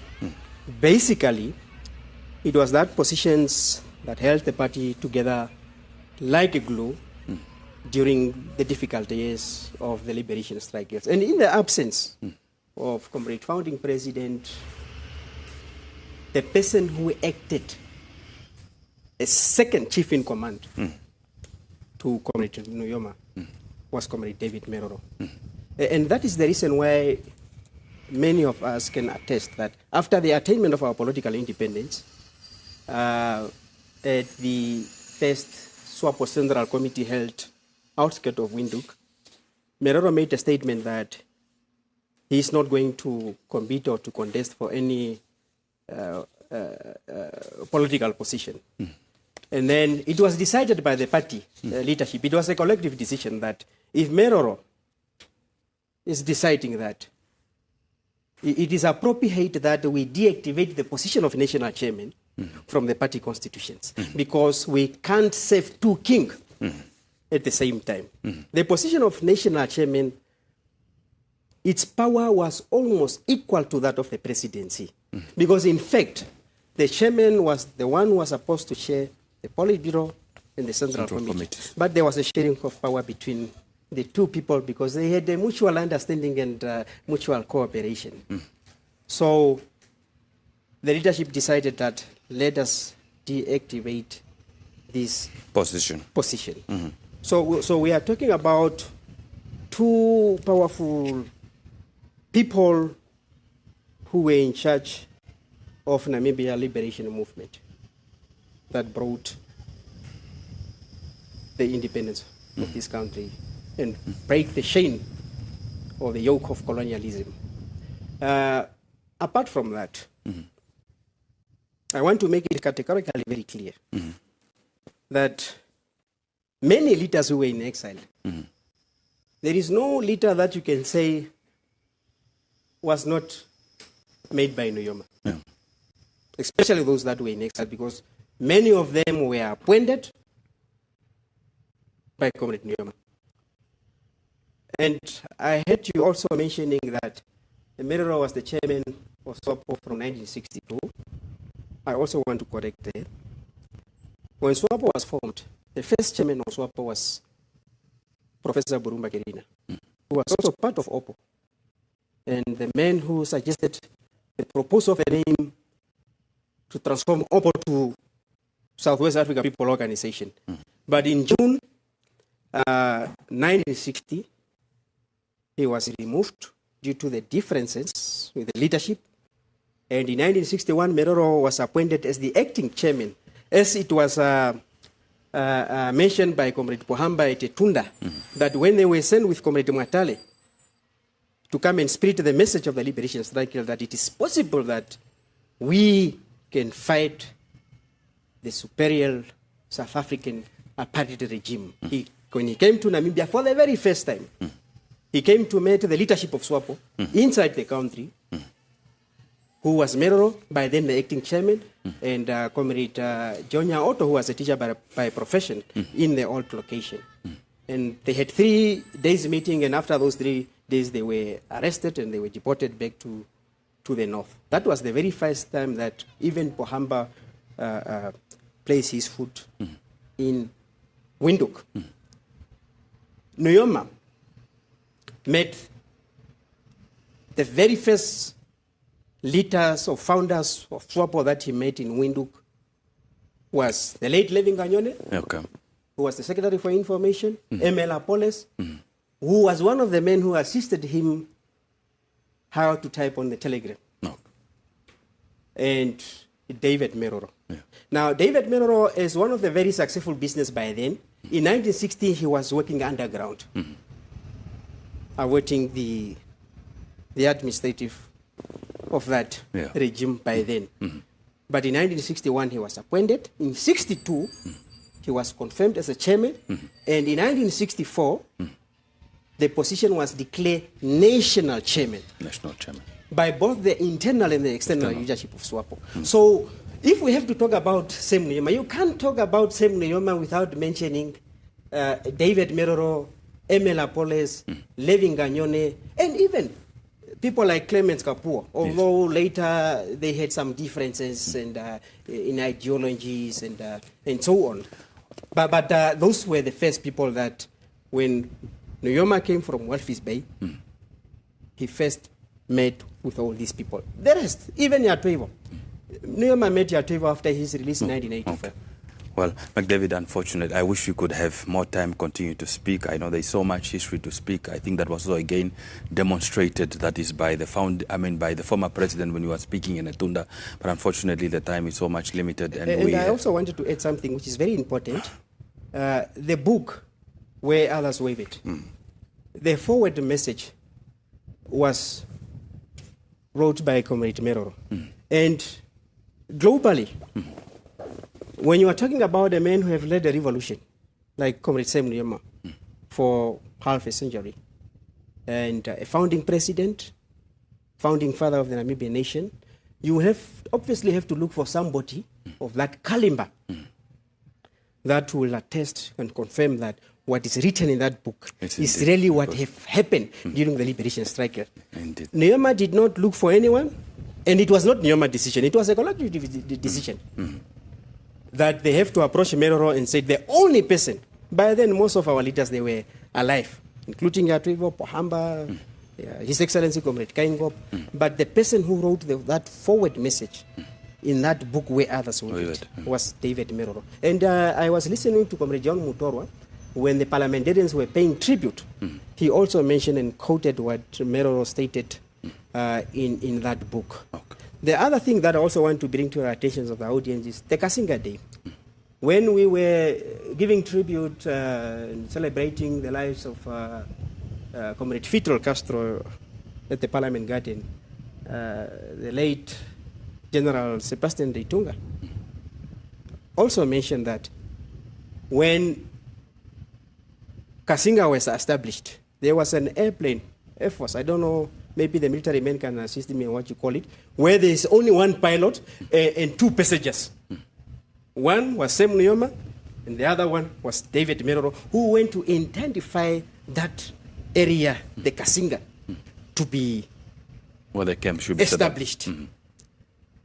And I also heard from one of I was not there by then, I'm a student of politics, I'm a historian, I'm a writer, and I'm a researcher. But I would not want to say I was there during when all these things were happening. Yeah, but I heard that when Peter Nanyemba was assassinated, Nujoma almost wanted to lose courage.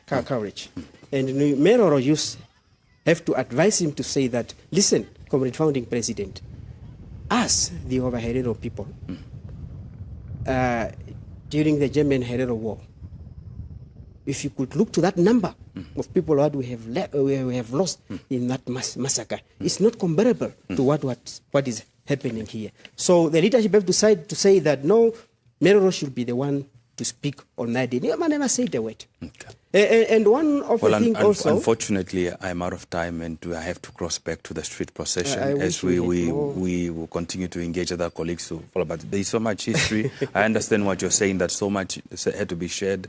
I think when you're speaking about a lot of things, obviously, when you're also alluding to the fact that some of the things that the former president was speaking about. But unfortunately, we're out of time, unfortunately. To touch on the role of Nujoma,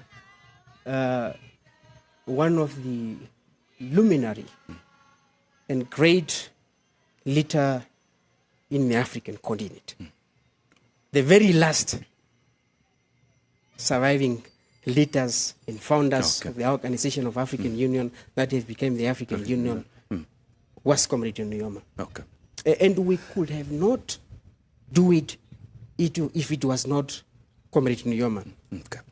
No, I think we understand that, and thank you very much. Unfortunately, we're out of time, but thank you for making time to speak to us. Thank you very much. Okay.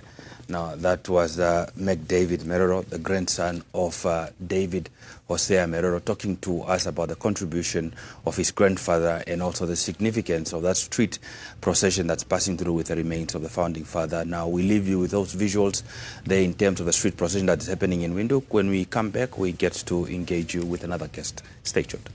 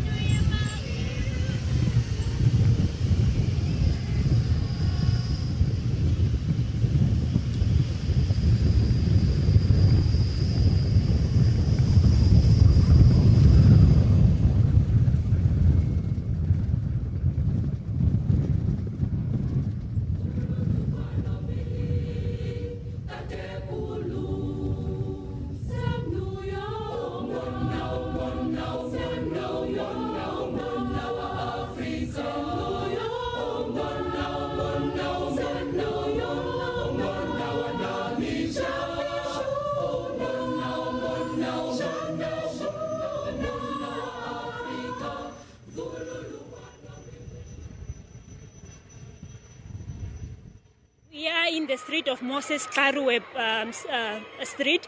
This street is also significant because of the role that Moses Karwe played. He died in 1997, and I'm joined by the family of Moses Karwe, specifically his children, just to tell us how significant this moment is, to have the procession passing through the road that was named after their father. So just briefly tell us what this moment signifies as the procession of the founding president is passing through the route that is named after your father.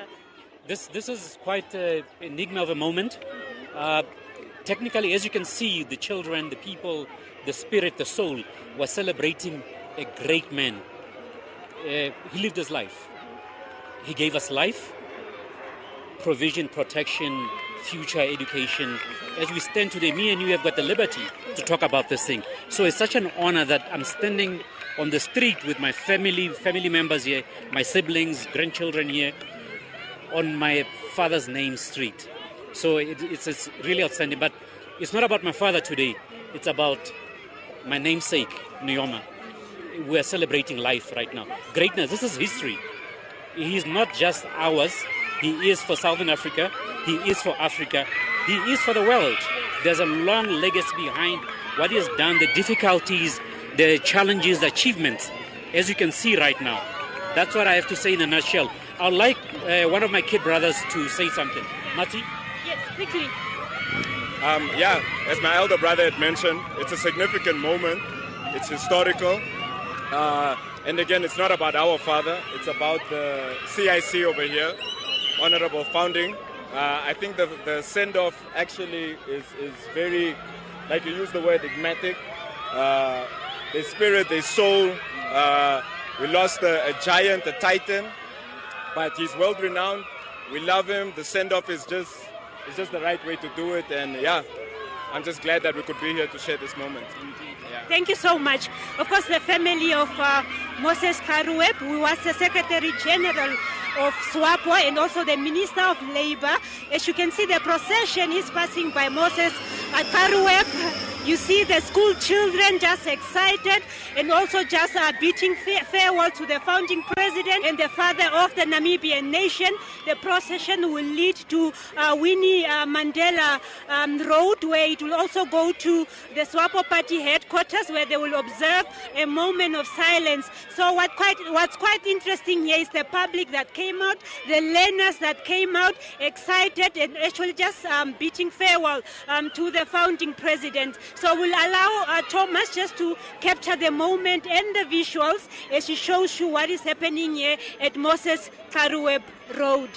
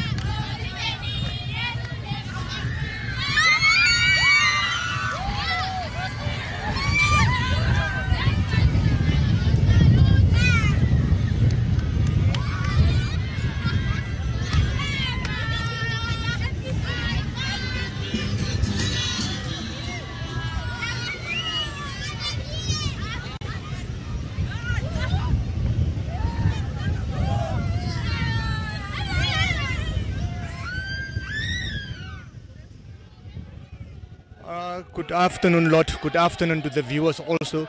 We are at the intersection of the Winnie, Madikizela and Independence Roads here in Kadutura, where the procession is expected to pass anytime soon. The sign of traffic cars actually indicates that the procession is not that far from here now. We drove through the Independence Avenue to come and wait for the procession at this intersection. And the entire Independence Avenue is a sea of Namibians waving, patriotically so, the Namibian flag, waiting to wave to the founding president, that is Dr. Sam Savishuna Nujoma. Now, this morning, after the remains left the Hosea Kutako International Airport, there was a moment of silence observed at the Namibia Defence Force. We then proceeded to the David Hosea Meroro Road in town. There I spoke to Rosalia Martins Osiku, the CEO of MVA, who then said that it's an illustrious son of the soil who has fallen. His death has actually shaken the Namibian nation to the core, an iconic figure described by many as such. Also, the CEO of the Electricity Control Board of Namibia, Robert Kaimise, asking the question, what would we be without Nuyoma's sacrifices? He did emphasize on the fact that Nujoma was in fact one that sacrificed his personal life for the greater good of the Namibian people. He's actually the one that made independence possible. Now, what you are seeing the visuals on screen is actually right at the intersection of the Winnie Madikizela Road and the Independence Avenue, where crowds have gathered in anticipation and waiting for the remains of Dr. Sam Savishuna Nujoma. I'm just going to ask Tala just to show the crowd singing, chanting his name, waving the Namibia flag. So I'll just take a moment that we just observe these patriotic Namibians, a flood of mourners.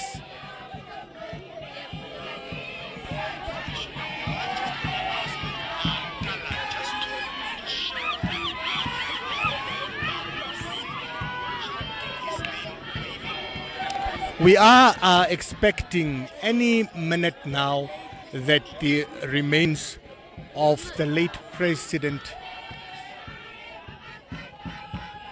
Dr. Sam Nujoma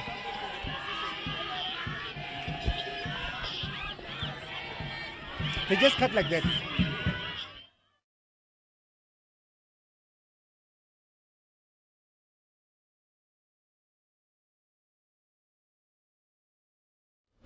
Well, good afternoon. We are here at the Winnie Madikizela Mandela Road, a street named after a South African icon, a South African liberation fighter who fought for democracy and, of course, who fought or rather dedicated her life to fight against the oppressive apartheid system. Not only the liberation of Namibia, but not only the liberation of South Africa, but also Namibia and other African nations. Now, we know that Winnie joined the ranks of many other freedom fighters, both here and in South Africa as well, who defied and rejected the oppressive apartheid system, a system that our very founding president, Sam Nujoma, fought against. Now, of course, the camera operator will just, of course, show you the visuals of this particular procession as it drives through the Winnie Madikizela Mandela Road.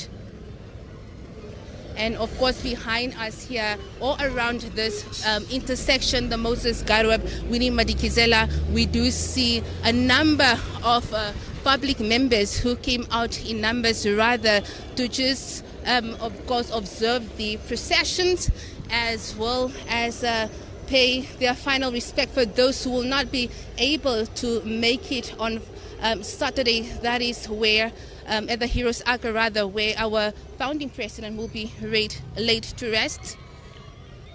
Of course, the public here is very happy and of course prefer to celebrate the founding president with songs of victory, songs of freedom, songs of joy, to celebrate his bravery, to celebrate his courage, to celebrate his charismatic personality and very powerful personality. Of course, we spoke to some of the residents, although we can't have them on camera right now, who, of course, once again described the founding president as a gallant soldier, a visionary leader, a revolutionary, a baobab tree that has indeed fallen. So has it been described by many of these residents here. Even some of the school children here that we spoke to, they highlighted that, yes, we do know Winnie Madikizela Mandela.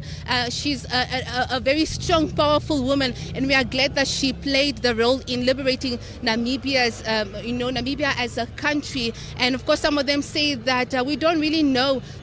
We haven't met President Sam Nujoma, but we have read about him in our history book, and we are very proud of him. We are proud to be Namibians. We are proud to be represented by the founding president who carried such values and characters that were very selfless, and of course that stood for the Namibian nation. Well, the processions are still ongoing, and the final processions will be at the Parliament Gardens. And our teams will be there to, of course, cross over and update the nations.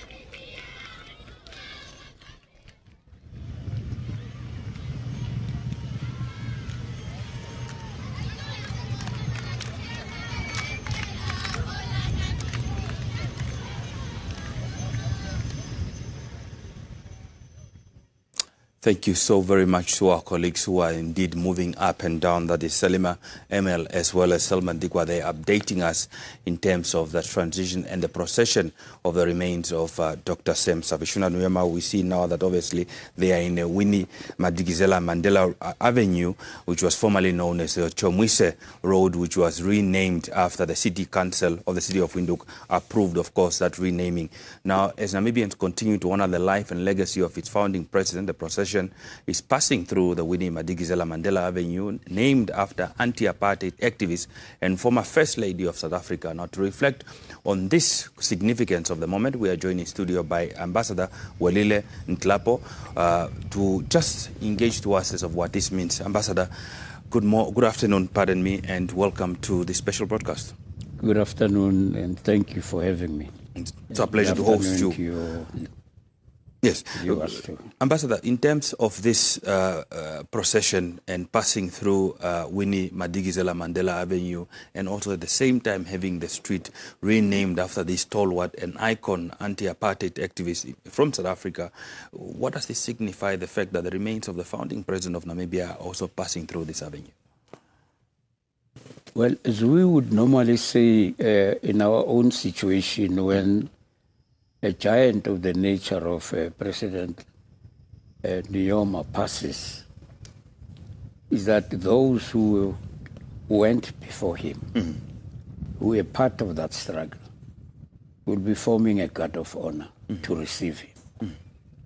Now, in that context, we would say that Winnie Mandela is smiling, seeing him being transported through this road that was named after her in honor of a bravery and leadership under very difficult circumstances.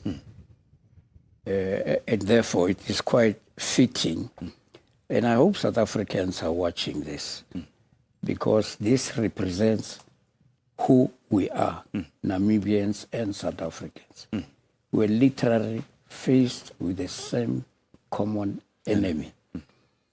And therefore, our fight was always a joint one. We're fighting together on the different fronts from where... Ambassador, sorry to cut you short. We're just crossing back over to our colleague, Emel Sebeb, who understand is at the interaction of Winnie Madikizela Mandela Avenue and that's Independence Avenue, to give us a short update. Emel, it's back to you.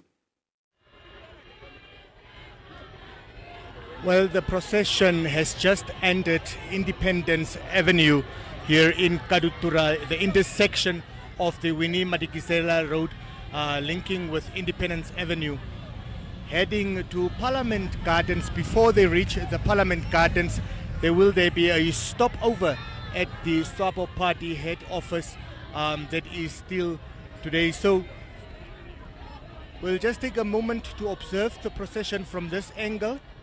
You can see tears among the onlookers, those waving the flags.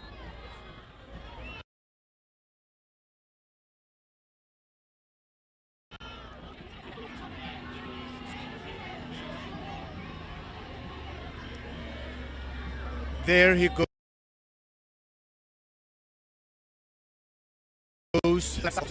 an icon.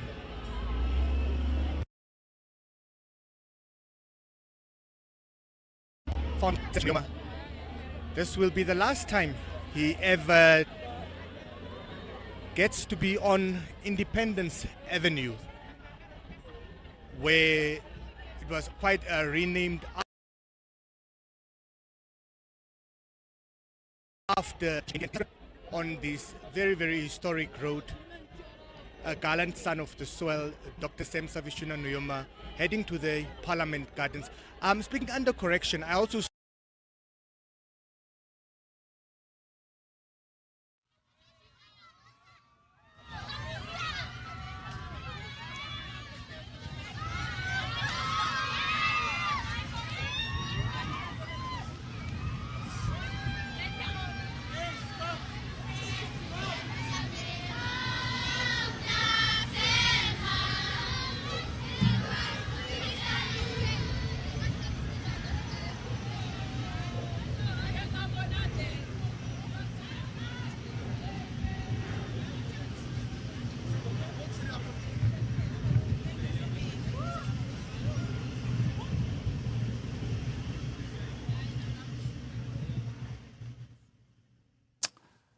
We do apologize for those technical glitches. There's Emil Seibe was giving us an update, the fact that he was at the intersection of Winnie, Madikizela, Mandela Avenue, as well as the Independence Avenue. We do know, of course, from there to proceed alongside Soweto Market and that Soweto Road.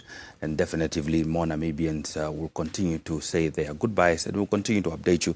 Now, Ambassador, we're talking about the significance of this event, and you're saying that the fact that you hope that South Africans are watching. We know that you have served as a deputy editor of the ANC magazine before independence, and you were also sometime head of the ANC Youth League, and you served as a chief representative in Botswana before returning home to a democratic transition in 1994. Would you say that these are perhaps some of the things that you were fighting for, that you probably never have thought that you would have seen while you're still alive, and perhaps maybe it's only for the next generation to see? Well, we were inspired by those who came before us. They had a very emotive slogan, freedom in our lifetime. We hanged on to that, and we believed that indeed we'll also be able to see freedom in our lifetime. But like their generation, ours too, there are a number of those who never saw 1994 coming and going to vote and participate in the celebration of the freedom that they laid down their lives for. There are many of those. We have the same even here, all over. Some of the people that I met for the first time were Namibians, who were students. Around the time when I was a student, they were in different universities in South Africa. But Daniel Changorero stands out as one of the most prominent at the time, because he was at the University of the North, which is now University of Limpopo, with people like Unkgopotse Tiro. He participated in those struggles at the time. He was part of that. So he was more known because of the persecution that he had to go through. When the students were being expelled, he was one of those who were expelled from there. The others that I met later, it was Ndali Kamati and Israel Taipopi in 1974. They had come to see some of the people in the Black Consciousness movement who were in the churches, Reverend Mayatula in particular. I was under a pending order, so I was informed that they were around, and I accommodated them for a night at my house. I only told them the following day that if the police would have come, they would have been in serious trouble, but I had no choice. Yes. They were there and spent the whole night. They were explaining and educating us about struggle in Namibia under different periods and circumstances at the time. And that link continued. Even when I was in exile, the number of Namibians that I met, and of course our comrades in Plan and in Swapo in general, and of course in the international forums where as deputy editor of the Chava, to cover the activities of the ANC, the anti-apartheid movement, and the liberation movement in the region. And that's where I met President Nujoma for the first time, 1978, in Havana. Like Oliver Tambo, they were guests of Fidel Castro at the Youth and Student Festival that took place in Havana. That's the first time I met him. But I've met him also subsequently in the many conferences in London and elsewhere, and also after independence. Somebody that we revered and honored because of who and what he represented. To us, he was a real father, a comrade, and a leader. That's how we looked at him, and he related to us on that basis. Of course, we also saw former President Thabo Mbeki, speaking at the ceremony dedicated to the life of Dr. Sem Nujoma at UNISA as well, yes, but also talking from an ANC perspective. I think what can South Africans perhaps and Namibians led from this shared journey that you talked about, that we might be living in different countries, but our struggle was the same. Has that struggle ended? Is there still a need to solidify those relationships? What is next for this kind of relationship that you as the elders, and even those that have came before you have sort of, created? What is the responsibility now of those who are mourning Nujoma now, are saying goodbye, in terms of passing on this mantle of leadership? What is the role of the young people? Now, you see, our responsibility, it's a very serious one. It's a heavy burden on our shoulders, but it is made light by the fact that we were lucky to walk with these giants, like President Nujoma, Oliver Tambo, Samora Machel, Mwalimu Nyerere, even they were all those in the frontline states. We were brought up in that spirit of comradeship, of unity, of common patriotism, of Pan-Africanism, anti-imperialism, and internationalism. So we could link our struggle with all the struggles anywhere and everywhere.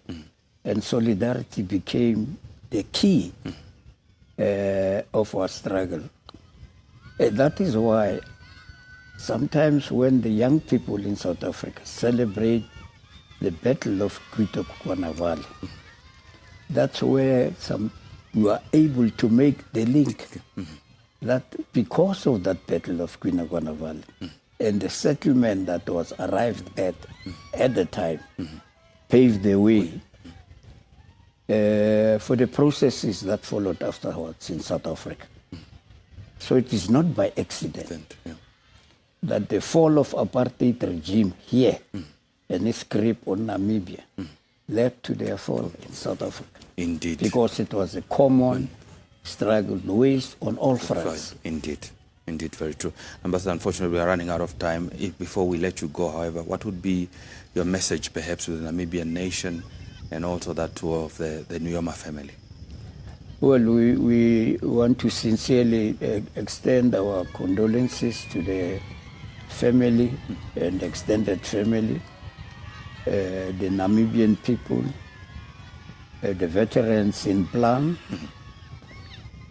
the Namibian Veterans League, Revolutionary League, and of course, and the elders of the struggle in Namibia, people that we've come to know, and the people of Namibia, with whom we share so much in common, and the bond of friendship and a common struggle between us and the people of Namibia. When Namibia celebrates its independence on the 21st of March, we equally celebrate a day that we now call Human Rights Day, because it is in commemoration of the Sharpeville massacre.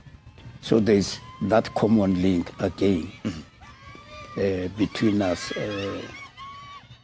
and it will last forever. We are bound together by geography and history, so nobody can separate us.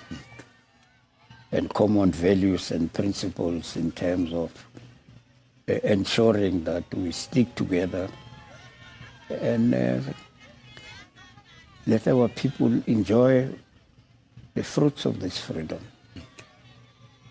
It's our responsibility. We owe it to them, we owe it to the younger generation, and we owe it to those we're with who fell in the course of the struggle. Well, Ambassador, thank you so much for making time to speak to us this morning and paying your homage and respect to Dr. Sam Nujoma. Thank you very much. Okay.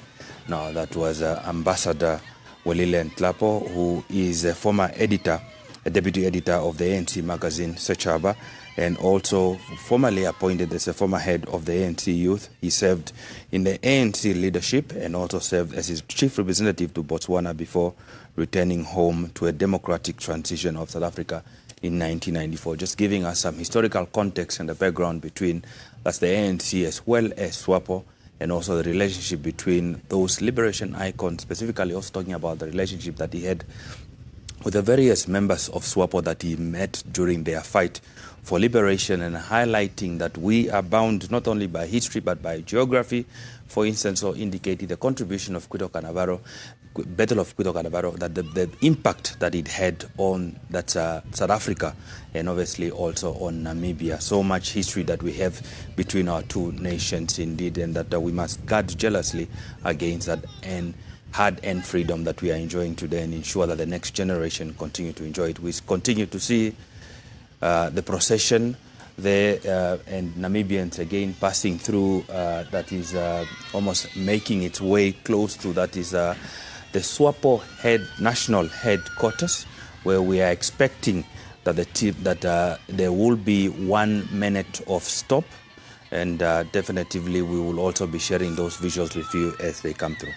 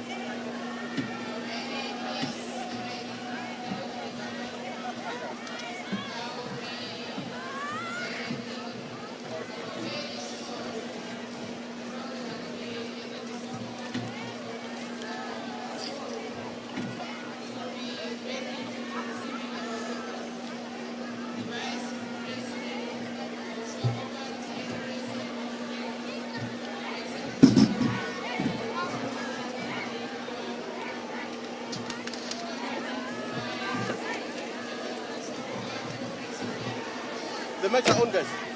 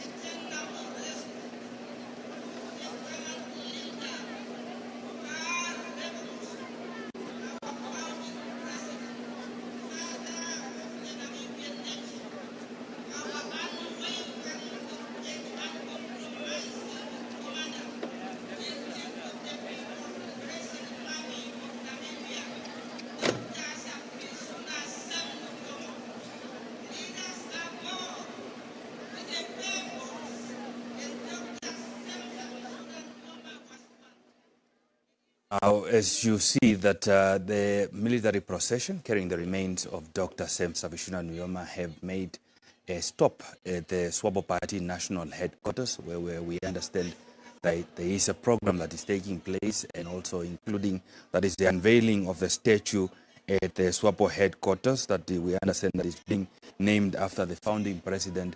As you know, that he was also the founding president of the Swapo Party, and he was president of Swapo Party until some time after independence, before handing over power to his successor, who is Dr. Keetmanshoop. So we go back to those sounds and visuals to see as the program as is there. We understand is still ongoing.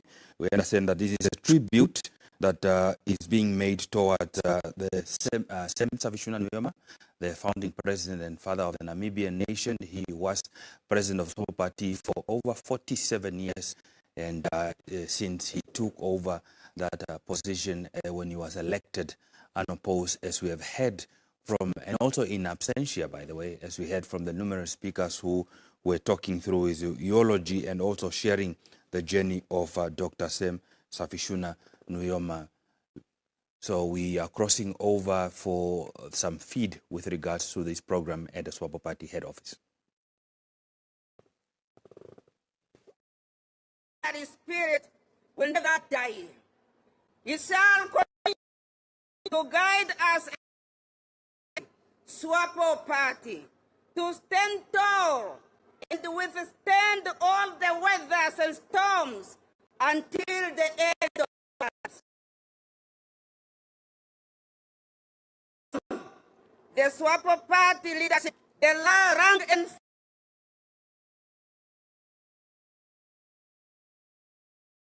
generations to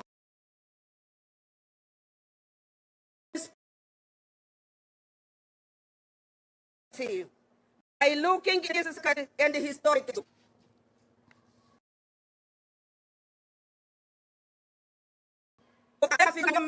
Our commander, may I now call our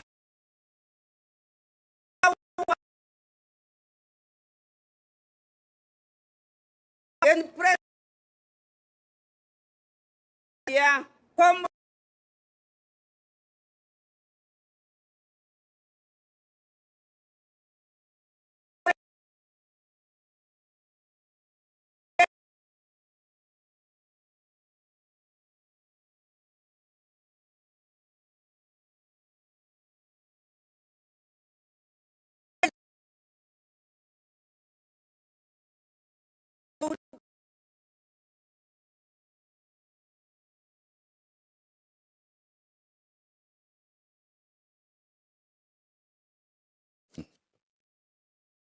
Okay.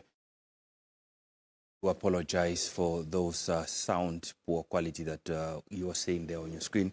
However, as we indicated earlier, it's the unveiling of the statue that you're also seeing in images there on your screen.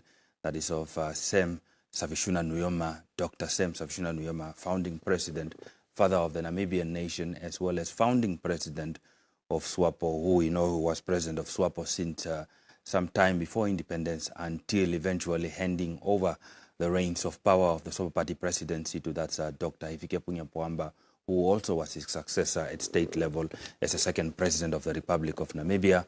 We hope to get a clear feed, and so that you can be able to hear in on the sounds. As we did see, the Secretary General of the Swapo Party was speaking, and in terms of the short program that we understand that is happening at the headquarters, that is geared towards the unveiling of that statue that we're seeing there.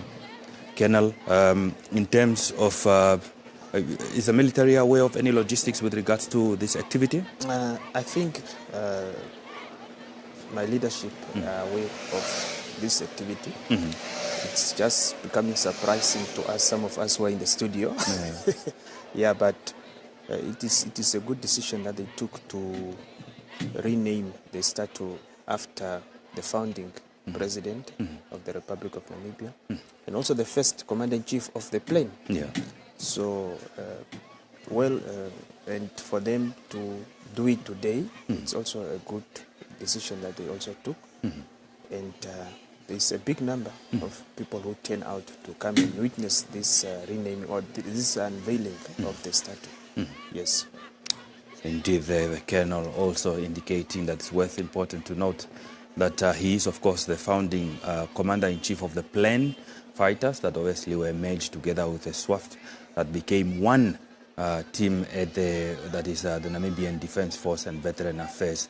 As we speak at the current moment, we saw that there was also a moment of silence there where that's military procession also stopped by at the headquarters of the Namibian Defence Force. We are again apologizing for that poor sound quality, but we're seeing Namibians there also standing opposite, that is the Swapo headquarters. Some are on the side of the Karutura Hospital, eager to listen and hear onto what is happening. But we are definitely certain that once they have concluded the ceremony at Swapo headquarters, the procession will continue where it is expected to stop at, that is the Parliament Gardens, where there will be a very, very short ceremony where we will see the Master of Ceremonies definitely officiating a program there, and also that is a chaplain from the Defence Force leading a prayer session, and where the body of the late Dr. Sem Savishuna Nujoma will be at the Parliament Gardens, also presenting an opportunity for all Namibians to make it a point to be able to see those remains.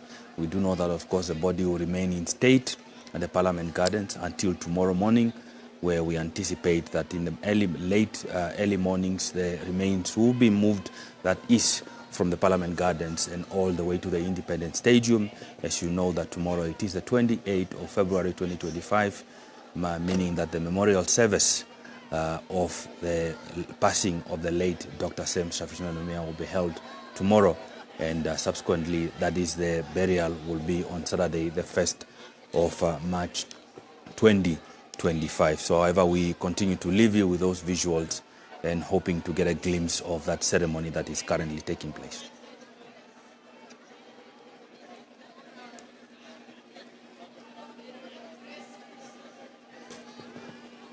Okay, we are still being informed that we're still having some technical challenges with that is the feed that we're receiving right there. We do apologize for that interruption. However, we will continue to update you as things get better. We know that in terms of the procession, they have gone quite through a number of roads and through a number of streets. We know that this procession started on the B6 road and then got into the Sem Nujoma Drive, and then also had an opportunity to pass through that is David Hosea Meroro Road via the Janjonga Street, and then also through passing there by Hendrik Vetboy. We also know that they passed through, that is Moses Tarweb Street, and the Winnie Madikizela Mandela Road, where we had the ambassador talking about the significance of the late Dr. Sem Savishuna Nujoma passing through that street, that road, and also what it means for the South Africans, and possibly that is of the late stalwart Winnie Madikizela Mandela being named after a road that's in the capital city, and obviously turning into the Independence Avenue to Dr. Sem Nujoma Drive, and then passing through Soweto Market. But we're seeing some natural sounds there in the background there at the Swapo Party headquarters.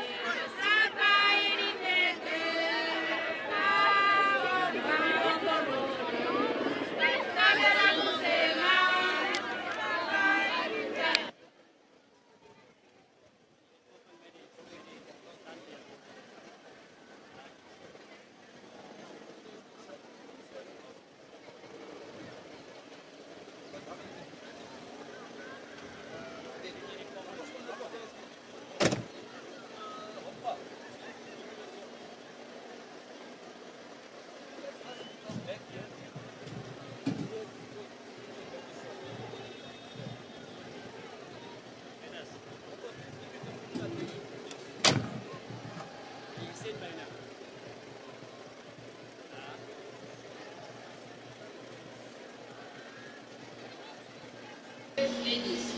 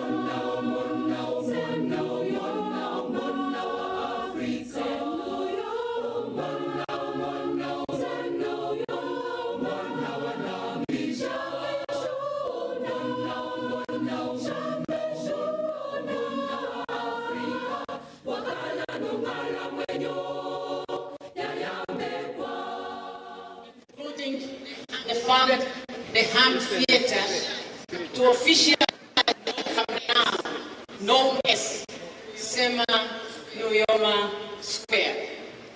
Thank you.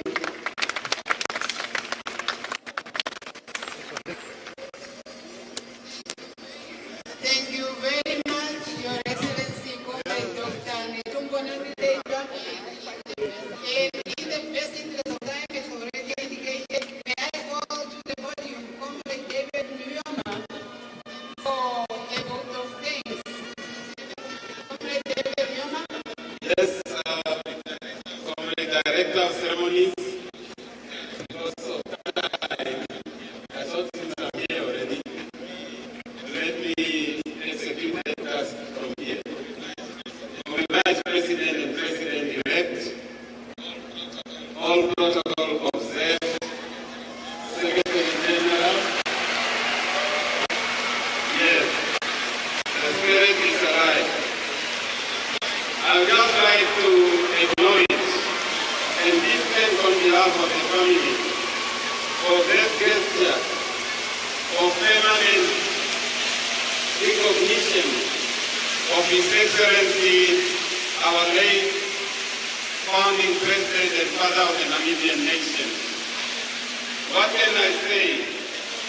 A people united, striving for a common good in the interest of all people will always emerge victorious. Let us emulate His legendary way from now and forever. I thank you, Comrade Director of Ceremonies. Thank you.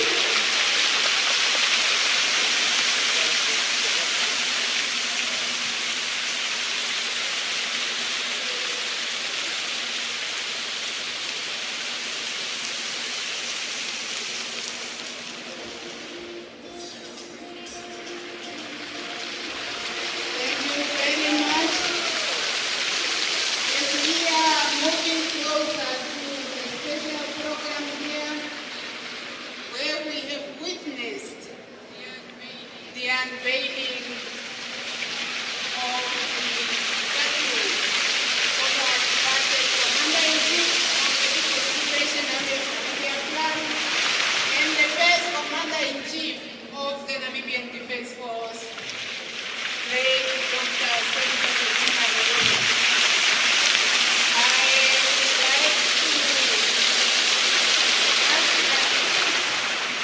The next is the last post by the Namibian Defense Force, after which I would like to ask Chief Chaplain of Mourning to give us the benediction.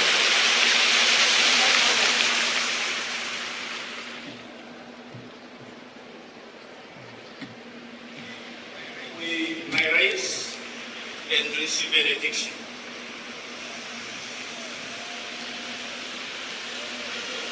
May the Lord bless you and keep you. May the Lord stay.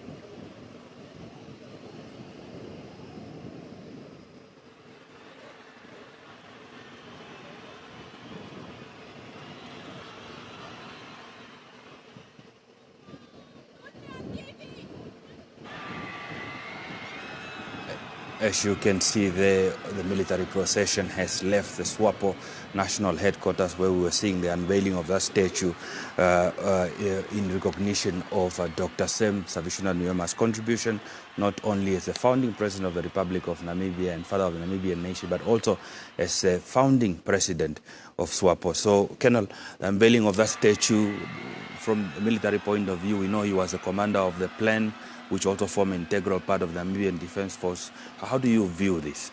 Well, what I'm hearing from the president-elect has indicated that, remember this man, the late, was the president, or he has led Swapo Party for 47 years.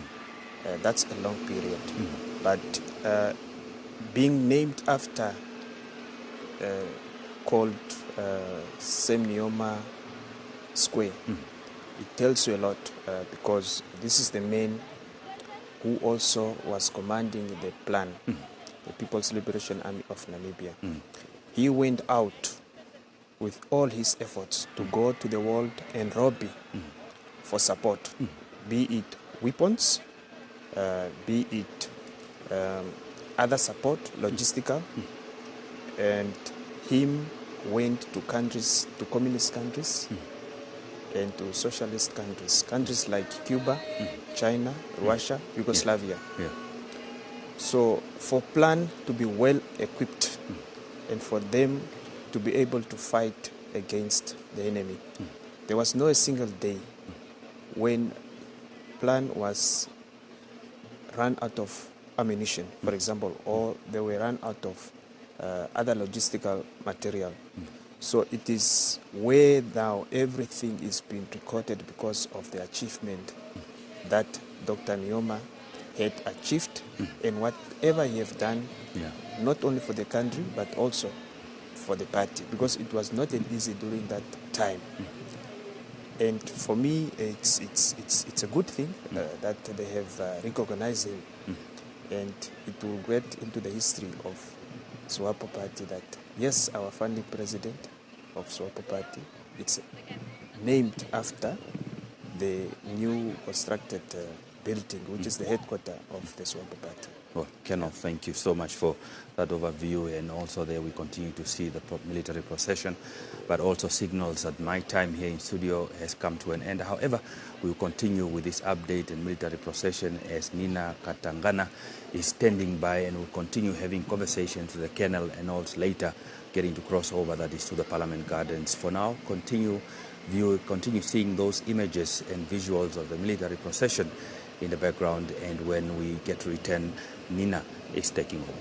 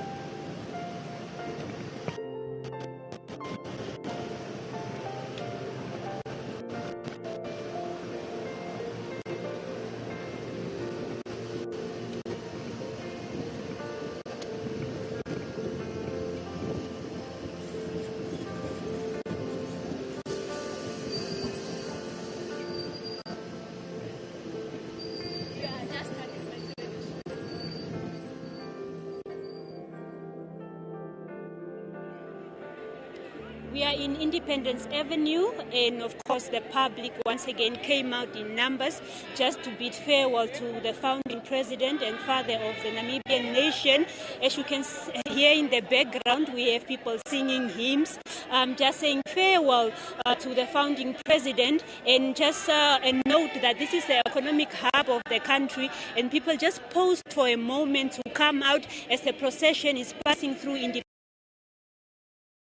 to the Parliament Gardens, where the body of the late president, founding president, will lie in state. Of course, going to different routes since early morning, it is quite interesting to see that the public came out and also just celebrating the life of the founding president and the impact that he made in terms of just liberating the country, and also just that they are able to enjoy the freedom that they are enjoying today because of the contribution that he made. And of course, tomorrow there will be a memorial service that different dignitaries have been arriving from different countries that will also be part of the memorial service. And the public, of course, is just despite being in the sun, they are singing songs, as you can hear in the background, and just waiting to be part of this procession. And some of them, this is the only moment that they will have to bid farewell to the founding president and the father of the Namibian nation. We will be bringing you more of the updates as the procession will be passing through the Independence Avenue, heading to Parliament Gardens, where the body of the founding president will lie in state.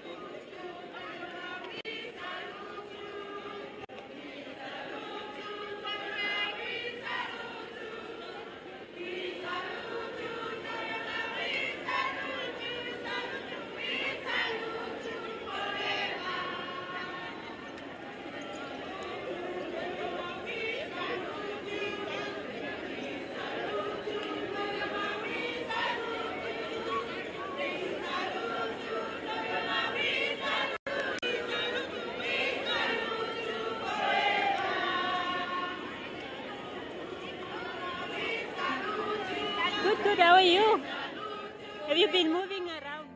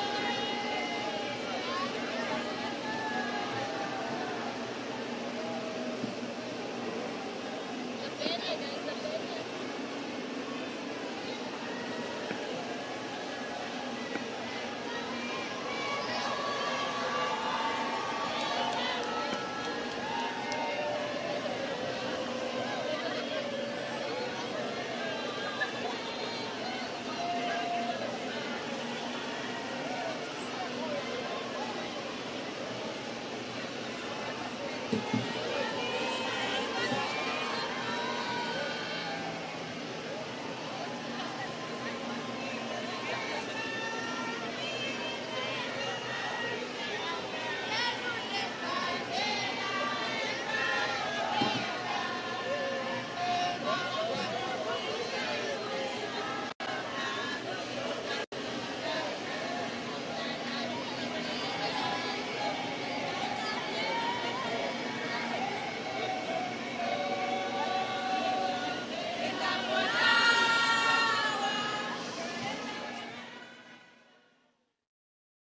afternoon to you and yours, Namibia. My name is Dinwe Kisting. It's an honor, it's such an immense privilege to be in your company this afternoon. Of course, it's 27th day of February 2025. Namibia is preparing to finally say goodbye to its founding president and the father of the Namibian nation, Dr. Sam Shafishuna Nujoma. We find ourselves here in Parliament Gardens. We do know, under the leadership, under the guidance of Dr. Nujoma, Namibia's constitutional democracy was born. Now, as per the supreme law of the land, 3 organs of state were born. Those are the judiciary, the legislature, and of course the executive. Now, here at Parliament Gardens, we are within the pulse, within the heartbeat of the legislature, comprising 2 houses, being the National Assembly and the National Council.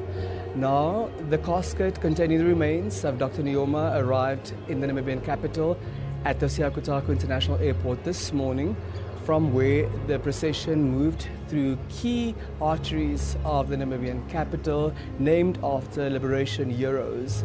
And it is slowly but surely making its way towards Parliament Gardens, where a very short ceremony is expected to be held, after which Dr. Nujoma's body will lie in state for the rest of the day and tonight. And tomorrow morning, the procession will then move with the casket containing the remains to Independence Stadium, where at 1 o'clock tomorrow afternoon, the official memorial service is expected to take place. We know that the body will then again also lie in state at the Independence Stadium. And on Saturday, 1 March 2025, the casket containing the remains of our founding president will move from Independence Stadium to the Heroes Acre on the outskirts of the Namibian capital, to Dr. Nujoma's final resting place. During the course of today, we will engage various political analysts. We will also engage various members of parliament to talk to us about the life and times of Dr. Nujoma from their perspective. We'll speak to those who worked with him closely. We'll speak to those who grew up while he was at the helm of this country. We'll engage a number of present-day MPs to also hear what they make of the contribution of this gallant son of the Namibian soil. In the meantime, it's back to you in Studio 2.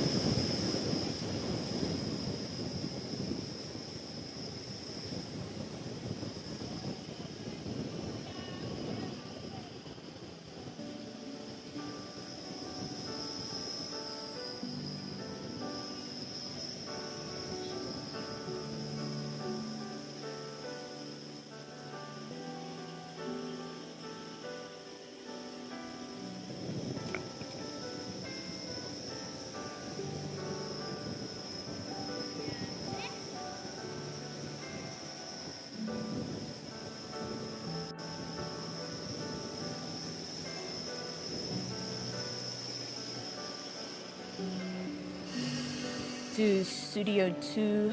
Of course, earlier today and throughout the morning, we were bringing you the visuals of what's been happening. We know that the procession started in Windhoek, and of course we've seen all the areas that the procession has passed. So there were 13 specific stops that the procession had to make. One of the ones that stood out, of course, was at the Swapo headquarters in Independence Avenue, where there was a small ceremony that took place. I think I heard correctly when Madam Shaningwa spoke, and she said that it will now be known as Sam Nujoma Square, of course, with a befitting unveiling of the statue that we saw there. And there were lots of guests, of course, as expected, and some international guests as well that I spotted there. While we did see that the procession has gone through Independence Avenue in town, turned up towards the Hilton Hotel, and is making its way to Parliament Gardens, where my colleague Denver Kisting has informed you they are waiting and ready for the arrival of that to happen. I'm also joined, of course, in studio by Colonel Petrus Shilumbu. Colonel, thank you so much for continuing to be with us. It's my pleasure to be and here. To bring all the information related to the memorial services and, of course, the funeral that we're expecting on Saturday. So thank you so much for being with us. What do you make of what's been happening so far, Colonel? Well, I think the procession went well since the arrival of the remains of our founding president, Dr. Sam Nujoma, this morning at Hosea Kutako International Airport. And as we are viewing now what's going to happen, just before the remains enter the Parliament Gardens, the plan was, and it's still, and I believe it's still the same, the remains is going to make also a turn at Old State House.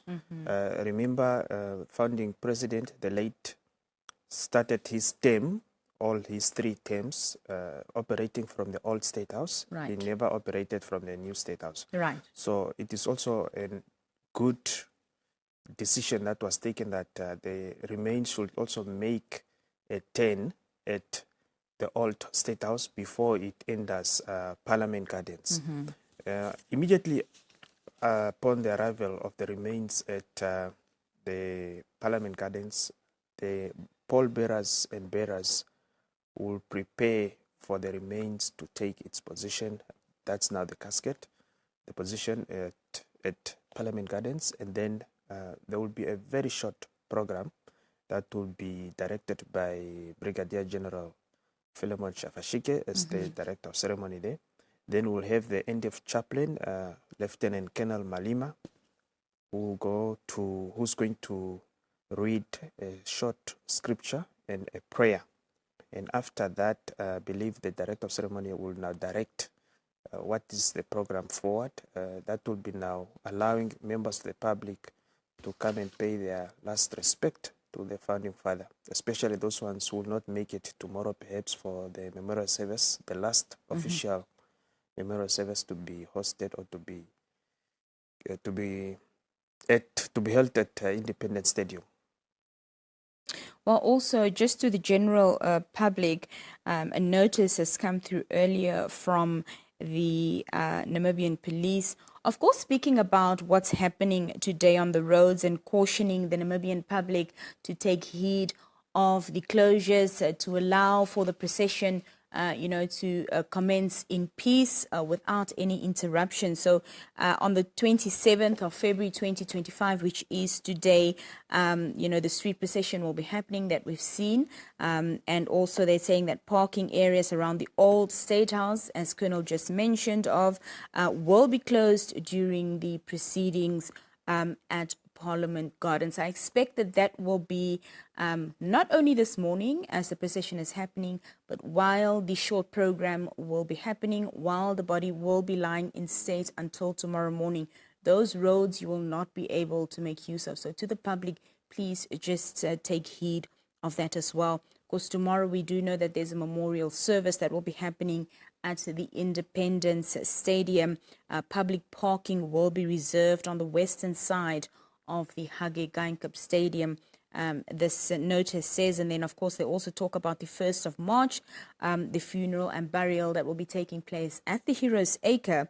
Public parking will be reserved on the west side of the road traffic, and there will be a checkpoint as well as expected at the Heroes Acre. So from today until the 1st of March, we should expect temporary road closures to allow a well-coordinated procession, and we ask the public to utilize alternative routes and to exercise patience during this time.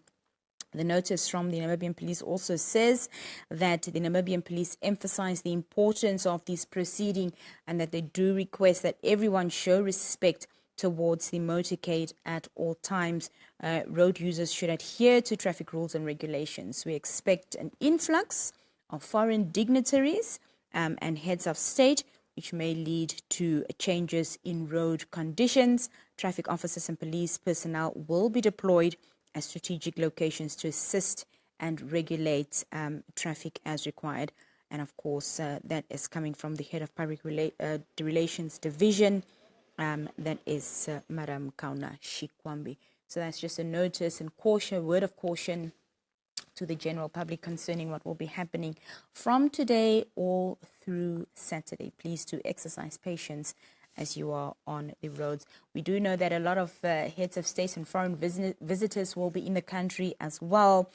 So far, we've received confirmation of attendance from foreign delegations of Angola, South Africa, Zimbabwe, Ghana, Mozambique, Malawi, Tanzania, Finland, Cuba, and the Saudi Arab Democratic Republic as well. And of course, that list is not complete as it now stands. Well, as you can see on your screens, Namibians came out in numbers today, not only members of the general public. We saw members of the Namibian Correctional Services, employees, we saw school children. And what stood out to me, Colonel, was of course that the school children seemed very excited to be a part of today's events and witnessing the procession. They were so jubilant. And in their defense, I think, of course, yes, good for them that they're so jubilant because they're also celebrating the life of, a Namibian hero, an African stalwart in a, political scene, Dr. Sam Shafishuna-Nujoma. You're correct. We have seen a big number of school children throughout the procession, be it in town, be it in the location. So a big number also turnout that has come out at Simon Debet. I think that the Sunshine, you have seen a lot of learners there that came out. Yes, they enjoy, they are celebrating the life and the legacy of the founding president, which is really a good thing.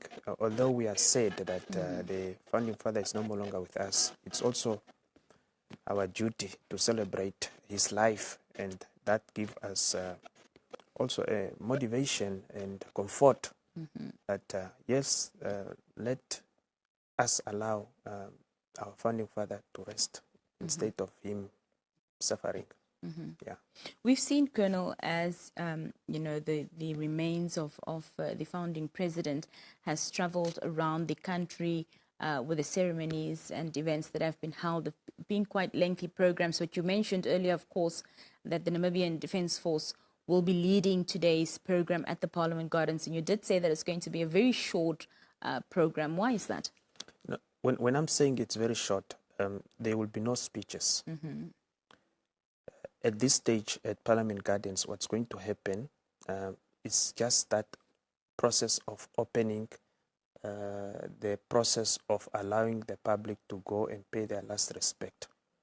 The remains will remain at Parliament Gardens, and it will lay in state until tomorrow morning, around 8-9 there, before it can be collected or will be collected and escorted at the final official memorial service at Independence Stadium. So when we say it's a short program, there will be no speeches here. Yeah. The whole process will be for the public to come and pay their last respect. Yeah. Even if you are in Khobabes, and you are planning to come and pay your last respect, you can still make your ways to Parliament Gardens. It will be available. The casket will be open, and everyone will be welcome to go and pay their last respect. Well, as we can see what's happening on our screens there, finally the arrival of the casket, the procession at Parliament Gardens. They're just entering right now, and of course taking their time and going very, very slowly at a very easy pace. As Colonel mentioned, it will be a very short ceremony or program that will be happening at the Parliament Gardens that will be directed by the Brigadier General Philemon Shafa Shike. He will be the Director of Ceremonies. We know that there will be a scripture reading and also a prayer that will be happening by the Namibian Defence Force chaplain. And thereafter, it will be open to the public to come and make their way to the Parliament Gardens to be able to view the body as it lies in state. We expect that it will be lying in state at the Parliament Gardens up until tomorrow, 10 a.m. in the morning. But of course, we will be bringing you all the information as things do unfold. I see also their little ones, looks like they're from St. George's, that are also there. Perhaps they're going to be reciting a poem or singing a song as well. It's so wonderful to see that the young children are involved in what's happening, and of course they will remember this as a moment in history. Colonel. Yes, we saw the chaplain there leading the procession. That is Lieutenant Colonel Simon Kalifeni Malima, who's an NDF chaplain. So they are just heading to the designated position where the casket of the remains will be positioned.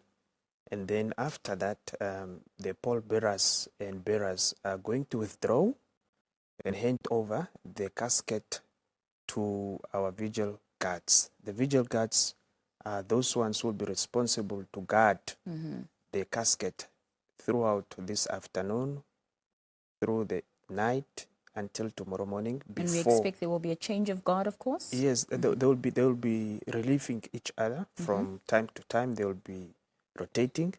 You will see that some might spend 15 minutes standing there, guarding the casket, 4 of them at a time.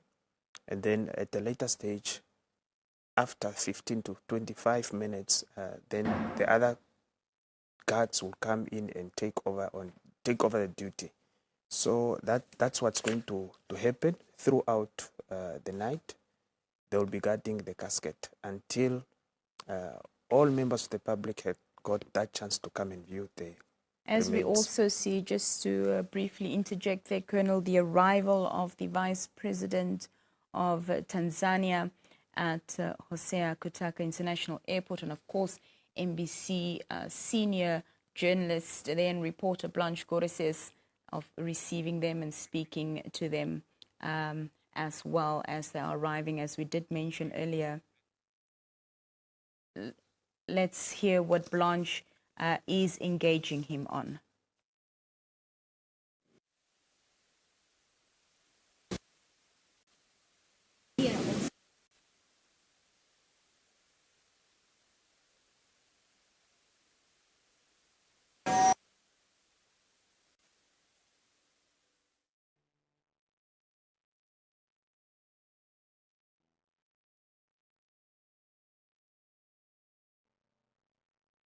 Well, unfortunately, the sound quality there is not so great, as you can imagine, that he's just coming off the tarmac. There are, of course, sounds coming from the airplanes that are also in the background, so we can't hear exactly what it is that Ms. Goreses is engaging him on.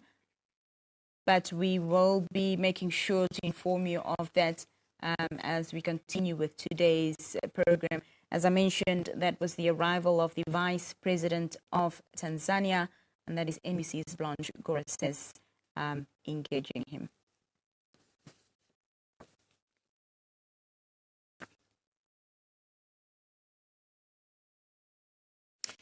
Well, of course, back to what's happening now at the Parliament Gardens, Colonel.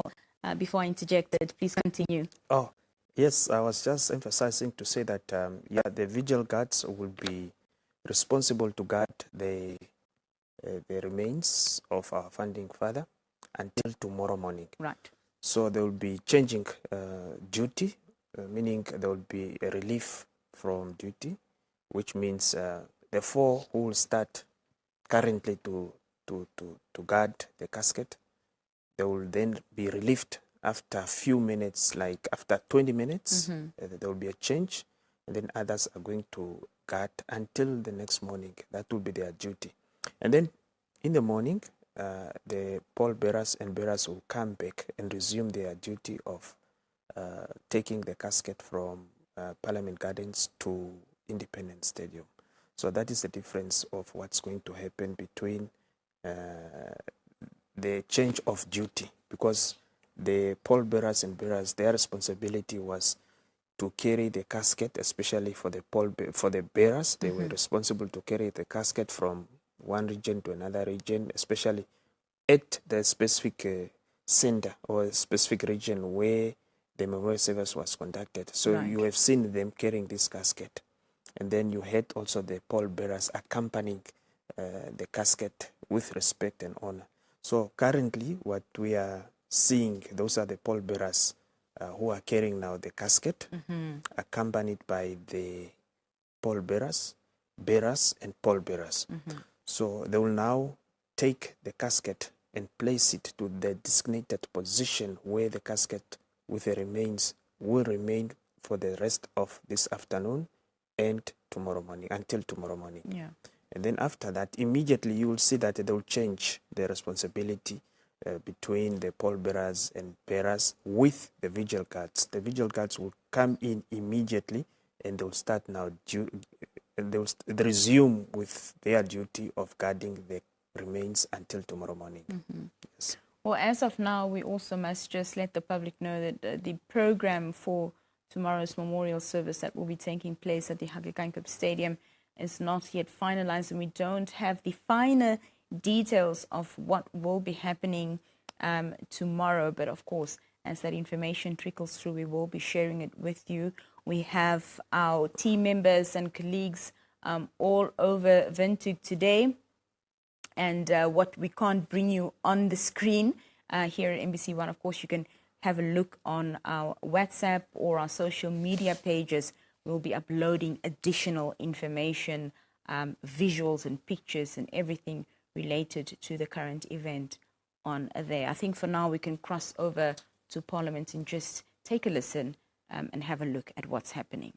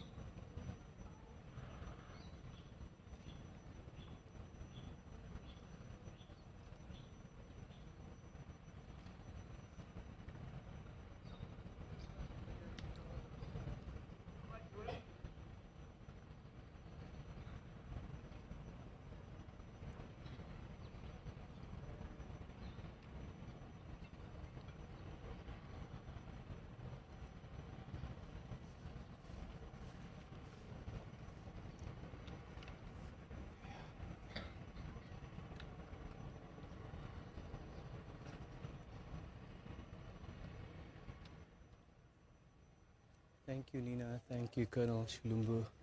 Good afternoon again to you and yours, Namibia. Now, the casket containing the remains of Namibia's founding president and father of the Namibian nation just arrived here at Parliament Gardens. There will be a short ceremony, after which the body will lie in state until tomorrow morning.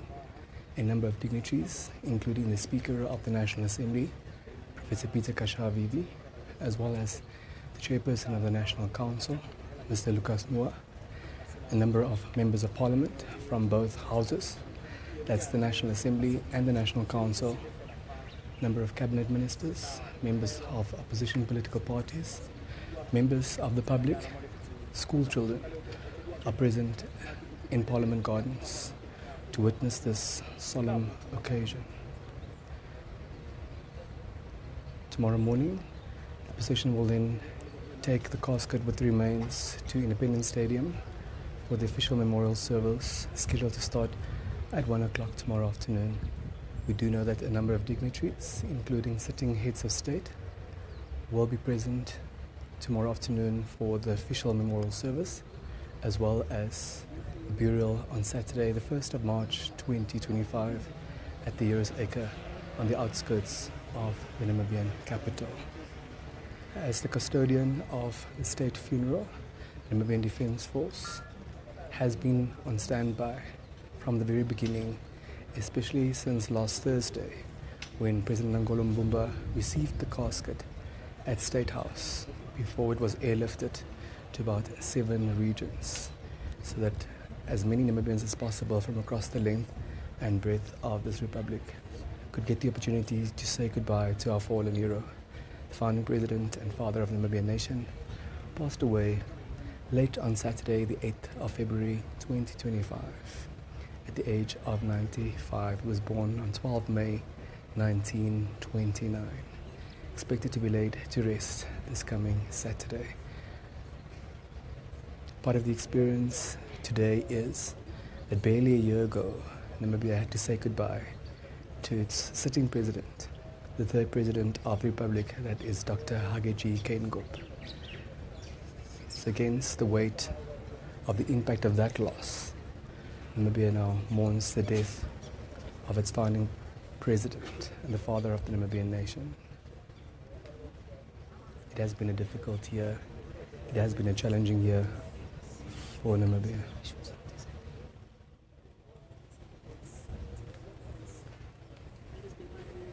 But it's been a very respectful, solemn day after the remains arrived at the Kutako International Airport this morning, from where the procession moved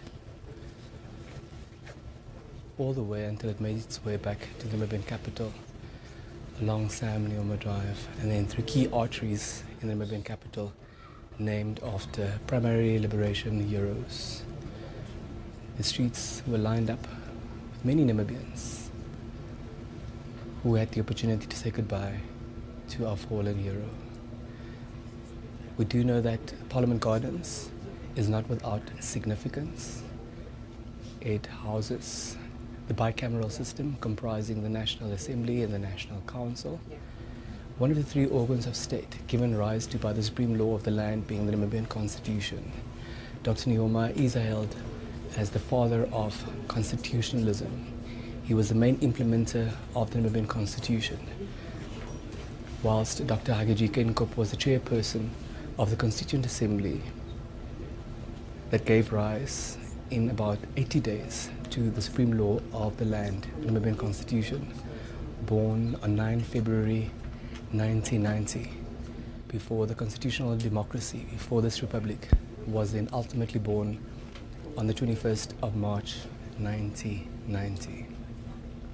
As the first president and as the main implementer of the Namibian Constitution, what unfolded here at the bicameral system at the 2 houses of parliament was under the guidance of President Nujoma. The short ceremony is expected to commence shortly,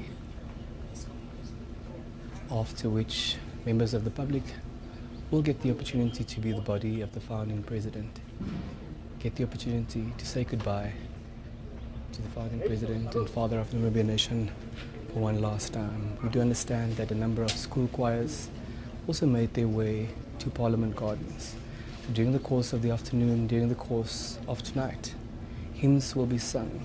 Namibians are united in grief as we mourn the death, yet celebrate the life and legacy of Dr. Sam Shafishuna Nujoma.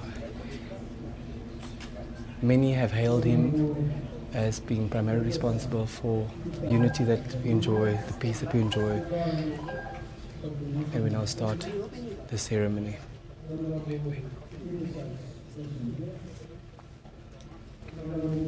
Muha Lucas, Chairperson of the National Council, Air Marshal Martin Kambulu-Pinias, Chief of the Defense Force, senior government official, esteemed leaders of the traditional authorities, general and senior officers from the Namibian Defense Force, and commissioners and officers from the Namibian Police, members of the media here present, dear mourners, ladies and gentlemen, good afternoon. I am Brigadier General Idimonjila Shafashike, the director of this short program. And dear mourners, we are gathered here at Parliament Garden in solemn unity to receive the remains of our beloved late His Excellency, Dr. Sam Shafishuna Nujoma, the founding father of the Namibian nation. This moment marks the final stage of the regional procession, allowing Namibians across the country to pay their last respect to the leader whose selfless service, unwavering dedication, and revolutionary spirit led us to independence. On 20th February 2025, His Excellency Dr. Nangolo Mbumba, President of the Republic of Namibia and Commander-in-Chief of the Namibian Defense Force, directed the Chief of the Defense Force, Air Marshal Martin Kambulu-Pinias, to undertake a regional procession with the remains of our late founding father, including a procession through Windhoek in Commerce region we just concluded. This solemn journey allowed Namibians from all walks of life to pay tribute to the son of the soil and bid farewell to the first president of our republic.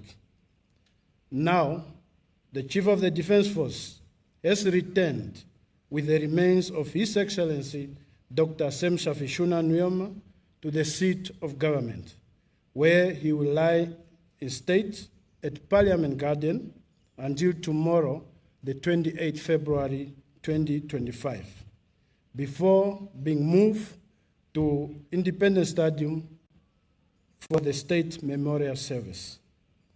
This moment is not a formal program, but rather an opportunity for the nation to gather and pay their respect to our hero, our first president, and the leader of our liberation struggle. Before the viewing begins, the Namibian Defense Force chaplain will lead us in a prayer. Following the prayer, the bearers will prepare the casket for the public viewing. At this point now, I would like to invite the chaplain to lead us in a prayer. Chaplain.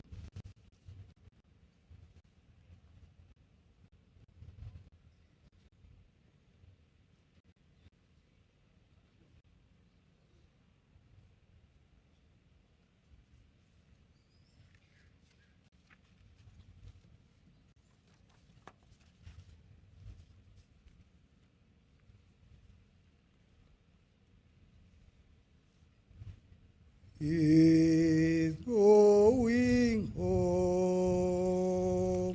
He's going home.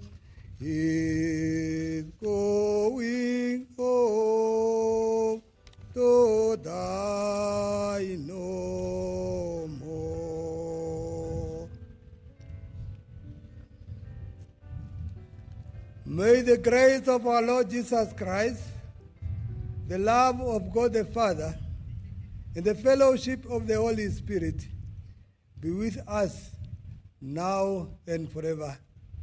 Amen. Let us read and pray. I'm reading from the Old Testament, Genesis chapter 50, from verse 7 to 11. The book of Genesis chapter 50, verse 7 to 11, and it reads as follows. So Joseph went to bury his father. All the king's officials, the senior men of his court, and all the leading men of Egypt went with Joseph. His family, his brothers, and the rest of his father's family all went with him. Only their small children and their sheep, goats, and cattle stayed in the region of Goshen. Men in chariots and men on horseback also went with him. It was a huge group. When they came to the threshing place at Atad, east of the Jordan, they mourned loudly for a long time, and Joseph performed mourning ceremonies for 7 days. When the citizens of Canaan saw those people mourning at Atad, they said, "What a solemn ceremony of mourning the Egyptians are holding." That's why the place was called Abel Mizraim. Genesis 50, verse 7 to 11, details Joseph's solemn request to Pharaoh, allowing him to fulfill his father Jacob's dying wish by taking his body back to Canaan for burial, demonstrating Joseph's deep request for his father and his commitment to honoring his final request, even while holding a prominent position in Egypt. Joseph approached to Pharaoh, not demanding but respectfully requesting permission to bury his father in Canaan, highlighting his awareness of the power dynamic and his desire to act appropriately. Pharaoh readily granted Joseph's request, indicating the high regard he held for Joseph and his father, allowing for a large procession to accompany the body back to Canaan. This practice of honoring the dead by returning their body to their ancestral land was significant in ancient Near Eastern cultures. This event foreshadowed the eventual exodus of the Israelites from Egypt, where they will return to the land God promised to their ancestors. Dear Namibians, in the same line, His Excellency the President has entrusted the body of our founding father on the hands of the Chief of Defense Force to take it around the country in order to offer an opportunity for the Namibian nation to mourn. Now that the remains of our founding president is back in the capital, let us praise God for his unfailing guidance over the Namibian Defense Force and the entire security clusters through the 7 regions. We are confident that the next 2 days will also receive his utmost grace until we witness the day of the burial, just as Joseph laid his father to rest in the land of Canaan. May we recite the legacy of late founding president, father of the Namibian nation, and the first commander-in-chief of Namibia Defense Force, while we continue to mourn in faith. Let us pray. Almighty God, our Heavenly Father, we bring praise and honor unto you for your endless love toward us. You guided the Chief of the Defense Force to lead this esteemed delegation throughout the regions. Your hand was over them during the day and night, on land and in air. You landed them safely back in the capital without danger or harm. Now, lead us in the next most important event to mark the end of the mourning period. Comfort His Excellency the President, the Namibian government, the bereaved family, and the entire Namibian nations. Restore the strength of the Namibia Defense Force, Namibian police, and all stakeholders to embark on the remaining part of the state funeral. May your peace that surpasses all our understanding be with us today and all days to come. Lord, hear our prayer. Glory be to God, the Father, Son, and the Holy Spirit. Amen. Tankara nombiri, tankara no kongwe, simungu sangenda pewa kumwa, nenande shiwa nipa.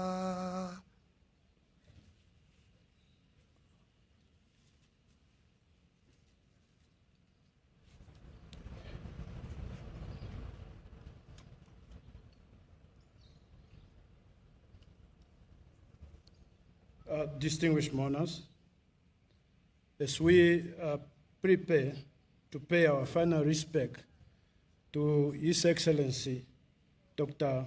Sem Shafishuna Nujoma, I want to kindly remind everyone of the protocols to be observed.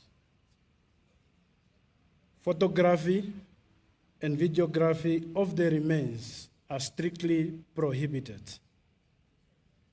We must conduct ourselves in an orderly, respectful, and solemn manner. Mourners are requested not to spend more than 20 seconds at the remains when paying their respect, to allow everyone to have an opportunity to bid farewell. All mourners should proceed in an organized manner, ensuring a continuous and smooth movement. I also like to indicate that as we are here spending the whole night, it is allowed to praise, to sing, and to pay respect to our founding father, as long as we don't come close to the casket when we are doing those activities. The order of viewing will be as follows. Will be led by Honorable Professor Peter Kachavivi, the Speaker of the National Assembly, followed by the Honorable Ministers present here, Air Marshal Mateo Kambulu Pinyas, and we all will then follow. With this instruction in mind, I now announce the remains of our late founding father, His Excellency Dr. Sem Shafishuna Nujoma, ready to be viewed, and I would like to call upon the bearers to come and prepare the casket.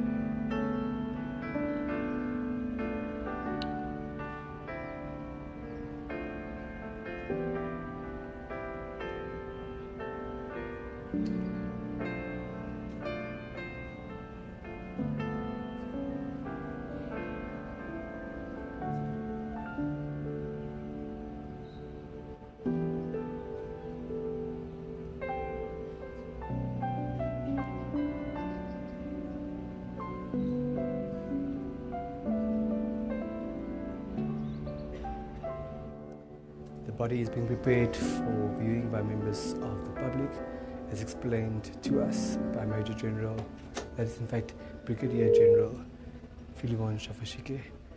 The sequence will be the following, starting with Professor Peter Kashavivi, the Speaker of the National Assembly, followed by the rest of the dignitaries and members of the public. The body will lie in state for the rest of today and tonight. Members of the public are free to compare their last respects to Namibia's founding president and father of the Namibian nation. There are a number of choirs present here at Parliament Gardens. It's believed that one of the school choirs will perform an item shortly.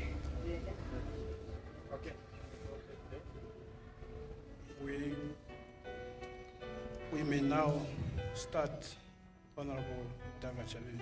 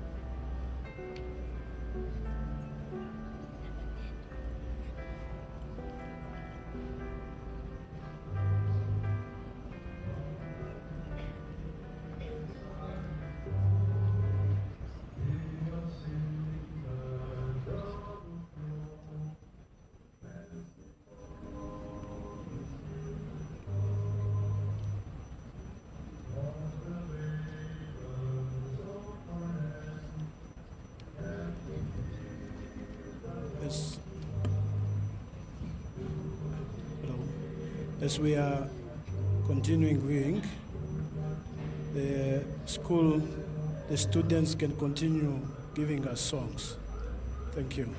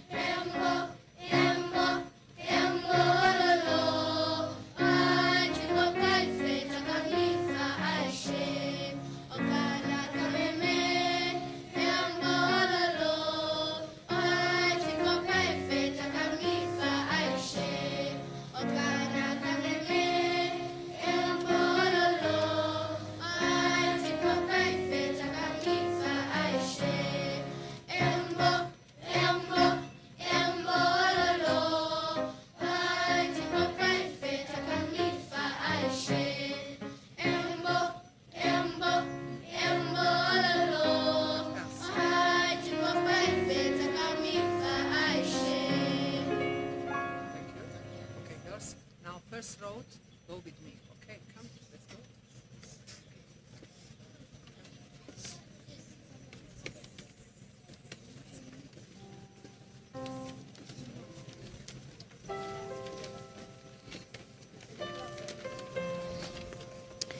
Well, the remains of the founding president, Dr. Sam Shafi Shuna Nujoma, has officially reached the Parliament Gardens and is officially instated. And as we saw, some members of the public, dignitaries, and of course, invited guests that are at Parliament have begun to view the remains. We also saw some beautiful and sweet tributes from the little ones from St. George's Primary School, I believe, and also what seemed like Delta Primary School singing some songs there in honor of Dr. Sam Nujoma.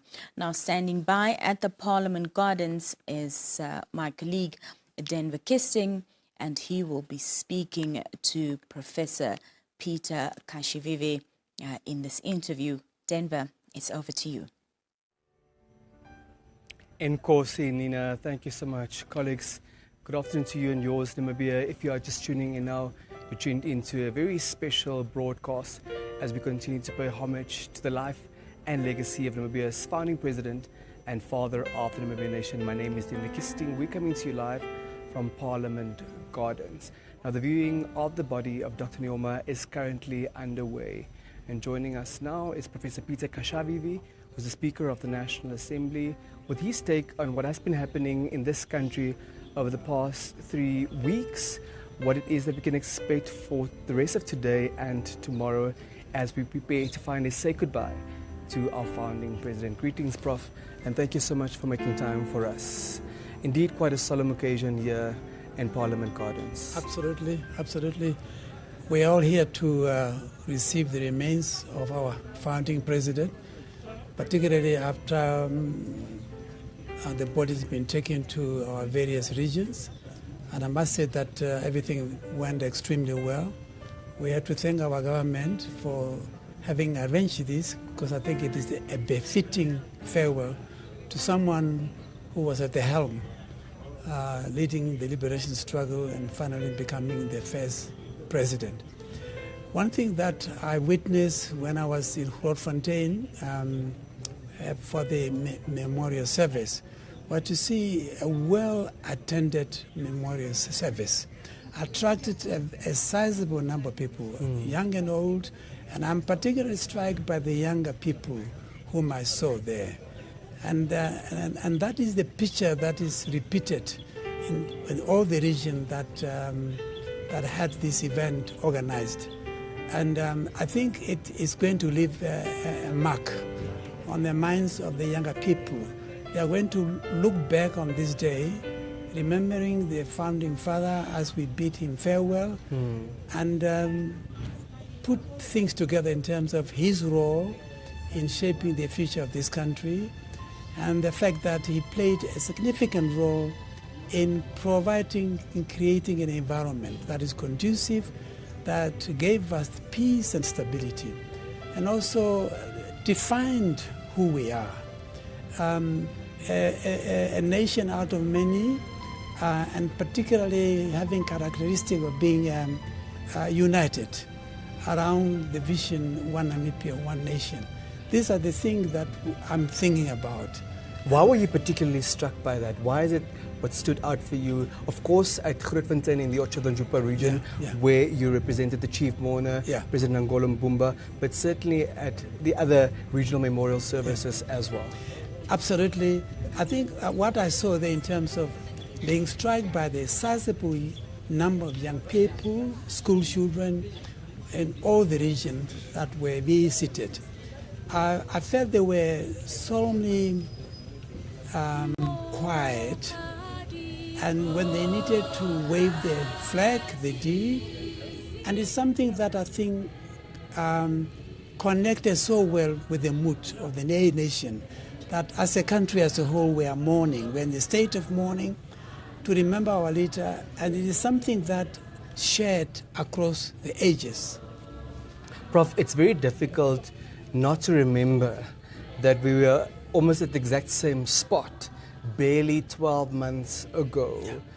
There is a sense, and there appears to be overarching consensus, that Namibia as a people had barely recovered from the burden of that loss. What has your experience been? You know, you are absolutely right. The passing of the founding president follows soon after, almost a year after we have taken Dr. Hage Geingob, our third president, to his resting place. I think as a nation we've been put to test, honestly speaking, and some people are saying the month of February seems to have something to do with Namibia. And I think we are doing very well. Maybe it's too early to make a judgment, but I feel the nation is united around the particular challenge that have inflicted us. Organizing everything in the manner that I feel everybody is conscious of the fact that we must see it through. And soon thereafter, of course, we are also going to witness another transition of the change of our government from one leader to another. So we are people of faith, and also people who are conscious of our role in the fact that through this we will rise to the occasion, and we must see it through in a united format, making sure that everything is done according to the rules. And again, to quote Hage Geingob, who was very fond of talking rules, processes, systems, and institutions. Yes. All that have been tested, and I think on balance, I think we are managing according to that particular understanding of the fact that rules and principles and institutions must be able to sustain the nation in the manner that we are currently doing. Thank you for those insights, Professor. Now, the unity that you're mentioning is not without significance. Over the past 3 weeks especially, the founding president and the father of the Namibian nation has been credited for driving that unity that we still yield the fruits of in 2025. Speak to us about the role that he played that, had it not been prioritized, would have seen this constitutional democracy perhaps venture into a completely different direction. I remember that he was absolutely conscious of the fact that everything rested around democracy. When he was challenged by the doubting Thomases out there, he and President Pohamba chose to challenge the South African regime by flying in to dismiss the myth that we were out in exile on our own There was nothing that prevented us from being here, etc., and they flew in there. That was their first challenge. And as soon as they arrived here, of course, the South African government did not expect them to do that. They were arrested, put on the plane, and deported back to Zambia. And we struggled for years to make sure that an opportunity was given to our people through the ballot box when the United Nations put together a plan for 435 that eventually was implemented. We returned, elections were held under the supervision and control of the United Nations, and we used the opportunity to create those institutions, to hold things together, and signal to the world the fact that we meant business. And what we said basically became the rules that govern this country. It signaled to our neighbor, to the south, that they have nothing to fear from independent Namibia, because it was going to be governed by the rule of law, by the constitution. And that was actually comforting news to those who had some reservation, to appreciate the fact that we meant big business. And it's all that basically hinges around the leadership, the kind of leader we had at the helm, President Samuel Nujoma. You're speaking to the heart of the matter, Absolutely. Professor. And what we do know is that this is an end of an era. President Nuyoma's death signals the end of a crop of leaders who certainly drove these processes that culminated in the freedom that we enjoy today. What does this loss thus mean, not only for Namibia, but certainly for the continent as well? It is the legacy that must not be allowed to die. It must continue to be a source of inspiration. It must draw us in Namibia, in Africa, and the world some lessons in terms of what is meant by being a leader, leading from the front, and basically having the ability to rally those whom you are leading together for the purpose of creating one country, one nation. And I think this is the most important lessons that had to be learned.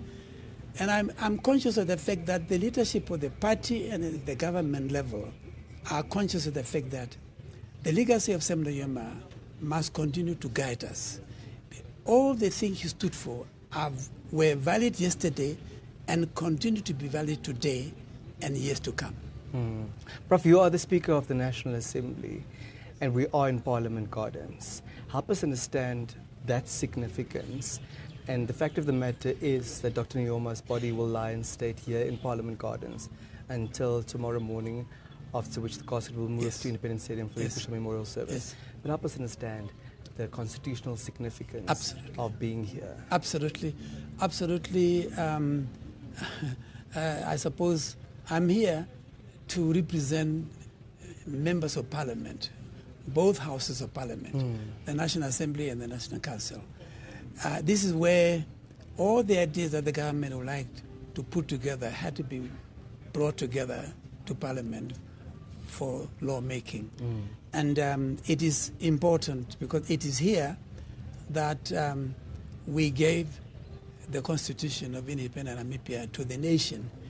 That was endorsed unanimously by many women who had the courage to accept the fact that we're in it together.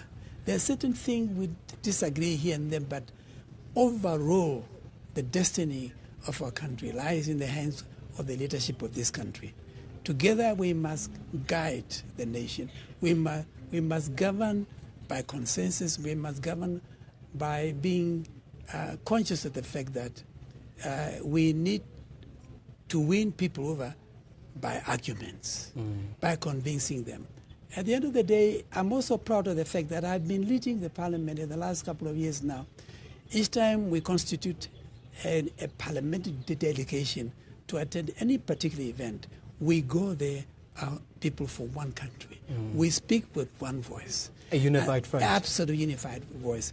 And that has been the tradition that we receive from Parliament, where we have to convince each other we have to reach out to each other.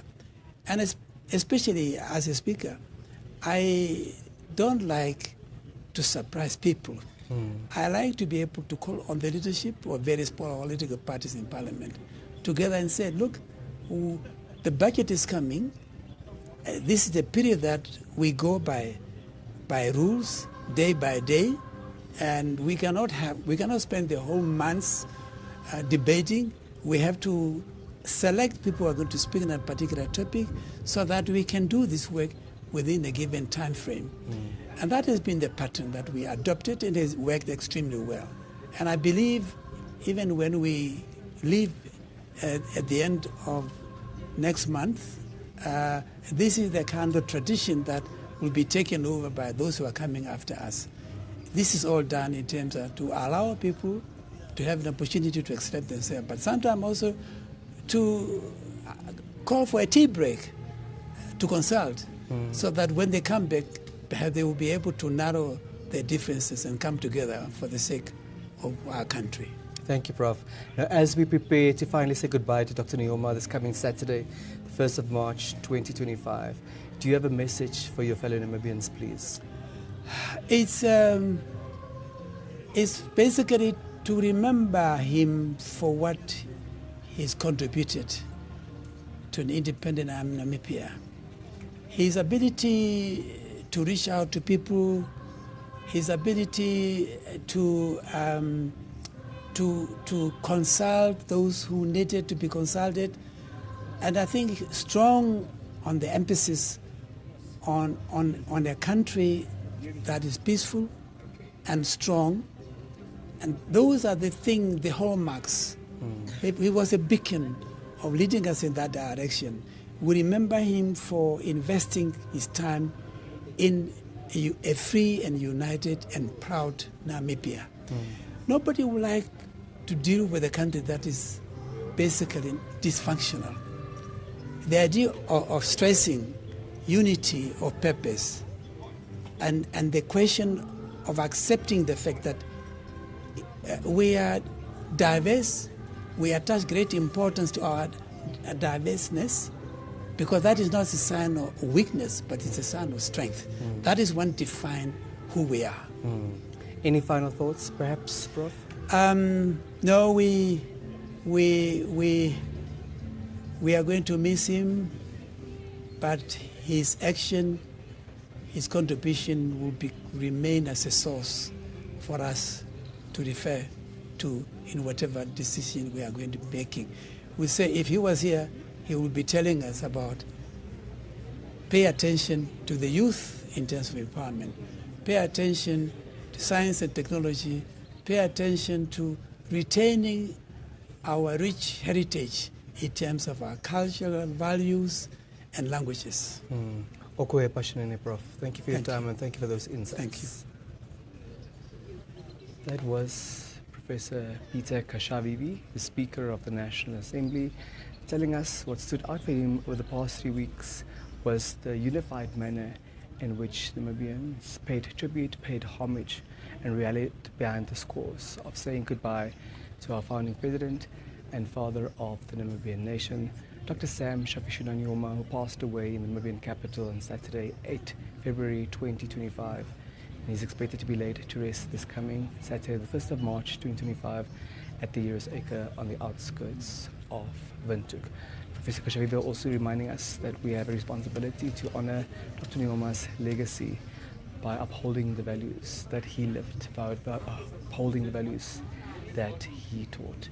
We are at Parliament Gardens, where the body of Dr. Nujoma will lie in state until tomorrow morning, which means Namibians have the opportunity to, during the course of the afternoon, during the course of tonight, pay their last respects, before the body will then tomorrow morning be moved to the Independence Stadium, where the official memorial service is scheduled to start at 1 o'clock tomorrow afternoon. There again, the body will also lie in state at the Independence Stadium, from where on Saturday morning the procession will move at about 9 o'clock to the Heroes Acre, when Dr. Nujoma will be taken to his final resting place. Now, we shared with you earlier We will be engaging a number of members of parliament, both from the National Assembly, but certainly also from the National Council, with their take on the life and legacy of Dr. Nujoma. And we're honored to be joined this afternoon by Madame Amandinda. She's from the Popular Democratic Movement, for her take. Good afternoon, Madame, and thank you so much for making time for us. Good afternoon, Denver. It's a pleasure being here. Yes. And good afternoon, Namibia. Indeed. Our condolences also to you, Madam Ndinda. It's been 3 difficult weeks for Namibia, but it's also been an opportunity to reflect on the contribution that our founding president did make to the freedom that we enjoy today. What is your take on his contribution to this country? At Denver, on the 20th of March 2005, I was sworn in as a member of parliament, and this was just the time when His Excellency President Nujoma left parliament. So I started with His Excellency President Pohamba. But my experience with him is that a gentleman, Nujoma. And what I like about him is boldness. You know, we always said, like, after he left, we said, if Nujoma was still the president of this country, this should have never happened. This is what we saying to each other as MPs, because you know how Nujoma was straightforward, don't take nonsense for that word, and he didn't buy faces. It's not that when he told you something that he hates you, but it's just who President Nujoma was. So he did not tolerate of Namibia being made like a baboon country, what is the word that they call. So he was straight to what is it, what is the Namibia that he wants to see us in, his vision for Namibia. So I think we were sure, we all know that this is an African man, and he wants his Africanism to show and to prove to us that this is the same Nujoma that we know. You know, I told the members of parliament when I do my tribute in parliament, and I said, what I remember about Nujoma is when I was still a member of Swapo. Let me be clear, I grew up in Swapo. I came through the hands of Swapo. And he told us once that when you are doing something, people will always criticize you. Whether it is good or bad, people will always criticize you. But continue doing something. Because if you do nothing, people cannot criticize you because you are doing nothing. But also then making no impact while you're not doing anything. You're not the first one to mention a specific feature of Dr. Nujoma, Madam Dinda, namely that he was a decisive leader. He took decisive action and he stood by the decisions that he took. And many are of the view that that is exactly what a new country, what a new democracy needed. For someone who was firm, for someone whose direction was clear, and you knew exactly what was at the helm of this country. Is that also your take? This is also my take. I'm glad you bring it up because I didn't want to say it so fast. But this is precisely that we need. We need somebody who, with the likes of Nujoma, somebody who can take this country back from where we are coming from, and saying that this is the legacy that Nujoma left behind. Nujoma was very clear in his mission and vision for this country. Where did we fail? What happens in between that we lost those values? So it is my prayer that our next president, since it is a female president, will go forward with their boldness and say that we must respect and continue with the legacy of Nujoma. And ask yourself always, if I am doing this, is this what Nujoma wanted us to do? Is this what Nujoma went out of this country to fight for? Are we not doing a disadvantage to this great man? Are we not doing it? Our children are still knowing Nujoma. When Nujoma was sworn in, I remember that it was a raining day on the 21st of March 1990. I was only 24 years old, but that proud when you stood there. This is our first president. We are free from oppression. We have freedom of speech. We have freedom of association. And this is what he lives for. You remember he his first cabinet, he was inclusive. He was very inclusive. Sam Nujoma looked at the value somebody can bring to the table. It doesn't matter from which political party. If you can bring value to the table, this is what Sam Nujoma liked. He was not interested in which tribe you belong to. It is about what you can bring to the table and whether he can use you to make Namibia a better country. You're raising a number of critical issues, Madam Dinda. One of the features that was discussed quite prominently over the past 3 weeks relates to how he championed gender equality. As an African man, as you called him earlier, why was that such a remarkable feature of Dr. Sam Nujoma to be at the forefront of how representative we need to be also in terms of gender? I think looking at his background, coming from exile, fighting the war for free Namibia, it was not only men who were there, they were women. So he values those women to say that I acknowledge that you were there with us. It wasn't a matter of only men fighting for the freedom of this country. It was women who were fighting for the freedom of this country. And I so wish that God could have just saved him, spared his life to witness his input, to see when the first female president will be inaugurated. That could have been, I think, something that he could have enjoyed, to say that this is my legacy. I was with this lady in exile. I fight next to this lady, not she behind and I'm in front. We were next to each other. But unfortunately, I will not say untimely death, because no death is untimely. God has his reason, and 95 years, we can only say, thank you, God, for sparing me until this date. So I am so blessed that at least in the year of his death, a woman will be inaugurated as the first female president of this country. This is what gender equality means. So we are indeed mourning his death, but we're also celebrating a life well lived. What is it that we need to continue cherishing to ensure that his legacy is upheld, that the values that he stood for are not forgotten and do not go to waste? I will say, as Namibians, we must become Namibians again. We are so divided into tribal issues. We are so much aware, I'm this tribe, I'm that tribe. And before independence, it was not the case. It was about unity. It was about freedom of Namibia. But after independence, especially the time after Sam Nujoma left, Namibia has become a tribal state. It is not the Namibia that we want. So I would want to urge every citizen of this country, please, let's look into the values that Sam Nujoma taught us. And this is that we are all Namibians. One Namibia, one nation. This is his word. So let us become one Namibia, one nation, and forget about which tribe you belong to. Forget about who was in exile and who was not in exile. This is not the issue. We are now 35 years that we are enjoying our freedom, so we cannot go back to the past, but we must move forward. One Namibia, one nation. Madam Dina, over the past 7 days especially, we witnessed solemn scenes from across this country at 7 distinct locations, being very representative of this country and her people. What do you make of what you saw, what you witnessed? How did it make you feel to be a Namibian during this time, as difficult as it also is? I have realized that Sam Nujoma was really a unifier.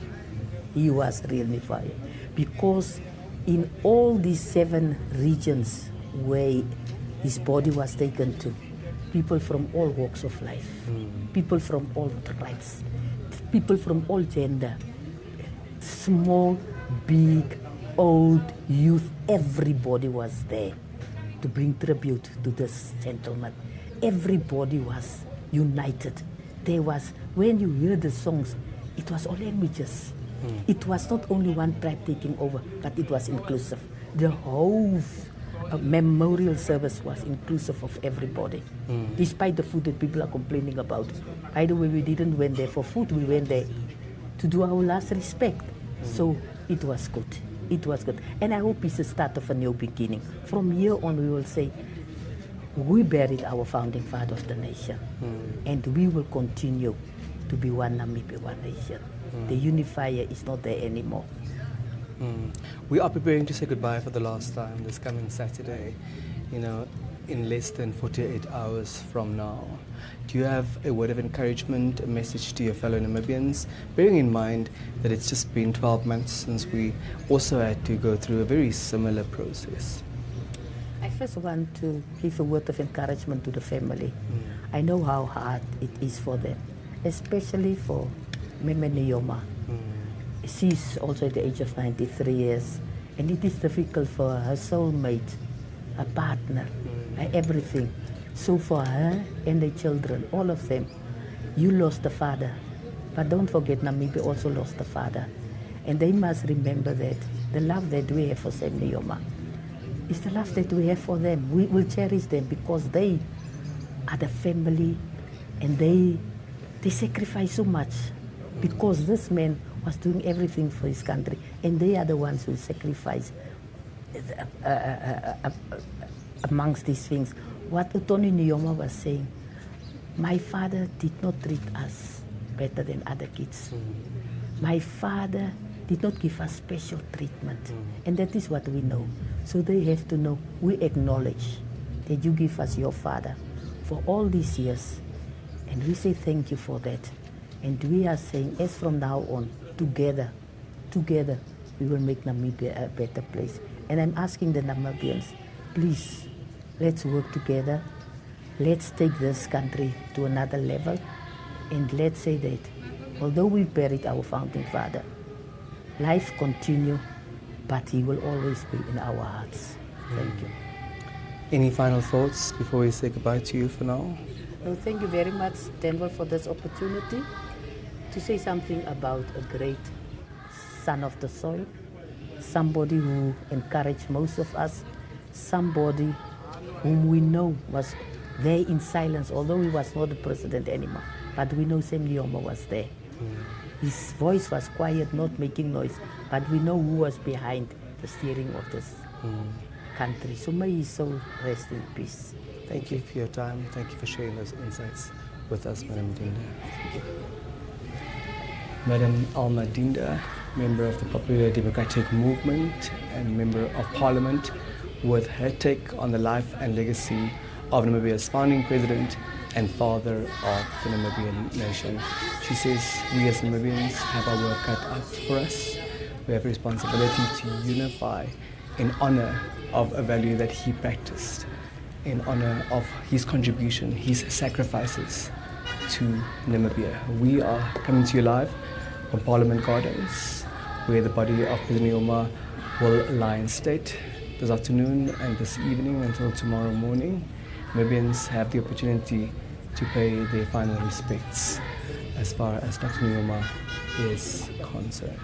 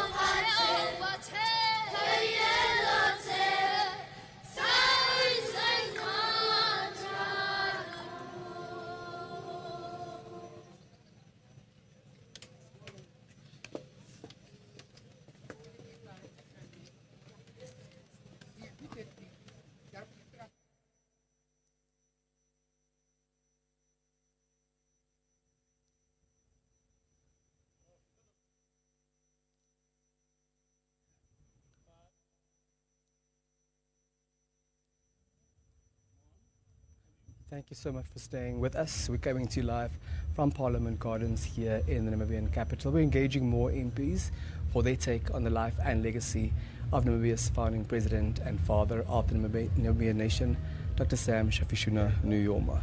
Speaking to us now is National Council MP from NUDO, that's Peter Kadongominya. Greetings, sir, and thank you so much for making time for us. Talk to us about Dr. Nujoma's impact on Namibia. What is your take? Yeah, no, thank you very much. Dr. Nujoma's impact on Namibia, being the very first president after coming from a very known apartheid era, he has become the driving force behind the establishment of an independent Namibian government and an independent Namibian administration that today we can call a Namibian government and our own rule. So it was not something very easy coming from wherever we were before independence, the different tribes that we are divided into, and then to come together and try to put all these peoples together, unite them, put them together, and try to reconcile them, leave out the past, and try to move in one direction. That was really something that one can cherish if you talk of Nujoma. It was not something easy. Thank you for those insights. What does it say about his approach to leadership? What does it say about the leader that he was? You can see that he was those type of leaders that one always is looking for. Some along the line we have missed leaders of his characters. You know, someone that was determined, someone that was steadfast in whatever decision he's taking, someone that can live and have a direction whenever he wanted to do something. Because you have always these leaders that always go back and forth. But Nujoma was not a back and forth leader. He was just a leader that he just went forward ever and backward never. Against the backdrop of what you're sharing with us, in terms of what he stood for, in terms of the values that he embodied, what does his death then mean for us? What does this loss mean for our country, but also for the continent at large? When you have a leader of this kind that have passing on, in the Namibia that we are in today, I have to be very honest today. We want to go back to an era where today we want to bring in tribalism, where we want to bring in corruption, not caring for the poor. People just want to grab everything and others should suffer. Those are not the values that Nujoma has stand for. Because he knows the era where we came from and try to keep everyone in our house. As also the late presidency, let's harambe together. Let's be a part of one house. But these things are really not forthcoming in the new Namibia that we are in now. People want to have these separations. People want to have these tribal things, and these things are not going to take us anywhere. And that is not what Nujoma has stood for. And if we are moving in that direction, I don't know, and I don't think wherever his soul is, he will be a happy man. So what is it that we need to do, all of us, individually and collectively, to reunite? What is it that we need to accept responsibility for in order to create the Namibia that we are all yearning for? What is that responsibility? We should, all of us, understand and agree that Namibia consists of tribes and we are a diverse nation. In diversity, we should unite.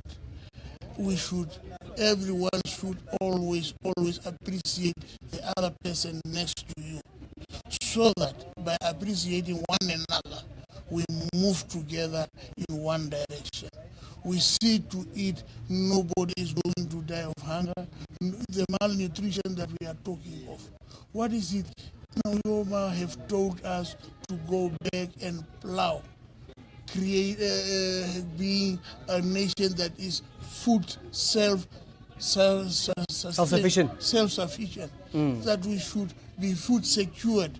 But we are relying on imports. For how long are we going to rely on imports? We have a vast land that we can cultivate. We can do everything for us to be relying on what we have. We have the minerals. What is it that we don't have? That we are struggling to make ends meet, that we are supported by other countries to feed us. Why are we doing that? Thank you. What do you make of the manner in which Namibians did stand together over the past 3 weeks as we are bidding farewell to Dr. Nujoma?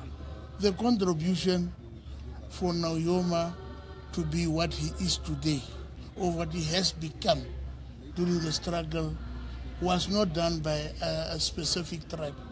It was a contribution from many directions and from many tribes. And you can see in his death now that everyone have a piece to add to the history of Nujoma. It's what brought us together, and that is what have united us for the 3 weeks, and that will unite us up to the day of the burial and thereafter. I hope this legacy of him will inspire us in moving forward, that we work close to you, and when I see you, I should not see you as who, but as a Namibian that have contributed from whatever angle to the legacy and to the Namibia we have today. That is the legacy that we have. Thank you. We're gearing towards taking him to his final resting place in less than 48 hours. Many have described what we have been witnessing, what we're also witnessing today, as a very befitting send-off to a national hero. Do you concur with those sentiments? I really concur. I really concur. It's not someone that dies today, tomorrow you bury him. Today, the born frees and everyone now are starting to learn about the history of these great men. And if we have not given them this humble time, to narrate on his history, some of us could not have known what this man was. So, but by giving the befitting funeral and the long time that we have to stay with his remains, give everybody an opportunity to hear from the other what he meant to others also, and what he went through, and who brought him where he is, and who was part of his history. So everyone now today, when you talk of Nujoma, a grade 6 kid can tell you today who he was. You're touching on the heart of the matter. Two things can be true at the same time and certainly can coexist. On the one hand, appreciating what brought us to this point of freedom whilst continuing to build the country. Why is it so important? Why is it imperative for us to integrate those worlds, to never forget where it is that we're coming from, whilst we collectively continue to craft and curate and build the Namibia that we are working towards? You know, if you know where we are coming from, you always have that passion, you always have that heart also to protect and to make sure whatever we have done in the past is carrying us through into the future. But if you don't know the past, then your future won't be that good also. So the past carried you into the future, and the past also learned and told you what happens in the future, the mistakes that happens in the future, the difficulties what was in the future, so that we should not repeat it when we are going into the future. That is what the past is always very important. Now, by not knowing the past, you might do things in the future that later you will be very sorry for. But because you do not know the past, you were not careful in what you are doing. But by knowing the past, we are moving in a direction with consciousness, with everything that we should do, not to derail from where we come from. Otherwise, we will have problems. Scores of Namibians made their way to the regional memorial services to pay their last respects. Scores of Namibians are making their way to Parliament Gardens. We see queues behind us. Namibians wanting to say goodbye for the very last time. What is that fact? What is that reality? Tell us. I don't know, in the Afrikaans language they say, to attend someone's memorial and to attend someone's burial is to take the very last respect to that particular somebody. If you really love somebody, is when you attend his funeral. And memorial services and this type of viewing of the parliament gathering is a part of attending someone's funeral. And you cannot say, I love you, but I was not at your funeral. Then someone will say, but did you really mean it? But we want to say what we have said is what we mean. It's why we are here, standing in the queues, being patient, and to pay the last respect for someone that we will never see again. But someone whose legacy is live on every day, because if it was not for him, where could Namibia have been today? But we are in Namibia because of him, and we should thank him. Nobody is perfect. You will have your mistakes in life, but mistakes are part of being a human being, because a human being is not a perfect somebody. Mr. Kawinia, Okohepashinene. Thank you very much. Thank you for your time and thank you for those insights. Thank you, boss. That was NUDO's Mr. Peter Kawinia with his take on the life and legacy of Namibia's founding president and father of the Namibian nation. At this juncture, we cross back to Nina Katringana and the team in Studio 2 for an update from those chambers. We will return in a bit again from Parliament Gardens to engage more political analysts, more members of Parliament from both houses, that's the National Assembly and the National Council, as well as those who have worked very closely with the late Dr. Nujoma to speak to us about who this man was that we will be saying goodbye to in the next 48 hours or so. Thank you so much, Denver Kesting. That was our colleague Denver Kesting that is stationed at the Parliament Gardens to bring us all the information and, of course, what's happening there. We know that the remains is, of course, in state there. Now we cross over directly to NBC senior reporter, that is Blanche Gorosis.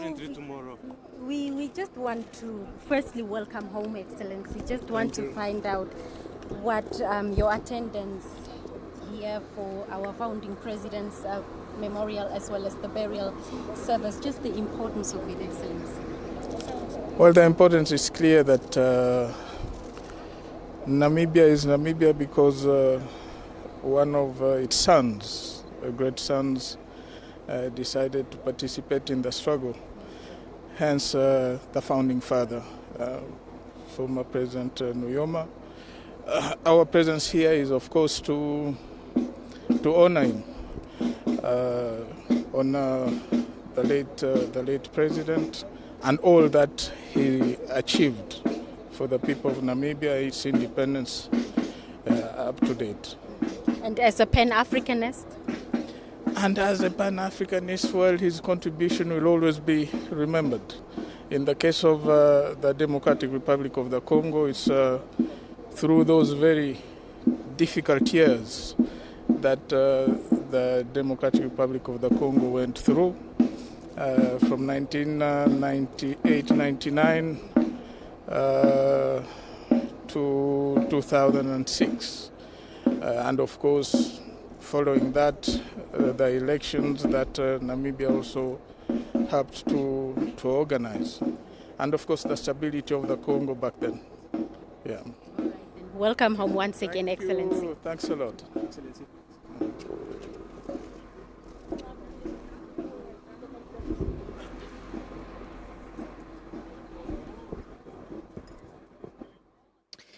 That was NBC reporter Blanche Gorosis that is stationed at the Hosea Kutako International Airport, speaking to the dignitaries and heads of state, former heads of state, and invited guests as they're arriving into the country, not only for the official memorial that will be taking place tomorrow, but also the funeral of the late founding president of the country. That was the former president of the DRC, that is the Democratic Republic of Congo, that she was engaging, Joseph Kabila. Also earlier I did mention that there were a few more guests that have arrived. I think Hosea Kutako International Airport will be quite busy today and tomorrow. The VP of Tanzania, Dr. Philip Mpango, also arrived earlier this morning. Before him, Mr. Fikile Mbalula, the Secretary General of the ANC, also arrived into the country with Hanan Jarar, the Ambassador of Palestine to Namibia, non-resident High Commissioner Claude Morrell of the Seychelles, and of course also the Acting Deputy High Commissioner David Gray of Australia also arrived into the country. And prior to Joseph Kabila was Ana Paula dos Santos, former First Lady of Angola, who's also arrived in the country. Of course, we're still here in studio. We'll cross over a bit later to Denver should there be more conversations coming from there. But I'm still in studio with Colonel Shilumbu. And he mentioned earlier that, of course, we've seen the casket. It will be heavily guarded as it lies in state between today, this evening, and tomorrow. He spoke about the Virgil guards that will be changing after every 15 to 20 minutes, I think you said, Colonel. We saw that happening on screen as well. What do you make of the procession so far? There's a lot that's happening at the Parliament Gardens, actually. Yes, I think people are still making their ways to Parliament Gardens to pay their last respect. I've seen most of those who came currently, this number at school kids, because maybe it's time.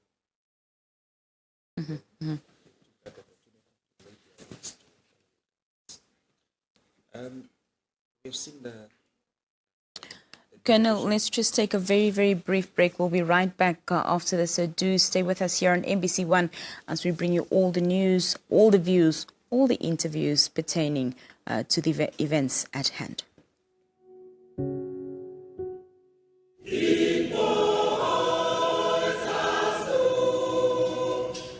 Sam Nujoma is a household name. Household in the sense that it has become almost common to every house to know who Sam Nujoma is. He's the man who fought for the political independence of this country. And we as a church would love to really express our deepest condolences for the loss of such a dear man, a stalwart, a struggle veteran. Why do we as a church feel that the nation has lost in the person of Sam Nujoma?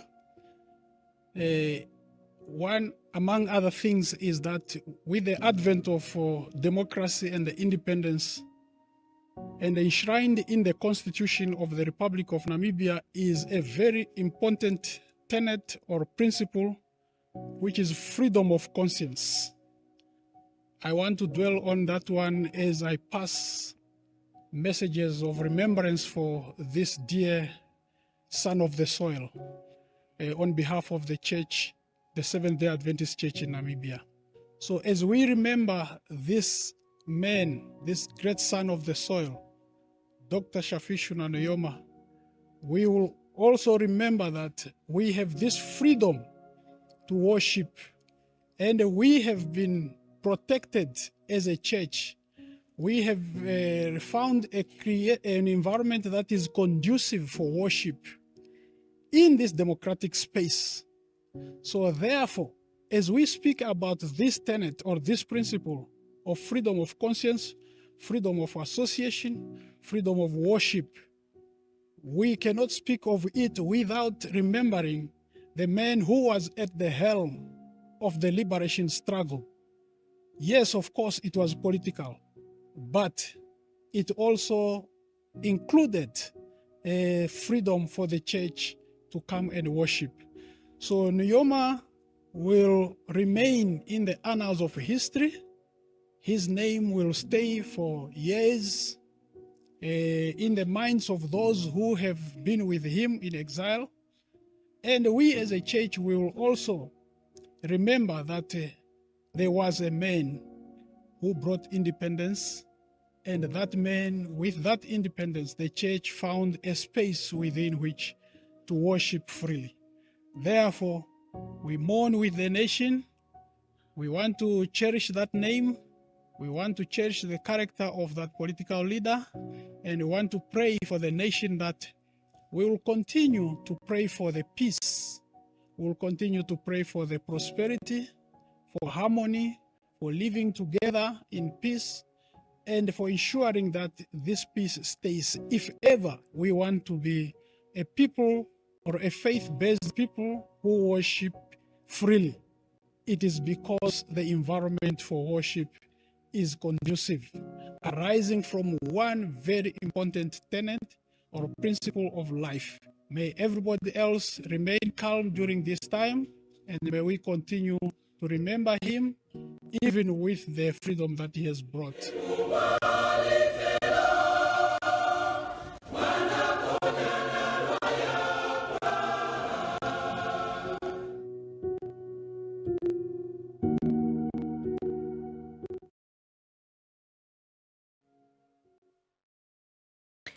Well, at this juncture, we're going to go back to the Parliament Gardens, where the bulk of today's activity is happening.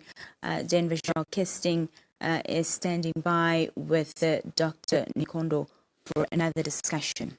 Denver, is over to you.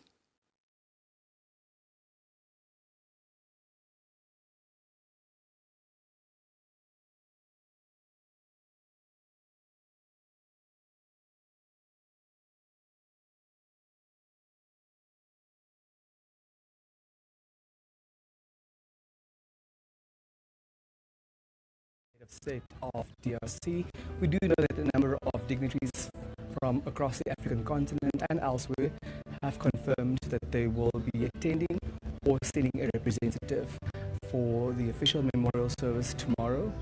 That's the 28th day of February 2025, and the funeral on Saturday, the 1st day of March 2025. We continue with our conversations here in Parliament Gardens around the life and times of Namibia's founding president and father of the Namibian nation.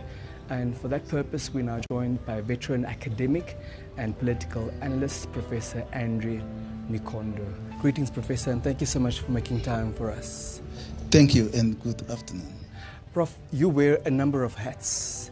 You've also played such a significant role in the liberation struggle, and you continue to play an instrumental role in post-independent Namibia. Yes. Let's start at the very beginning. When did you first interact with the gentleman whom we are saying goodbye to by the name of Sam Shafishuna Nujoma? So thank you very much, comrade. Let me take your attention back to the history. You see, maybe I will start just from 1978. By that time, I was just a learner in Oluno Secondary School, and now they call it Andiba Toiva. So that time, Malti Atisari, the United Nations envoy to Namibia, came. So when he came, then there was a suggestion that, all right, people are going to meet him somewhere. But actually at Andiba, not really somewhere. So we, the learners and our teachers, now I talk of lecturers, but teachers by then, we had now to go and meet him that side.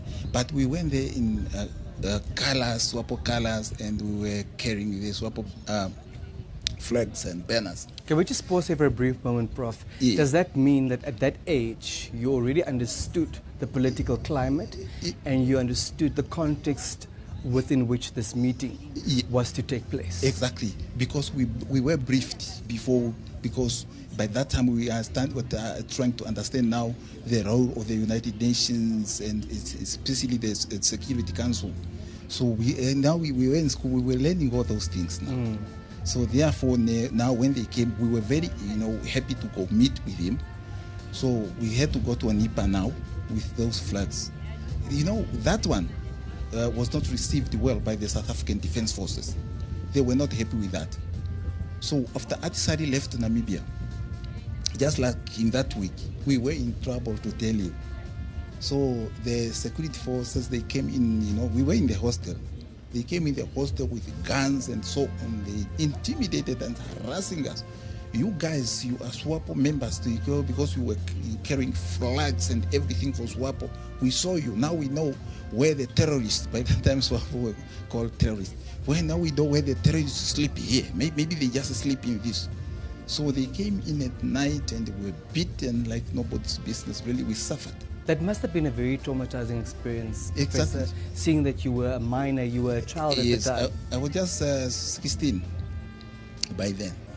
So the same thing, harassments, they continuous like that up to 1979. So by then we had no option of simply to leave Namibia for exile. So by the age of 17 is when I left Namibia for exile. So when we went there, we had now to go to Tobias Hainyeko Training Center. Although I was a minor, I was a bit taller and the body was also not that thin. So by that time, the people that check even the age or whatever, just say, oh, you are, you know, strong, you can go. That's how I learned in the military training, although I was just 17 years old. So when we arrived there, now the president had to come and open the parade for the training. You know, maybe... And if you're talking about the president, you're of course referring to Dr. Nujoma. Yes, I'm talking of President Sam Nujoma Yes. and Peter Nanyemba. Yes. So they came to open the parade. You know, but I had a small fear because when we were going to that parade, I was walking behind with my friend because we were so scared of going to meet President Nujoma. And you were so young also. Yes, because we were told when we were, you know, at the school here, then, you know, the propagandists of the regime of that time, they used to come to us with these cartoons showing some Nujoma with a long tail and some horns like that of Satan. So, sure. Then when we were going there, my friends said, hey, are we going to meet the men that we saw in the cartoon there? You know, we were very young. We could not even make difference between the cartoon and the real stories, true stories. We thought what we were shown here was correct. So, of course, when we arrived there, they came, he was in military attire. The parade was so big, people were singing these revolutionary songs. Oh, we became very excited. He came even there, you know, like they came around lines shaking hands with everyone. Including you? I was actually standing in the, you know, front row. Then they including myself and say, oh, I was even checking to say, we used to hear that. How? No, but those stories that we were told there at home is just nonsense, it's true stories. Actually, that was the first time that I met President Sam Nujoma. Yeah, in 1979. I think up to now I can remember the date. I think it was 29 of August 1979. And so, it would be at least another decade until this country was able to host its first democratic elections. Exactly. That culminated in the establishment of this constitutional democracy. Yes. Talk to us about the role that Dr. Nujoma played to help us accomplish this goal. Yeah. You see, maybe in 1980, we went for another training, because in Tobias Hainyeko we were trained these basic trainings. Then we have now to go to advanced training. It's no longer guerrilla. That one we call it regional. And then we formed up what we call the first mechanized infantry brigade of Swapo. It was in Juba Training Center, but it was the same, almost the same area in Lubango, Angola. So let me tell you one story. While we were there, you know, something happens. The South African attacks, you know, our bases here, you know, in Kunene province. Now the brigade has to go there now to rescue. Some of our units went there. But before they reached the area, the South African detected them. With the aeroplanes, they bombed them, some weapons were destroyed. And our birthday amphibious vehicle was captured by the enemy. So, and taken to Shakati. We only hear, you know, they start the engine, you know, through this radio. Then we hear the voice. So then, that was not good for President. The President, you know, one day the parade was called. The President came, he was very, very angry with us. with Peter Nyemba. The question was, where is the vehicle was called a BDRM? Where is that? What is that vehicle? It is now with the enemy. How coward are you? A vehicle like that one is expensive. Now we saw it, pictures in the newspapers in France. So now our friends who supply us with these things are not happy with us. Actually, that was the time I saw President was very happy. But what happens is, like he said, okay, now I'm going to intensify training. So the training was even intensified from that time. So that this doesn't happen again? Yes. Yeah. So we were trained again there in Juba Training Center, and it was intensified. And then we were just, in 1983, is when we went to be engaged in combat. And that combat we started from Malanje. Malanje is a town almost north of Angola there. Because by that time, Dos Santos said, I see now the South African army is here, and now everyone who is here, ANC and Swapo, now we must go and fight this enemy together to drive them out of Angola, out of Namibia, and out of South Africa. Everyone. Yes, that's the message. It was a strong message. And the task was mammoth. Yes, and maybe to be frank with you, sometimes I'm saying that was the beginning of the Battle of Kutako, because we were the first Namibians who were integrated into the Angolan forces. Prof, it could be that someone is tuned in at the moment, whether old or young, whether Namibian or non-Namibian. Yeah. And they're not familiar with the Battle of Kutako. That certainly also was instrumental in the struggle for this country's liberation. Yes. Just very briefly, in broad strokes, talk to us about the significance of that battle. You remember, before that battle, we had the Resolution 435, which is engineered in 1978, and all those years, South Africa was refusing for the implementation of the resolution. He was refusing.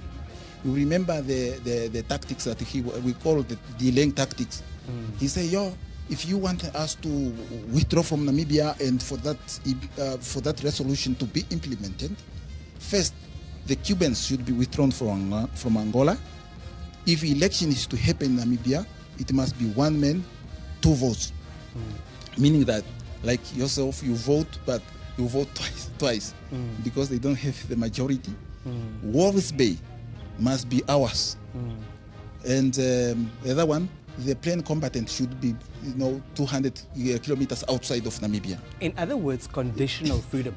That's what exactly. Freedom that's on their terms. On those conditions. Yes. Now, these conditions, all those years, from 1978, all those years, now the Battle of Kutako came. Our forces, we beat the enemy with vigor, because by that time we had even, superiority in terms of the air, because the Cubans and also the artilleries. Which wasn't a small feat for the time. Yes. Prof, I wish we had the entire day to talk about these matters, but we don't. What we do know is that the struggle for liberation, that war was fought on multiple levels. Of course, on a military level, we also participated in that realm. But we also had to get ready to when this country becomes independent. We are able to rule this country. Now, we did speak about the multiple hats that you wear. It's 35 years down the line. And we are getting ready to say goodbye to Dr. Nujoma for the very last time. What makes you proudest to be a Namibian on this very day, the 27th day of February 2025, with Dr. Nujoma's casket right behind us? You see, really, I'm a proud man. First of all, I came in Namibia in 1991 because I was left in Angola. And then I came here. By that time, when I arrived in this country, I did not even have grade 12. You remember that I left that time. So then at 16. Then I did not have even an opportunity there abroad to go to school, because I spent all 10 years at the battlefield. I've never been to school. So then I came here and started schooling from grade 12 and to the PhD. And like the PhD itself, the masters, The master's is when I got a bursary from UNAM, the University of Namibia, and the president was the chancellor. Then I was one of the luckiest people in Namibia, the youngest one, so to get that bursary to go and study. I went to South For your Africa master's? For my master's. I did this master in South Africa, in the University of the Western Cape. So I spent 2 years there. So, you know, can't you appreciate? You see, I really appreciate, because when I come home, although I did not get opportunity that side, here the opportunity became open for me. That's what I appreciate it.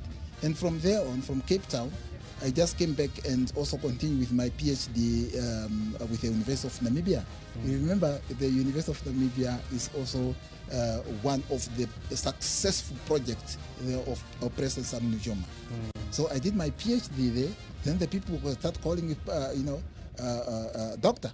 So, you know, Which you are. Yes. Yeah. And arriving in this country after the country had attained its independence without grade 12. Without grade 12. To now being a PhD holder. It's no small feat. Exactly.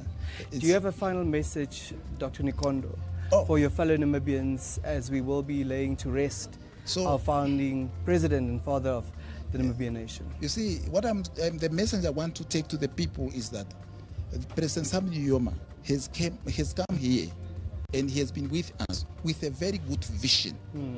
So the vision of President Sam Nujoma is the one that I want us not to let it go. Please just let us keep that, because he put something there for us, and we need to safeguard this objective of President Sam Nujoma.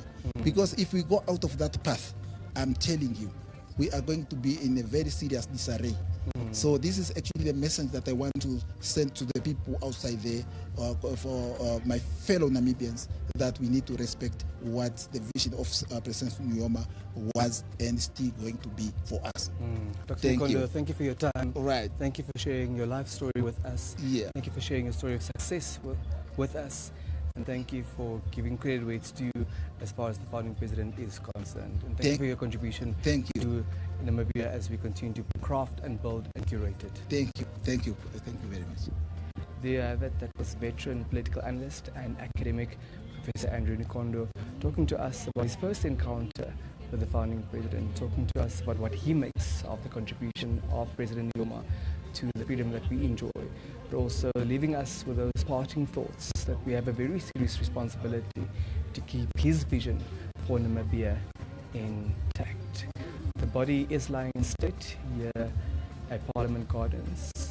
It will lie in state this afternoon and this evening. The procession will move to Independence Stadium tomorrow morning, where the official memorial service is scheduled to take place at 1 o'clock tomorrow.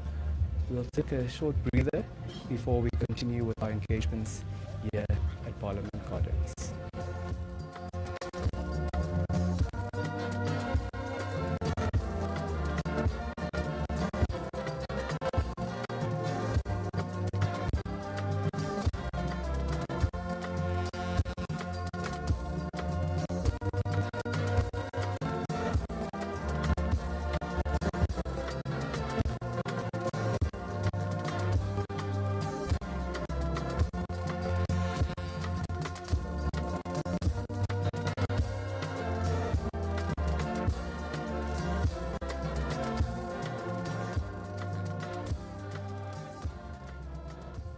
We continue with our engagements with members of parliament of both the National Assembly and the National Council for their take on the life and legacy of Namibia's founding president. We now speak to the LPM's Madam Agnes Shindara. Good afternoon, ma'am, and thank you so much for making time for us. Good afternoon, sir.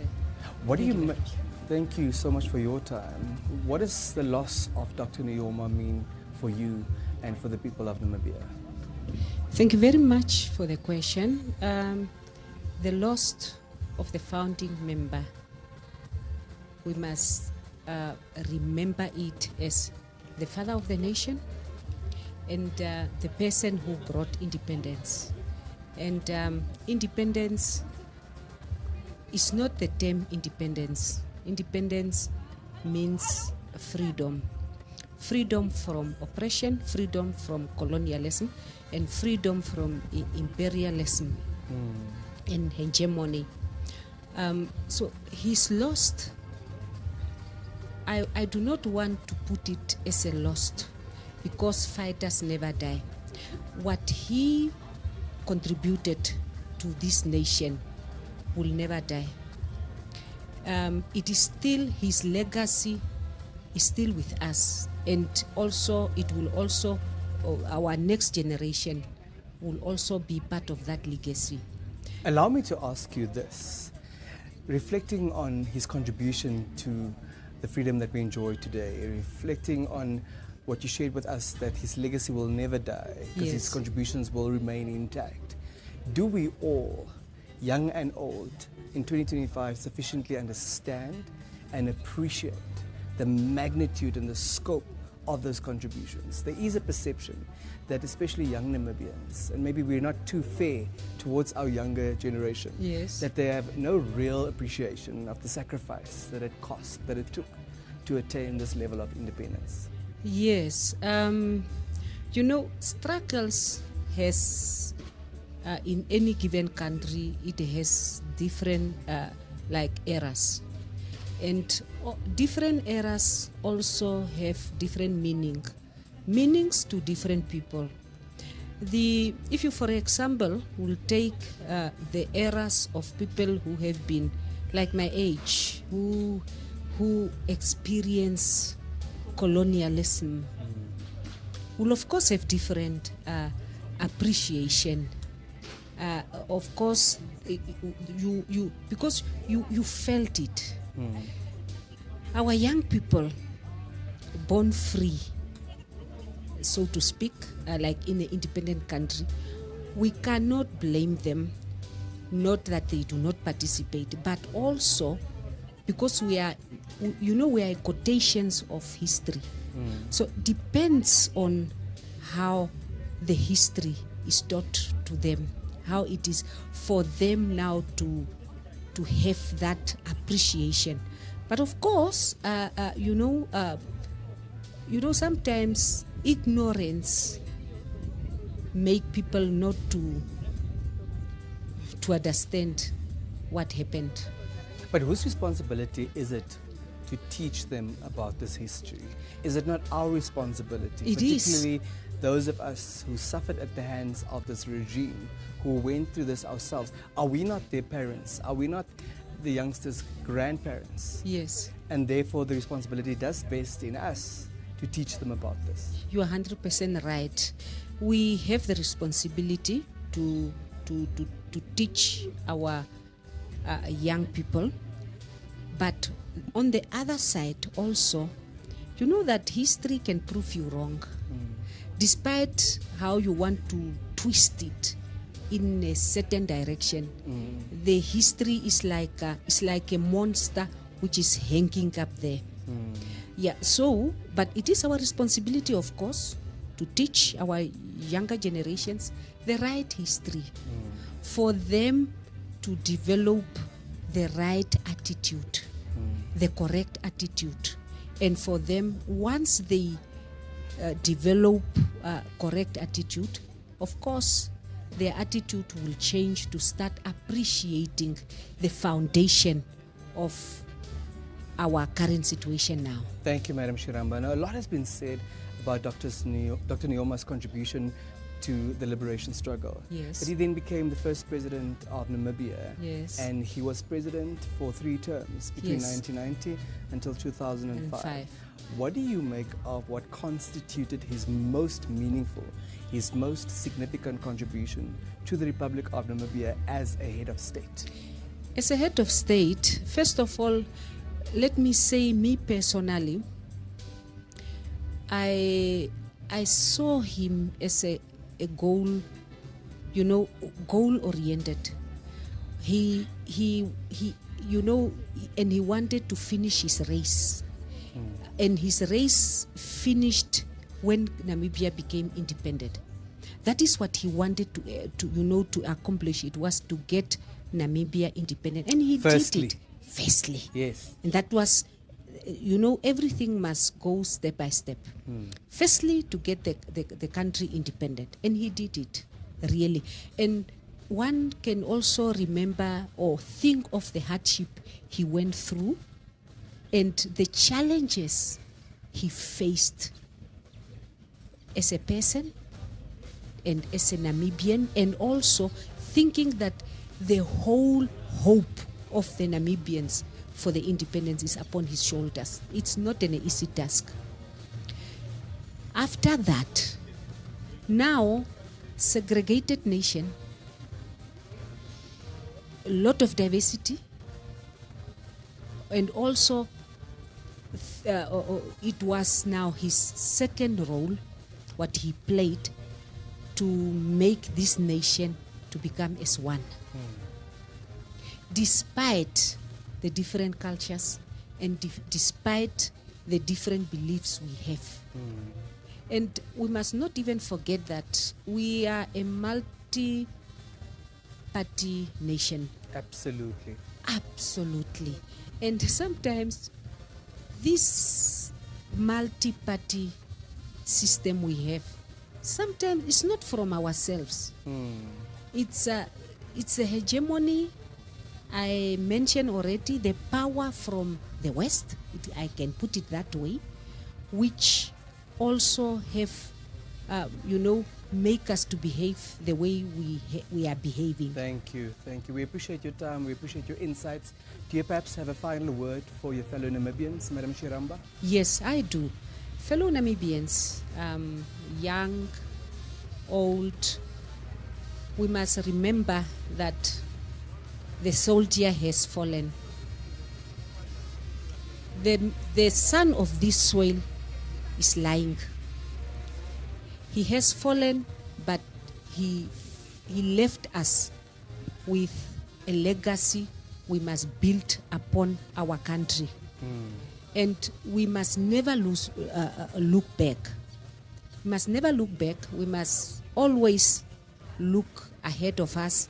And we must also remember that the struggle is continue in terms of economic struggle continues. We still have problems. We have high unemployment rate. We have housing problems. We have electricity problems. So we must not relax. Thank you. Thank you very much. Okuhepa Shinene. Okuhepa. That was the Upper Ims, Madam Agnes Shindara, talking to us about the massive contribution that Dr. Nujoma made, firstly to attain independence, but secondly also to unite Namibians after the country had attained its independence. And she's encouraging us not to rest on our laurels, as we have a responsibility to continue building and to continue tackling the challenges that face our nation. We'll now cross over again to Nina and the team at our headquarters, but we will engage you again shortly. We're speaking to members of parliament, both at the National Assembly and the National Council level. We're speaking to political analysts as the body of Dr. Nujoma lies in state here at Parliament Gardens. Nina and team, it's over to you.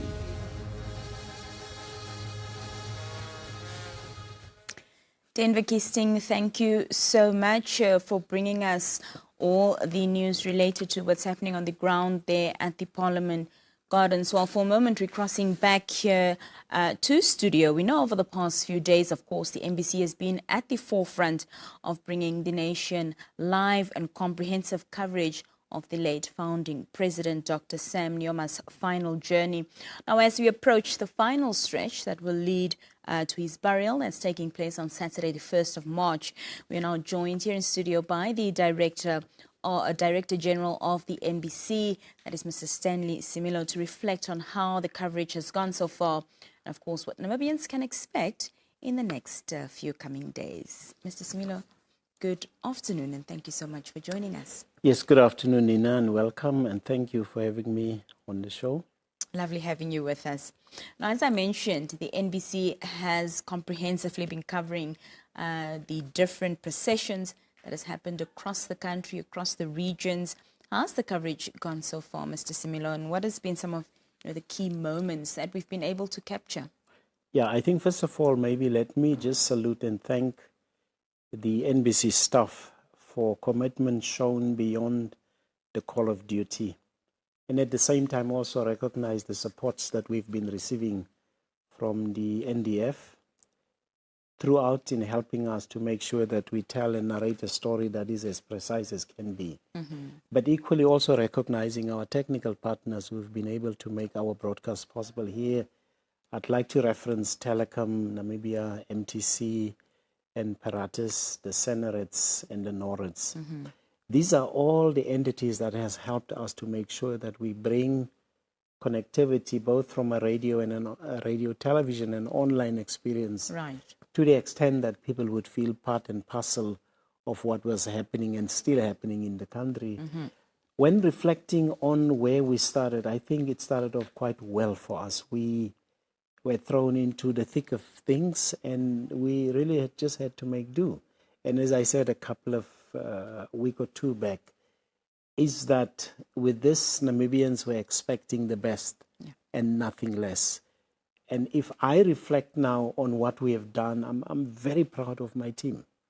I'm very proud of what Namibia has been doing, and I'm also very proud of how Namibians have been embracing everything that we've done, because we really have been able to go with them, take them into the house of the founding, to their families, and also sharing how all of us, in a way, have been able to interact, and people sharing very intimate stories about how they got to know the founding, and equally how he has sort of like changed their lives for better. So for us, I believe, starting from the residency in terms of coverage, moving into the regions, all of them, those that have been identified as the ones where government would have formal memorial services, but also linked to those that had their own.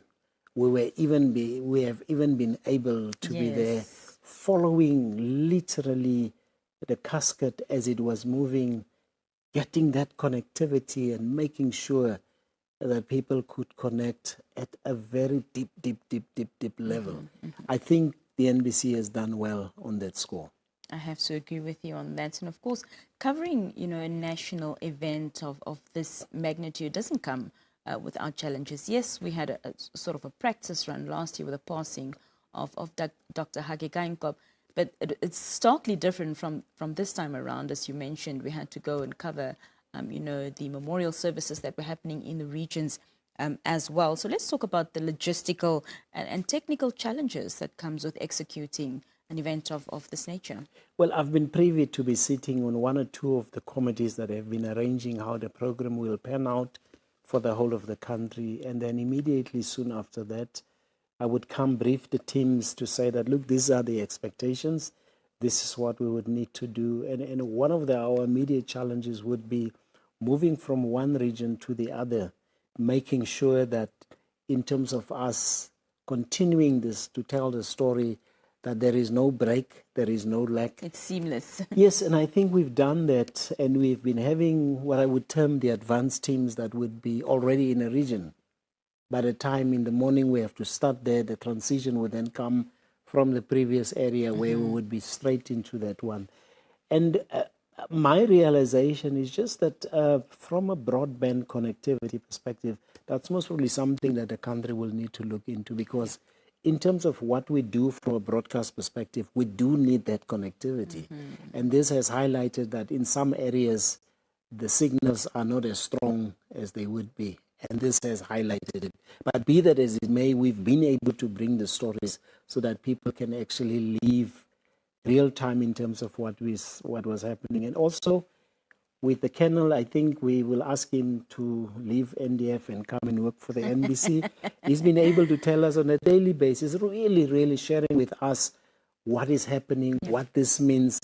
And that's the kind of detail that we could go into. So for us, radio, TV, and online, and also part of the TikTok news element of what NBC does, I mean, us going into the YouTubes, going live, the Facebook connectivities, and us getting programs from abroad, South Africa, the UN, Ghana, in America. You look at these things, and then it sort of like gets to you like, it's almost like the founding father was larger than life. Because the things that we've been learning, also just from a historical history perspective, there's so much that we've been learning. I've made it a point at my house that my kids had to sit, listen, hear, absorb, so that they can really appreciate this thing that says, I am African, I am Namibian, I'm a child of the founding father. And that appreciation, I think, has come through quite strongly. Indeed it has. You mentioned earlier how, of course, we're spread across all the social media platforms. We're now on TikTok, we stream live on YouTube, we've got our NBC Plus app. So we're making sure that Namibians, not only at home, but also abroad, are staying connected to these historic moments. Talk to us about how these platforms have served us in getting our messages across. They've worked wonderful. Yeah. Like, for instance, just the YouTube connectivity. Literally, we could connect anybody where they would be. NBC Plus on its own, I was speaking earlier on to the Chief Commercial Officer who is driving and understanding how NBC Plus is doing. Because remember, in some phones you go direct and others you go through a web, a browse-linked connectivity.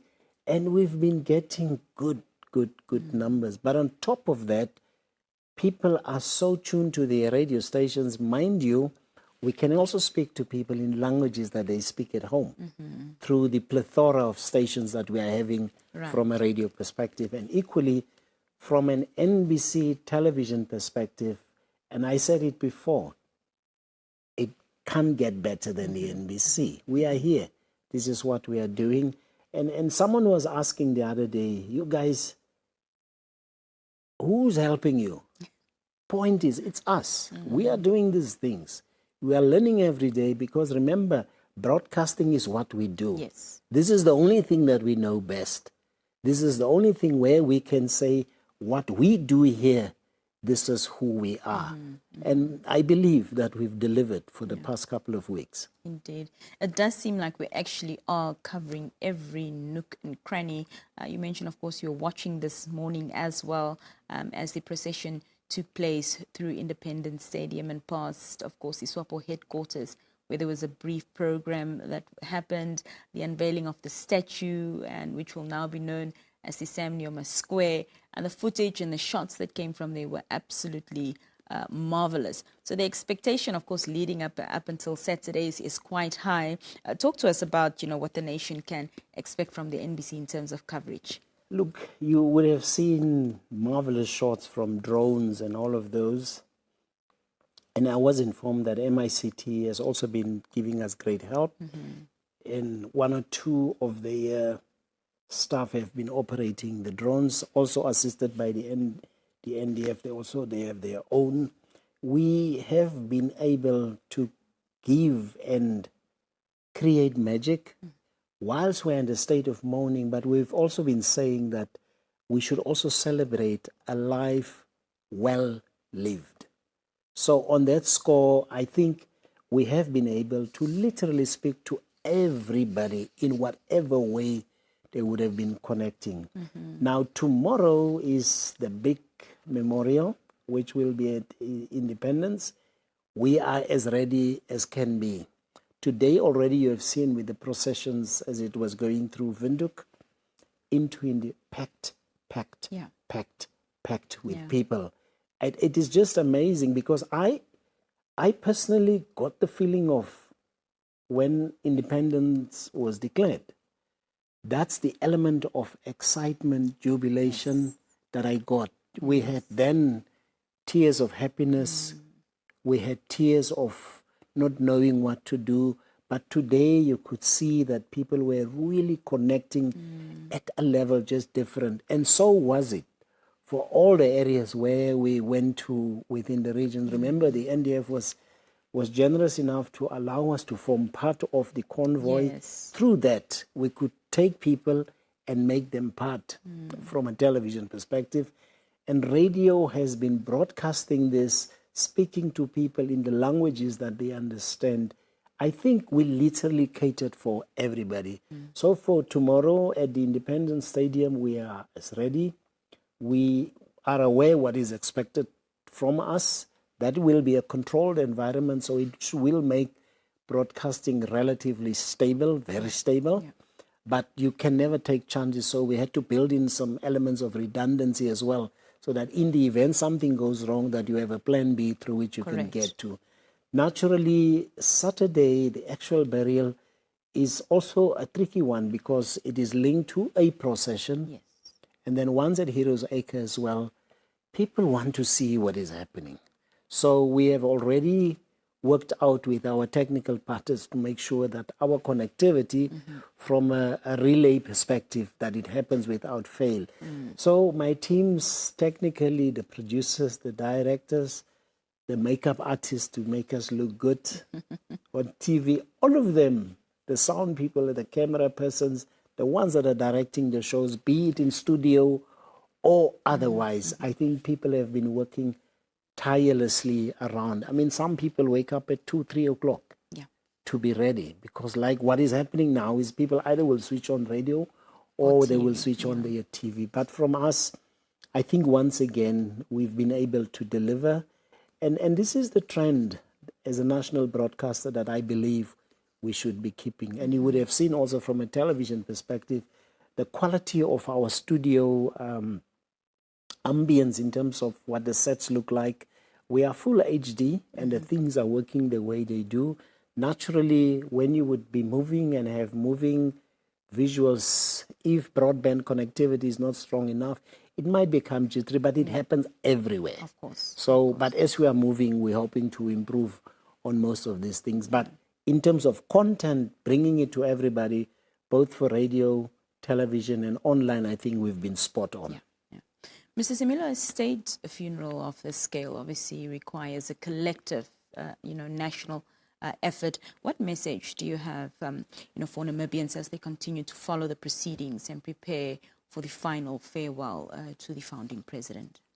I think one of the profound statements with which I want to respond to you, one or two of my presenters, reporters were saying, when you're covering an event of this nature, you become so emotionally involved that this story, that the lines might become blurred in terms of what you have to report on and in terms of what you need to feel. And part of what she was saying is that we are just human beings as well. So we are hoping as NBC that people will also see whatever we are portraying, we take with the great feelings that we have inside, so that they can experience exactly the same, with the same level of respect that goes with this. What I know is that Namibians are so united, as I was saying much earlier on. People started talking now, oh, I didn't know the founding was responsible for this. Oh, I didn't know that President Nujoma did this. Other people were telling his story. Other people came to testify. Other people came to tell what he meant to people individually, irrespective of rank. You had our senior politicians, ministers, we had business people, we had young people, we had artists. Ambassadors. You literally had everybody, including those that were taking care of him from a culinary perspective, all doing all the things that they need to. Last night, I once again watched the program that was done at UNISA, where former President Thabo Mbeki and them were speaking. And I was saying there, and I was saying, maybe as a country, I'm not too sure whether we appreciated the founding president for what he stood for and for what he was. But we have the opportunity now as we're moving forward so that we can engulf whatever he stood for and individually start living the dreams and the ideas that he's been having. And I was saying to myself, he had a dream. Part of that dream was for me to become most probably Director General. Imagine if it was not for his dream that he had, I most probably would never have been here. He had a dream that every kid in this country must go to school. He had a dream that we should be sitting here enjoying the freedom. Hence, all the routes that we took in all the regions. That was one way of saying, thank you, my people. I hope you have seen what I've done, and I'm hoping that as we move forward, you might have picked up one thing or two from me that you can learn from. So from our end as the NBC, we are really proud to be part of a process of making sure that people can connect with the one that has meant so much for all of us. Well, Mr. Simula, on that note, thank you so much for joining us. Of course, I do concur that indeed, you know, the role that the Founding Father played and the solid and peaceful foundation that he provided for Namibia is very strongly being reiterated as we cover these proceedings. Thank you so much for your time. Thank you very much. And just in closing, we've also arranged with MultiChoice to open up the NBC signal from tomorrow and Saturday as well, so that the proceedings can go across the continent as well. Because as was said, the president was a father, not just to Namibia, but to many on the continent. So we're hoping to reach millions of those and even beyond. Oh, that's fantastic news. Thank you very much. Thank you so much. Thank you. Well, that was Mr. Stanley Benjamin Similo, the Director General of the NBC, of course, speaking about the NBC's commitment to continue bringing you the best. And very great news that he just left us with, that DSTV viewers across Africa will be able to tune into channel 282 and watch all the proceedings as we continue to honor Namibia's hero and founding president, Dr. Sam Nujoma.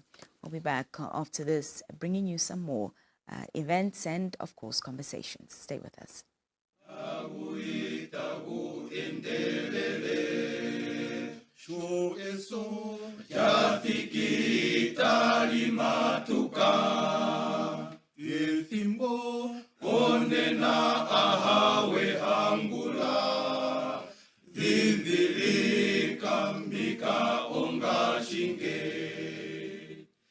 Tari angefunja tari endelele eso karina onjolola tari kutapo akulunduna nona ayambano sho ohepele longekida onjila yoe ehupito ukamone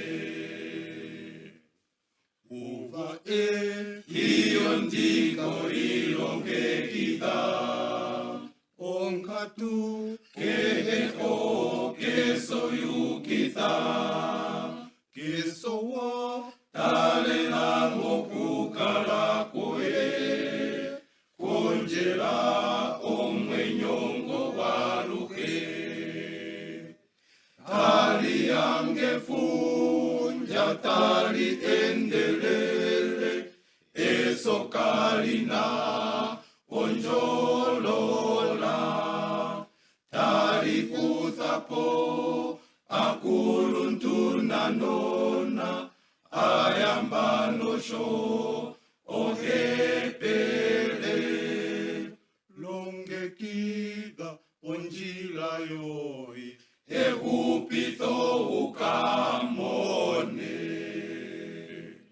kalawa tonata ontenya nusiku zamombo posidulunde auke onjila yoye yokuzamuyunimu longekida manga unethimbo tali angefunja tali endelele eso kalina onjolola tali kuthapo akulunduna nona ayambano sho ohepele longekida onjila yoe ehupito ukamone ngoekonja anowana umbandawasha ngoyewo zalonyati untango uidhigindine aluke vulikawo komauso ageke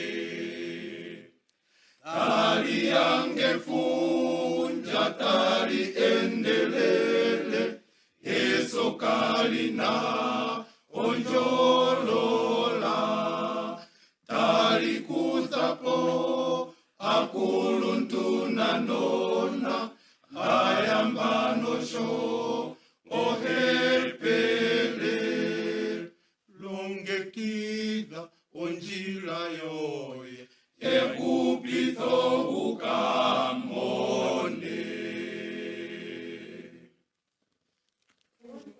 Well, if you've only just joined us this afternoon, you're watching, of course, NBC One, and we're bringing you still all the information and events related to the memorial of the founding president of Namibia, that is Dr. Sam Nujoma. This morning, we showed you the elaborate procession that took place through Windhoek as the remains of the founding president returned from the regions back into the city to be able to lie in state this evening until tomorrow morning at the Parliament Gardens. Now, speaking of the Parliament Gardens, we do have a team there as well covering all the events that's unfolding there. We saw this morning that after the remains arrived there was a small program that was led by the Namibian Defence Force that took place there. Of course, also our colleague Denver Kisting brought us some conversations from there with the Speaker of the Assembly, that is Professor Peter Kashavivi, and others as well. And in a bit, we'll be heading back to them to bring us some more, conversations around what's happening at the Parliament Gardens. The remains are in state, as I mentioned, from tonight until this afternoon tonight, and of course tomorrow morning before it proceeds to the Independence Stadium, where the official memorial service for Windhoek will be taking place.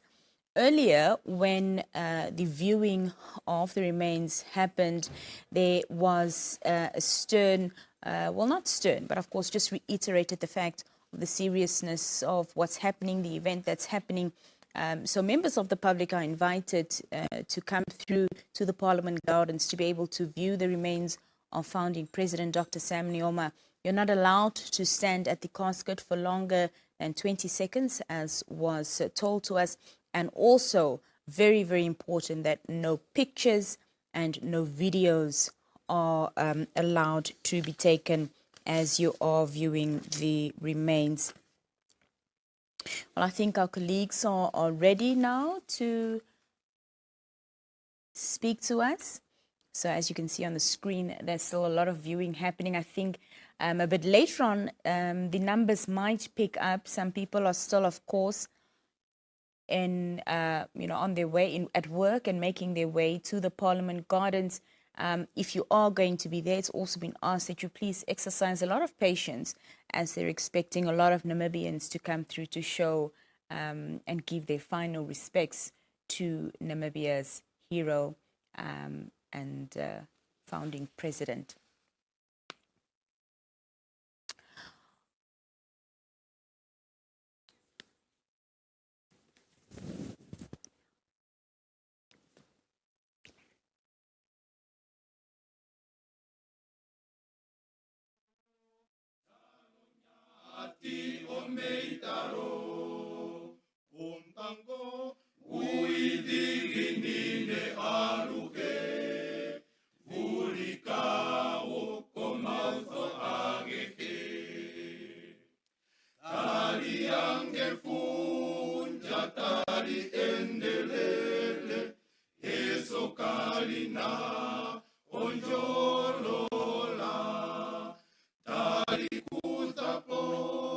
Akuluntu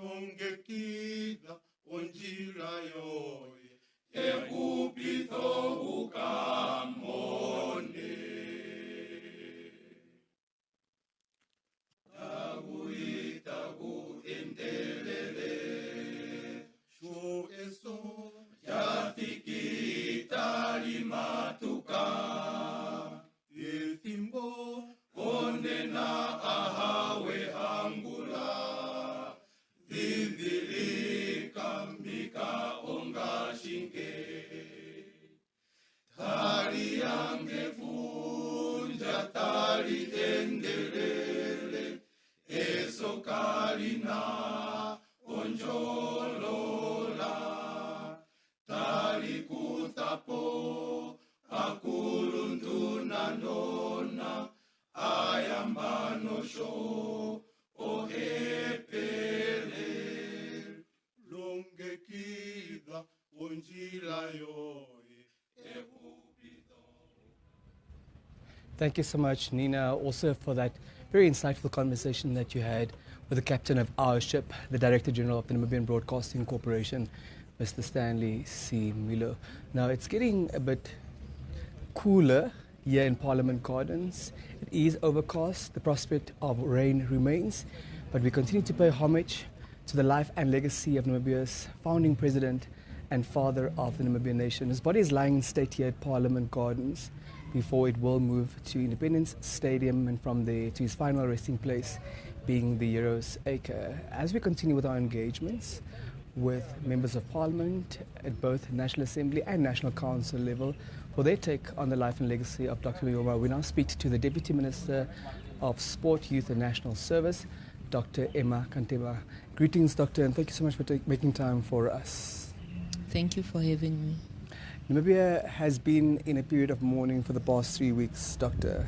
We are preparing to say goodbye to our founding president in less than 48 hours' time. What do you make of the contribution of Dr. Nujoma to what you and I are able to enjoy in a free, independent Namibia on a Thursday afternoon? As you are aware that we have now entered the 19th day of mourning, as a Namibian, as a young person, it brings back memories way back when you're still young, when you're preparing for our founding father, Sam Nujoma, to come, especially for me now, being a pioneer at that time in Kavango, in Rondo. And for us, we looked at him as that icon that will free us one day. And today, to join the procession in the streets, to pay our last respect, it encourages us to remain focused, because when you think of the name Sam Nujoma, what comes to mind or what resonates with that name is bravery. What resonates with that name is courage, dedication, selfless. And that is the inspiration that we draw from our founding father. I mean, we have now seen over the past 19 days the different videos that has been played. It really reminds us that, look, if you are focused, if you are dedicated, you will achieve that what you want to achieve. He spent how many years? Close to 30 years fighting the liberation struggle. Why? Determining for us to be a sovereign country one day. And today, me and you, we are enjoying the freedom. Today, we have a country that's based on rule of law. And that's established in line with our supreme law, which he again was part of that Constituent Assembly. And also, what comes to my mind is the reconciliation. Remember now, when we came out of independence, we all have to come together as one nation and build that Namibia that today we are enjoying. One Namibia, one nation. So for us, really, it's a great loss. At the same time, we remain grateful for the immense contribution that our founding father, Dr. Sam Nujoma, has played for us to enjoy today the freedom. But then again, I want to hasten to encourage, especially the young people coming now from the Ministry of Sport, Youth and National Service, where we are inculcating responsible citizens, for them to take the ownership of their life and to be responsible and productive citizens. So it's moments like this that really help us to reflect, and very importantly is to build on his legacy. We can only do so by contributing, playing our role to ensure that the foundation that he has laid, the foundation that our former presidents has built on, President Pohamba and our late Dr. Hage Geingob, now Dr. Nangolo Mbumba, and we are looking forward to support our president-elect, Dr. Netumbo Nandi Ndaitwah. That's the only way we can honor and ensure that his legacy live forever. Thank you for those perspectives, Doctor. Now, what we do know is part of his legacy is that he championed gender equality. You're part of a ministry where both political heads of that particular ministry are female. What does it say about how far we've come as a country thanks to his leadership, thanks to his intentional and deliberate driving of these policies that resulted in real change? Again, is that dedication to make Namibia a better place for all of us. I recall that Beijing conference that gave rise to our gender equality. By then, we're still very, very young. You can see that as a leader, he really had a vision. At the SADC level, we had a SADC gender target where Namibia now has really surpassed that 50-50 gender. And also, you look at many things in terms of development that he had a vision for. Look at the issue of water. We even used to make fun of it, to say, oh, look, we want to bring water from Congo. Yes. We want to desalinate seawater. Look at where we are today. Not so long ago, city of Windhoek was really cautioning us because the water levels were dropping. I mean, look at Roundup, for example. Last year, it was at its lowest. So those are the signs of a visionary leader. And that is what we must also continue to build on, to be visionary, to look at what is it that matters. I mean, issues like water, for example, it's an enabler. Water is life. But you look at things like energy, for example. Now we are talking of renewable energy, where the late Dr. Hage Geingob was championing the green hydrogen. So all these are infrastructures, and these are necessities for development. The vision that His Excellency, our founding father, had of 2030, where we are saying we envision Namibia to be an industrialized nation, developed by her own capital. That brings you back to the transformation in education, not just at the basic education level, but even at the higher education. We need to capacitate our own people so that they are able to take ownership of where we want the country to go. I was listening when Dr. Nangolo Mbomba was being interviewed in terms of their life when they were in exile, and he kept on referring that he used to send us to school because he knew that for Namibia, we need own human capital to go and build it. So let me capacitate my people. So those are lessons that we are drawing from, and as young people, we should be learning from it and continue building on what our country has achieved so far. We now have a word that we are saying to economically emancipate our country. So as young people, the onus now rests on us to take on that baton and to take our country forward. Thank you, Doctor. You made mention of Dr. Hage Geingob, Namibia's third president. It's barely a year since his body too lied in state here in Parliament Gardens. And we're all still finding our feet, recovering from that immense loss when this blow landed our way. What do you make of what we've been through as a nation, how difficult it has been, but also the resilience we have shown coming from last year? Yeah, I like the word that you mentioned, resilience, because that's what comes to mind. For us, it has carried us through. And not just that, just the unity. The way we united, we came out to support. And the same way we are displaying now. You've seen from all walks of life, from all various political parties, we've all come together to unite because as Namibia, it is our loss.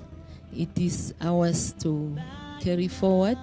So for me, really, it's just that unity. And I think this is the best time that you feel that I'm really happy and glad to be a Namibian because of the peace, the tranquility that we are enjoying, the unity that we continue to fostering, and we can only wish that we continue to be at this trajectory as we fight our next war of economic emancipation, because as His Excellency, the founding father, used to say, a people united fighting for a common good will always emerge victorious. So those are the words that really will carry us through.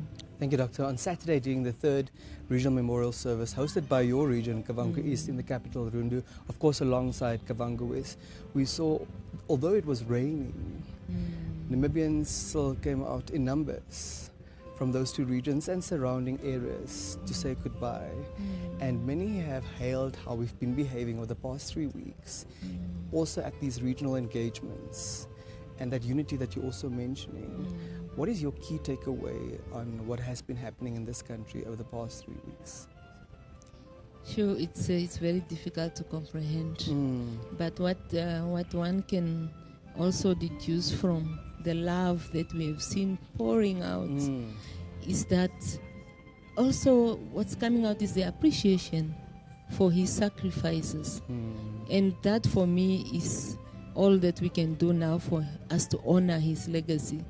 30 years, if me and you now, Denver, we have to ensure that we dedicate our lives in a very unfashionable way, that like they will say, very uncertain conditions. I think this independence also has kind of really changed the mindset, because now we know we know what is comfort, but it's that of living out of your comfort zone, dedicated for the purpose that you are fighting for. So as Namibians, really, I'm very proud of how we are behaving. And also just all of us being, even in the private sector, I've seen a number of companies that is really ensure that they give their staff off just for us to dedicate this time, this period, to pay our last respect. And that is what we want to continue seeing. Let's come out, let us unite, let us fight for our country, let us ensure that we jealously guard the independence of our country and the freedom that we are enjoying today, so that there is sustainable growth, sustainable economic growth, in order for our children and grandchildren to come to still continue what our forefathers have built for us.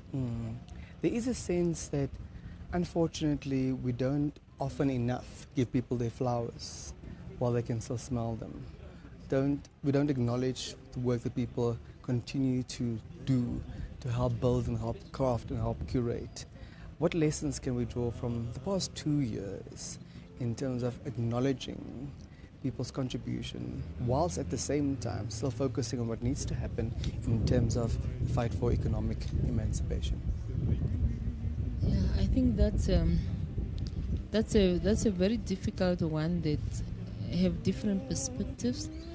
And like you mentioned, we need to acknowledge and celebrate the people while they are alive, and not only criticize, because often we are very quick to criticize.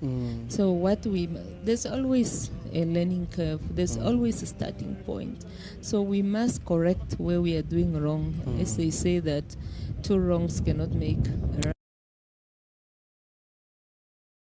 Yes, we've been through a lot. And for us, we have to learn from it and do whatever we do better. Yeah. How are we going to pick up in terms of the unity and in terms of making sure that we rally in the same direction? Because it's our Namibia, irrespective of your political affiliation, irrespective of your convictions. We live in this country, that's the only one that we call home, and we therefore each have a responsibility to work together and towards the same goal. Well, that responsibility rests on each and every Namibian, because our leaders are leading by example. We have our president is really doing a good job ensuring that everyone in the Namibian house is included. So that inclusivity for me is very key for us to have a prosperous Namibia that we wish for. But again, every Namibian should play a role. You must see yourself in whatever industry you are serving, in whatever sector you are. You must see yourself contributing to our Vision 2030. We have national development plans. You must see yourself how we are contributing to those development plans. Because only when all of us come together for one common cause, again, we are able to conquer and we're able to win whatever we are working for. Madam Deputy Minister, we're going to say goodbye for the last time to Dr. Nujoma in less than 48 hours' time.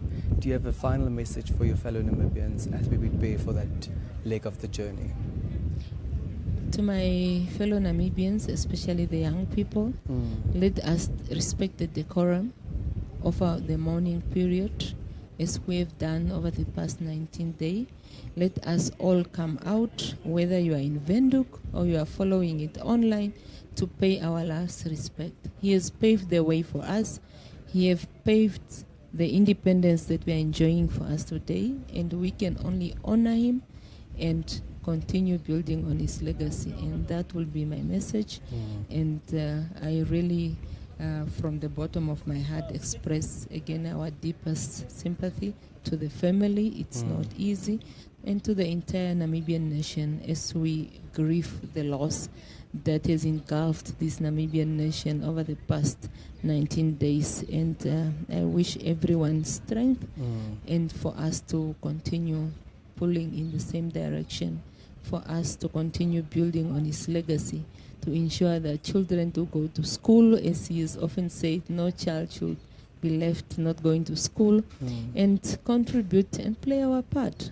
That's all that we can do from our side to ensure that Namibia march on to attain its goals and vision. Mpandu Zonene, Doctor. Thank you for your time and thank you for those insights. Dr. Emma Kantema, she's the Deputy Minister of Sport, Youth and National Service, encouraging us to make sure that we honor the legacy of our founding president and father of the Namibian nation and continue to rally in the same direction to create and curate the country that we're all striving for, particularly as far as economic emancipation is concerned.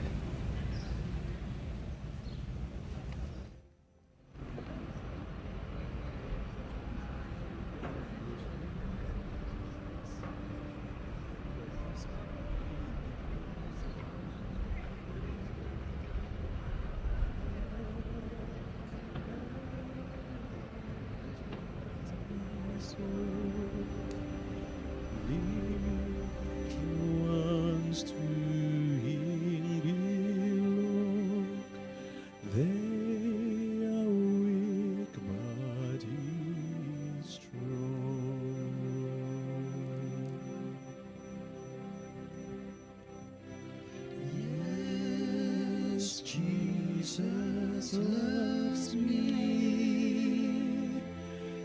Yes, Jesus loves me.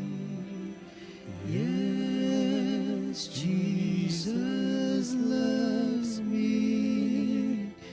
The Bible tells me so.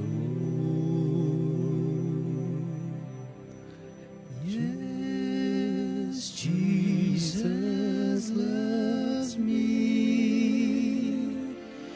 Yes, Jesus loves me. Yes, Jesus loves me. The Bible tells me so.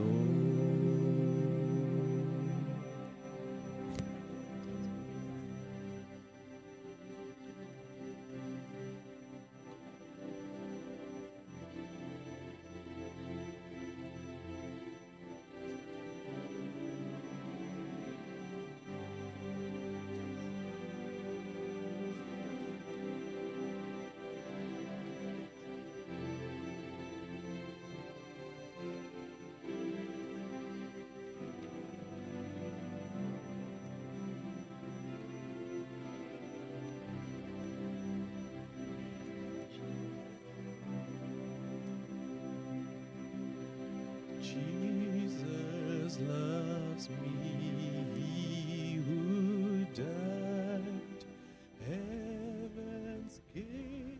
Welcome back. Thank you so much for staying with us. You're watching a very special tribute broadcast. We continue to pay homage to the life and legacy of Dr. Sam Shafishuna Nujoma, Namibia's founding president and father of the Namibian nation. We continue with our engagements, and we now have the honor to speak to one of the Swapo MPs who hails all the way from the Oshikoto region for his take on the life and legacy of Dr. Nujoma, Mr. Vincent Mareka. Greetings, sir, and thank you so much for making time for us. It's a difficult time for our nation. It's a difficult time for the party. It's a difficult time for Namibians. Talk to us about that, please. No, thank you for having me, Denver. Yeah, like you said, it's not easy on me. It's also not easy on everybody that is Namibian. For I've been losing a person of the magnitude of the late Dr. Nujoma. Myself, as you've rightly put it, a child of Swapo that only knew the Swapo party, and then knowing that this is the person that we've been also looking up to. My first experience with Dr. Nujoma was sometime during September 1989, when he was, for the first time, coming back from exile to Namibia. Myself, a tiny boy, who was part and parcel of a team of Swapo that was preparing the 1989 elections. We have been based in Okahanja.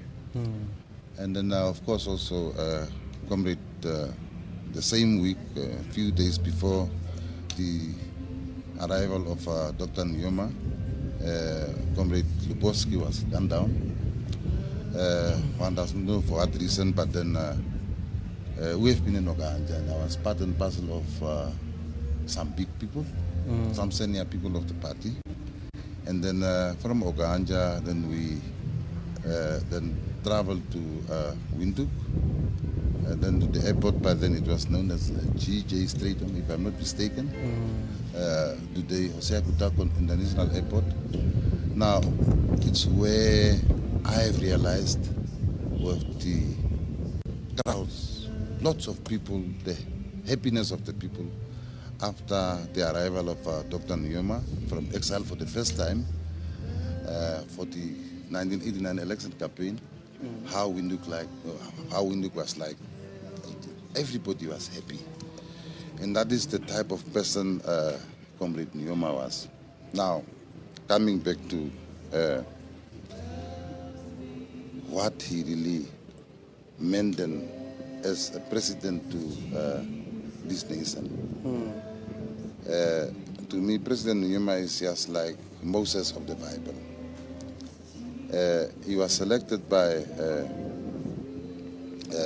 the elders, and then by Chief Kutako, given his walking stick and said that I am sending you, I'm instructing you to leave this country and go and look for Namibia's independence, and then you will bring this stick back with its independence.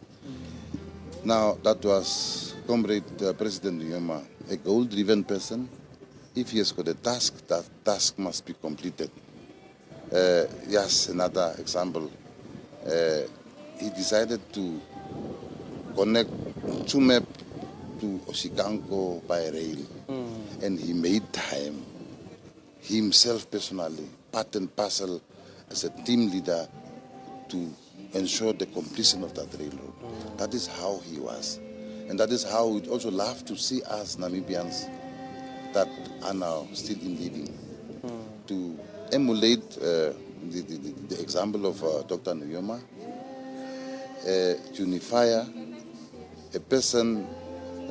Comrade Nujoma did not only fought for the oppressed Namibians, but he also liberated the oppressors in the sense of liberating them from an ideology that was inhuman.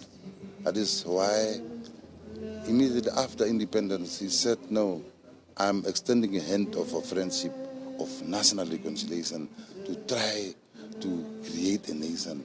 And I think my call to every Namibian should be, let's emulate the good example that our late father has put for us of reconciliation, unity. Tribes must fall, ethnicity must fall if we want to build this nation, I think. It's a solemn occasion here in Parliament Gardens at the moment. We hear hymns being sung, we hear children's choirs performing, we see throngs of Namibians making their way to Parliament Gardens to pay their last respects. What do you make of this scene that you've been witnessing for the last hour or two, Mr. Mareka? Yeah, since my arrival at Parliament Gardens, where our founding fathers' remains are lying in state, I've met with everybody from all walks of life, up to the youngsters. You can see the pain of people that have lost a beacon of hope. And I think, and I hope that that I've also witnessed here, to carry Namibia through and then to make Namibia a better nation than as we are now. We were here a year ago when we had to say goodbye to Dr. Agijikengop, our sitting president, a first for our nation, something that caught us off guard, something that was very painful, the pain of which still lingers. And now we're here having to say goodbye once again. So it was quite difficult for many Namibians. What do you believe will see us through, particularly if we have regard to the lessons that we can draw from both our founding president as well as our third president? Yeah, well, I'm in fact a February product. I was just also reflecting back, asking myself, but what is wrong about this month? Because last year, yes, 12 months ago, we have lost our former president, the late Dr. Agijikengop, and then this again. What does it want? What does it tell us? And a month that's supposed to be the month of rain. It's where we are receiving always yearly our water, because water is life. So the falling away of our leaders during this specific period, a period of life, because as I've said, February is a month of water, and water is life. Everything around a human being's life is around water. Meaning that they are giving us a message, fine, I have done our part, we have done our part, but we are giving you that life for you to carry on. Any final thoughts, Mr. Mareka, before we let you go? It's painful, unfortunately, but we as Namibians must together try to put the pieces together and carry on, and not forget the good path that our leaders, founding father, and even the late Dr. Agijikengop has laid to us strong foundations. It's up to us to make Namibia a better place for all of us, because really it's a very strong foundation that has been laid for us. Thank you. Thank you for your time. Thank you for those insights. Our sincere condolences also to you and to those from your party. That was Mr. Vincent Mareka from the ruling party talking to us about what this loss of the founding president means for the party, for the people of Namibia, for this country. But a very important message in terms of parting thoughts, that we need to not forget the foundation that both the founding president and also our deceased third president, Dr. Agijikengop, had laid for the nation. The body continues to lie in state here in Parliament Gardens. Songs are being sung, hymns are being contributed. Namibians have until tomorrow morning to come view the body and say goodbye to our fallen hero.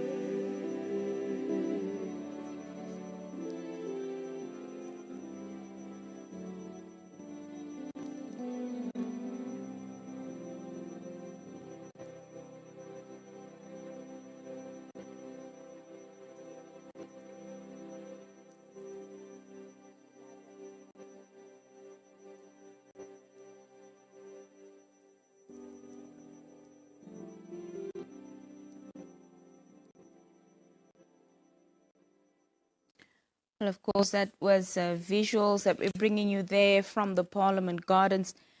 Lots of singing also happening there, you know, stirring up emotion. Such a bittersweet day and time for Namibians at large. There we saw some school choirs performing earlier in the day when the casket did arrive. A couple of schools, their choirs sang there, primary schools. Were singing beautiful songs. I think the lady who sang just now, we have no need to give an introduction. We know that that's Namibia's very own OCS me that was singing there. It's been a long day. Of course, this morning, early at around 9:30, between 9:30 and 10, we saw the arrival of the casket at the Hosea International Airport coming from the regions. I believe it was Keetmanshoop Airport. We've seen this past week and last week, of course, the covering of all the events happening, the memorial services that were taking place across the country in the different regions, starting in the northern region where the founding president hailed from, and then proceeding throughout the country and back to the capital city here in Windhoek. As we've mentioned countless times over the course of this afternoon, that the viewing is happening at the Parliament Gardens up until tomorrow at around 10 a.m. The body will be lying in state. There was a program, a short program earlier today during one of the stops that they made during the procession that was going through the city. That was at the Swapo headquarters. And that, of course, was to unveil the statue that we showed you earlier, statue of the founding president holding a little baby in his hands. And they've dubbed that square where it was with a beautiful water fountain as Sam Nujoma Square. And from there, of course, the procession proceeded to make its way to Parliament Gardens. We've had some conversations as well. We know that Denver Kissing and the team is there. They'll continue to be there to bring you some more conversations a bit later on. And just to reiterate to Namibians, tomorrow after 10, once the body has been in state at Parliament Gardens, of course, there will be a small procession again through the city as the casket makes its way to the Independence Stadium.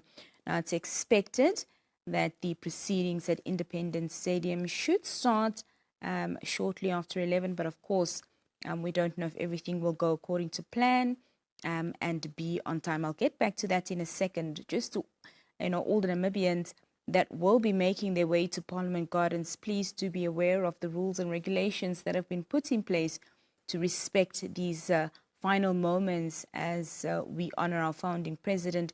That as you make your way there, of course, you will find traffic blockages. Do park at the designated areas that have been allocated to the public. And then I think you have to walk the rest of the way to the Parliament Gardens. Of course, they've also told us that once you are there to view the body, make sure that you do not take any videos, any pictures at all, and to keep the line going and to not, waste too much time. A quick procession needs to happen, so you've got about 20 seconds to pay your respects. Tomorrow there is, of course, a full program happening at the Independence Stadium. We don't have the details, the finer details of that program as yet, but as soon as we do have it, we will share it. Earlier, we also spoke to the Director General of the Namibian Broadcasting Corporation, Mr. Similo, and he shared some very, very exciting news. Of course, we know that Dr. Sam Nujoma was, of course, loved by Namibians, respected by Namibians, but he was not only a son of the Namibian soil, he was also a Pan-Africanist. And so the NBC, in collaboration and partnership with DSTV, will be opening up channel 282 on DSTV to make sure that the fellow African brothers and sisters across the continent will be able, that have access to DSTV, will be able to follow the events that will be happening here in Namibia. I think for now, that is all that we have for you here in Studio 2. We will continue with all our views and all our interviews concerning this special tribute in honor of Namibia's founding president. Until then, though, from myself, Nina Katangana, and the team here at Studio 2, it's goodbye for now.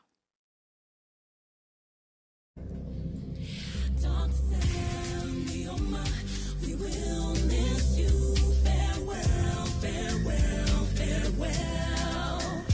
Dr. Sam Nujoma, we will miss you.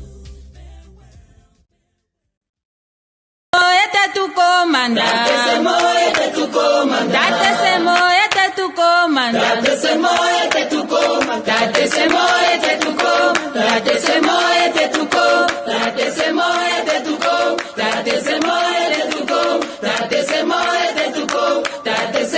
date tu comanda.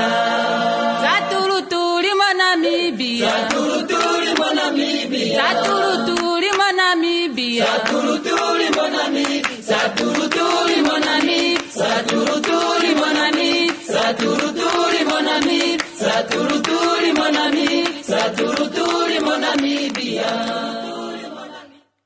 Pioneers, attention! Pioneers, today you are pioneers. Tomorrow you are the youth, men, women, and elders. Pioneers, let's pay respect and honor to Comrade President Sam Shafishuna Nujoma. Pioneers, let's salute the 21st March 1990. Pioneers, let's salute the 26th August 1966. Never forget. Pioneers, you are the future loyalty and the defenders of the Namibian Revolution. Be prepared. Pioneers, pioneers at easy. Mama nangaye, nalikitoka mongongo ya père des nations ya peuple namibien. Chef des armées ya bibundeli ya Namibie. And I have the honor to present to you a song historically sang by the Commander-in-Chief of the People's Liberation Army of Namibia, the founding president of Swapo, the founding president of the Republic of Namibia, the founding commander-in-chief of the Namibian Defense Force, the founding father of the Namibian nation, the leader of the Namibian Revolution, Dr. Sam Shafishuna Nujoma. Here he comes. Ongo troya sewapo Ikameni. Ongo troya sewapo Ikameni. Onjeni Africa. Ihai hana mebo. Ekameni shiri Yehova kwaita konjereni Afrika ihayana mremo Ekameni shiri Yehova kwaita. So memena ule yata tukacha evili okukulia simana goto twekeremo diworo ante ayo ngamba kuno shirongo Shuda no shudiriro yamba ante ayo ngamba kuno shirongo Shuda no shudiriro yamba Ay la la la la la La la la la Eviana Namibia wanawa Ay la la la la la La la la la Eviana Namibia wanawa Oh Namibia okawe kumana Eviyo kujasimana Namibia okawe kumana ebijo kuja semana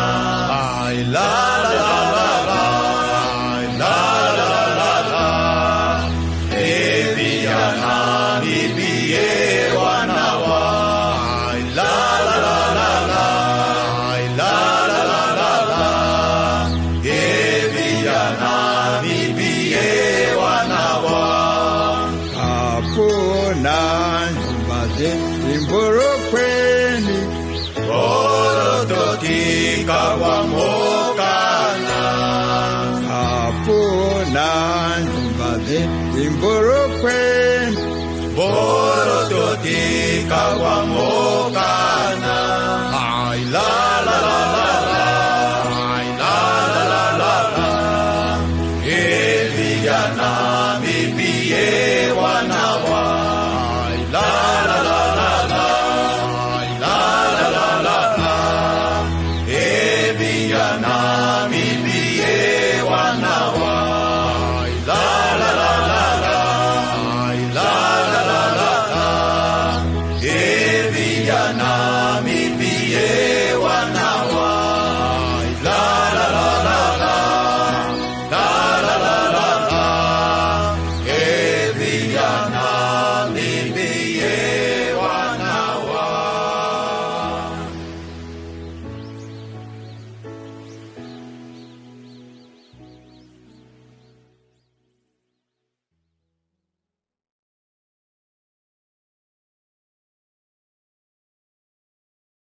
Talk to Sam Nujoma, we will miss you. Farewell, farewell, farewell. Talk to Sam Nujoma, we will miss you. Farewell, farewell, farewell. For all you've done for the nation, we will carry the baton with dedication. Your name will stand the test of time. Farewell, farewell, farewell. That's the summer father, father, the plan commander, commander, our founding father, leader of the Namibian revolution. A voice of justice through the pain. You stood your ground through sun and rain. It pinned up full electric. Tell him I'm gonna look Haluta continua, Tatesha Pishuna Atuku Saluta. You set us free through the Tubula and the grace of God, Tate Kalunga. You're a king, hope, peace you bring, we sing, we dream. A vision 2030, so close it seems. You went to exile, the fight was worthwhile. Sem Sapishuna, see on the other side. Jila ize kwaliha tukokoloka Jila yenda pohamba na hage Pafo muna tatembumba Netumbo na